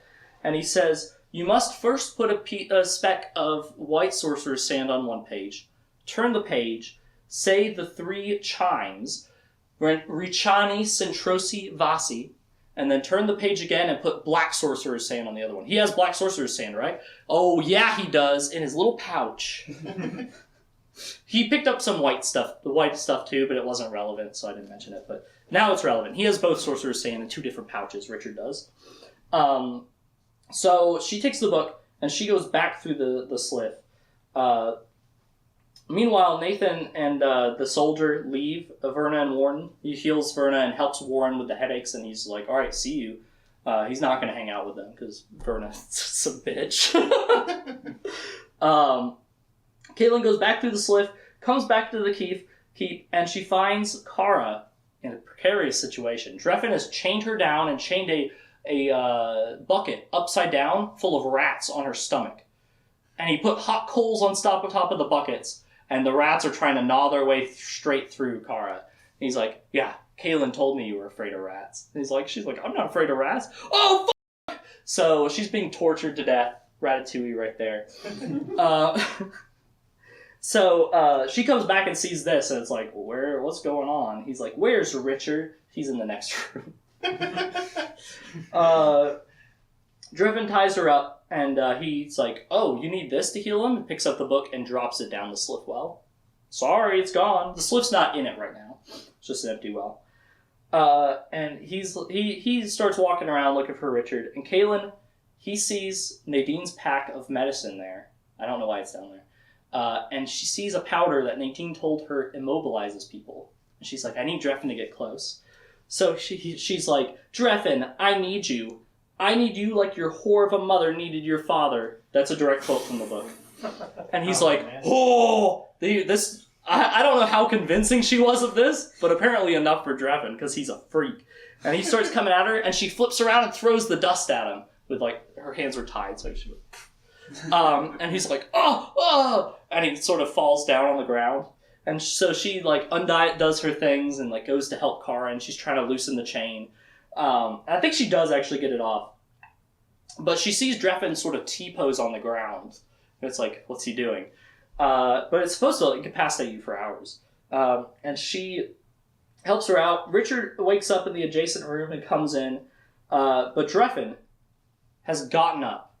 He adjusted his auras and undid the paralyzation. Because he just knows how to do that. And he comes in just in time to see Dreffin stab Kaylin in the lower back in a specific nerve that immobilizes her. So Dreffin's there, and he pulls out the Sword of Truth, and he's going to kill Richard. But Richard remembers something that Zed once told him. The sword is a tool. The seeker is a weapon. So while Dreffin raises up his sword to strike, Richard remembers that a slash is slower than a stab. And he punches straight through Dreffin's soft middle, grabs his spine, and yanks it out the front. It's so fucking cool. They put the coolest fight scene at the end of the worst book. Oh my god. So Dreffin falls over with a big hole in him up against the sliff well. He's like, and he's dying, of course. Where Richard goes over to Kaylin, and she's gonna die because Dreffin stabs such a bad spot because he knows where the auras are. And she's like, oh, Richard, you only have the power to heal one of us. Heal Kara, and then we'll die together. And he's like, oh, but if I'll heal you, I can heal you. She's like, no, let's just die together, Richard. The book's gone. We have no chance. So he goes over, and he's like, that sounds like a good plan for me. Because Kara's going to die if she doesn't get healed from the rats digging through her either. So he goes over and he heals Kara, and Kara's stomach is as good as new. He collapses, but then the Sliff comes up, and she's holding the book. She's like, are you looking for this? And she hands it to Kaylin, and Kaylin's like, oh my god. Oh, I think, before that, he goes over to Kaylin, and he's like, I don't have the strength to heal you too, but then the spirits give him the power to. Probably Denna. Yeah. It's just kind of like but, the world's making it happen. Okay, so he actually heals both of them. So they're both fine, but he collapses. The Sliff gives the book to Kaylin. It's like, looking for this? It fell down her well. This doesn't belong in here. And she takes it. And she puts the sand on one thing, and she turns the page, and she says, I don't remember the 3 words. I don't remember the chimes. And Kara's like, oh, the chimes? You mean Richani Centrosi Vasi? It's like, how do you know that? And it's like, oh, well, my connection to the Andolan. He knew him, and he's from the Winds, and I know it from that. It's like, oh, well, thank you. And she says, Richani Centrosi Vasi! And she puts the Black Sorcerer's sand right on there. Black Sands Entertainment... Oops, I didn't mean to go back. Black Sands Entertainment on the book, and it goes... Whoosh, whoosh, and magic comes out of there. And Richard, he's beginning to heal, but before he can start to get up, Dreffin raises the Sword of Truth again. With his last strength, he's going to strike down Richard. But then the Sliff grabs him and puts him in her body and says, breathe. And he breathes her in, but because he's not gifted, he dies. Only the gifted can move in the Sliff. I didn't mention that. Oh. Yeah. I should have mentioned that. It would make more sense. So the Sliff protects Richard and kills Dreffin. He was about to die anyway, but... the words weren't on Richard's hand anymore, so it's a good thing Kaylin or Kara knew them. Those words, her saying those words is probably the most damaging thing to the world of life that's ever happened. Yeah. Well, okay. Well, why did the Sliff do that? Why did they help Richard? Richard is its master. It can recognize that because he is a war wizard. Okay. It's explained a little bit later, but basically it has a very strong connection to Richard. It won't reveal its clients, but it will kill them. Yeah. How is Dreffin able to raise a sword to do a killing blow without a spine? I don't know. He just hates Richard that much. His auras. Yeah, his auras. Probably actually his auras, yeah. So the Sliff well, Mhm. I don't remember if you mentioned it before, but without the Sliff being in it, it's just a regular well? I don't think there's water down there. I think it's just a hole in the ground. Okay, it's not like a tunnel, right? I think it is actually a tunnel that the Sliff goes across. Oh, okay. Yeah. Okay. Any other questions? Yeah. You said these words were very damaging to the world of life, despite the fact that they saved Richard Rahl. They saved Richard Rahl, but it's probably the most damaging thing that's ever happened to the world of life in the timeline of Sword of Truth. Legend of the Seeker 2. And we will talk about the ramifications from here until the end of the series. Back to business, boys. Listen, Dreffin's been defeated, the plague's gone, everything is good in Aidendrill and the world. After some time to rest, things are doing really well in Aidendrill. The King of Jara shows up. Remember Tristan? He shows up and he's like, I got the head. And it's like, well, sorry about that, but, he thought he wanted to go with the Order. He tried to kill the Mother Confessor. It had to happen. And this guy's like his uncle or whatever, Tristan's uncle, but he's like, oh, don't worry. He was a fool. And Richard and him bond over calling him a fool. And it reminds me of, like, boomers talking to each other, like, did you see the game? And they'll make, like, a bad dad joke, and they'll both laugh. It's like that energy with Richard and the King of Jara. So they get along really well, and he approves of his nephew's head getting chopped off. So that's kind of funny. Also, members of the Rock Moss show up, and they're like, we're looking for a dangerous man named Dreffin Rahl. And it's like, yeah, we've met him. He's your high priest, right? And they're like, what? No! That man's not our high priest! He was a very dangerous person left with us as a child, and we thought by teaching him the ways of the rock moss it would teach him to heal instead of hurt, but he was a very troubled young man, and we were trying to find him, and I bet he caused you trouble too. And Richard decides to say, Dreffin died helping the people of the plague. He took out the plague himself, and he died healing people. He was a good person. So he's just rewriting history, and the rock moss can kind of tell that's not what happened. It's like, are you sure that's what you want people to remember Dreffin by? And he says, yes, he was my brother.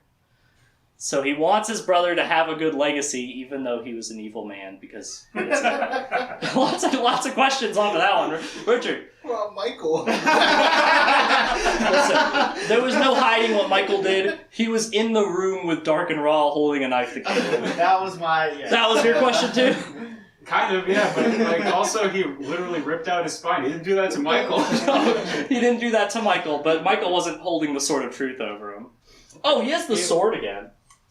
Actually, I'm not going to put it in. You'll see why.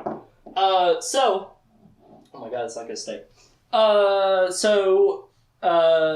He said Dreffin died building the plague and the rock moss are like we understand, and the rock moss never come up again for the rest of the series. For some reason. So Richard, Caitlin, and Kara is like, well, now's the best time. Well, it's Richard and Caitlin, but Kara's going to come as their protector. Let's take the Sliff to the Mud People and get married. Woo! So he can't bring the sword because it's the Sliff, so he leaves it, I think just in the Wizard's Keep in the first Wizard's Enclave, yeah. So Kara can use the Sliff, even though she's not exactly gifted. So here's the explanation for the Sliff, and it changes a little bit over time. But the idea is you need at least a tiny bit of both additive and subtractive magic. So people who work for the Keeper, they have both. They can go, well, magical people who work for the Keeper. Richard's, of course, a war wizard. He can go. Caitlin, the Kandar magic is actually a little bit subtractive magic. And they talk a little bit about that in the first Confessor, the prequel, where they create the Confessor, how there's a little bit of subtractive in the magic of Confessors, specifically the Kandar part, though. So she can go.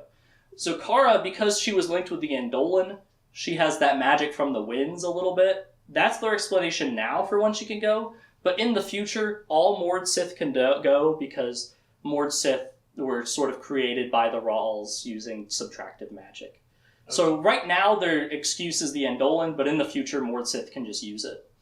Yeah. So that's how the Sliff sort of works and who can and can't go. But the sword's magic isn't compatible for some reason. It'll kill you if you're in it, so it has to stay in the first Wizard's Enclave in the Keep. So he puts it down, and they all go to the Jacopo treasure. And it's like, all the books are gone. There were books here earlier, and now there's fire and stuff and torches here too. And they get up, and they get to the Mud People, and they see Zed and Anna there! It's like, Zed, my grandfather, I knew you were alive, I knew it! It's like, that's right, boy, it's me, Zed! I'm here! I'm right here, that's what I look like. And it's like, what happened? And they explain a little bit, it's like, I saved Richard, I said, Centrosi, and he's like, stop! You said the chimes? You invoked the chimes? It's like, was that bad? He's like, it's probably fine. Let's deal with that in the next book. But they're not very happy to hear that Kaelin's invoked the chimes. And Richard, he's talking to Richard about his time in the Temple of the Winds, and Zed says, what did you lose? He said, knowledge. What did you gain? Understanding.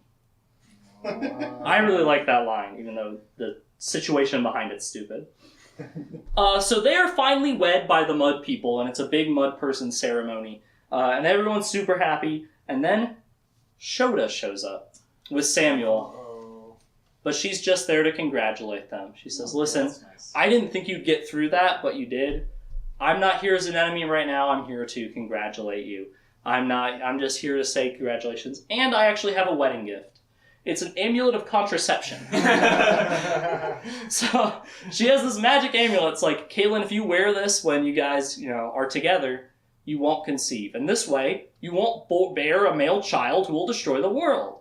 And they're both kind of like, well, we probably will want kids one day anyway, but for now, just to keep the peace and just to be able to choose when that happens, they're gonna take it. And Caitlin's like, I'll use it. Thank you, Shoda. And she disappears, yeah. Does she have to wear the amulet while they're having sex? Or? Yes. Okay. And she doesn't have to wear it when they're not, so. Okay. Yeah. Remind me again why it's so bad if she has a male child. So the idea is in the past, male confessors haven't been able to control their gift, and they've sort of been corrupted by it and all become evil tyrants. Is kind of what's happened in history. And that's like a big ancient history thing, and it's become confessor tradition to kill male offsprings. We'll have the confessed father do it because they will do anything that they're told. But with Richard not being confessed, neither of them will be able to bring themselves to do it, and they won't be able. That's why it's not like. But Richard's of the opinion like just because some of them turned evil doesn't mean they all will. It's all up to how they're raised. I'm the son of Dark and Rawl. Yeah. So Richard is pro-life and pro-conception. Yep. Yeah. It's- Or contraception. Yeah, I knew what you meant. Yeah. Yep, use contraception, and if you have a baby, it's your fault. You keep it, and I'm not going to pay you any money. That's Richard's thoughts on that situation. So they have the amulet of contraception, and Richard and Kaylin finally get their night together in the spirit house. Nice. Yeah, Does it have a magic-y name, or is it called the Amulet of Contraception?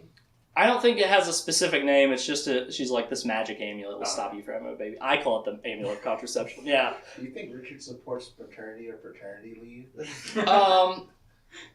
No. Women are having the baby. The men have to work to support them. That's probably what he'd say. The end. Any more questions about Temple of the Winds? Yeah. Does Gratch show up in this movie? Gratch is not in this book. Okay, so I forgot to mention this about Gratch at the end of the last book. When he showed up with a few other Gars, and he's like, Gratch, who's this?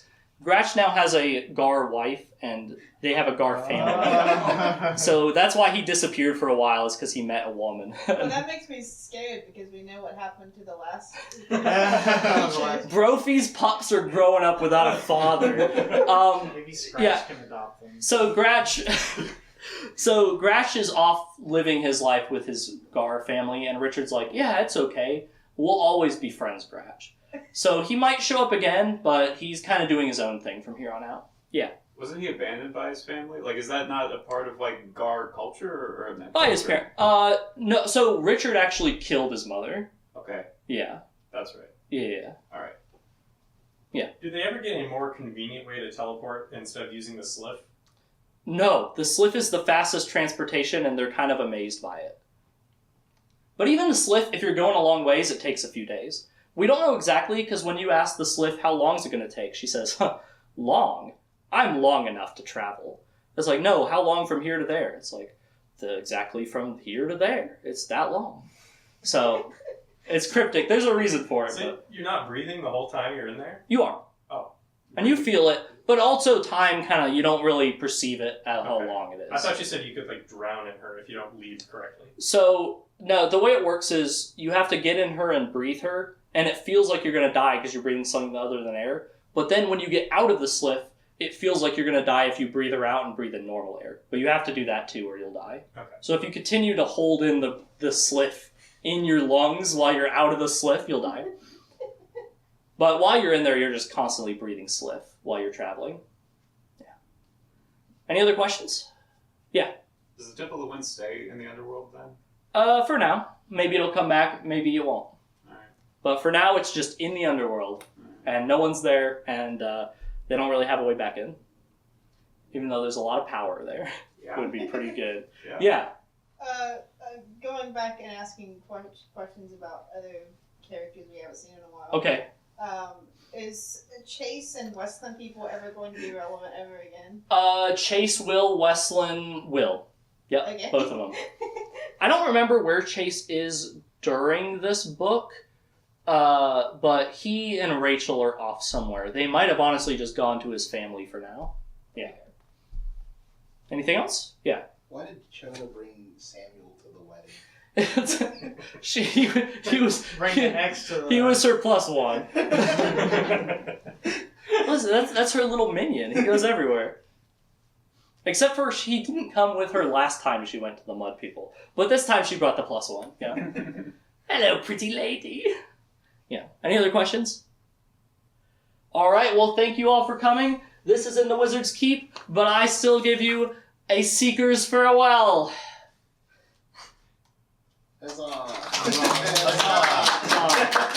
Hold on a second. Okay, we're clear.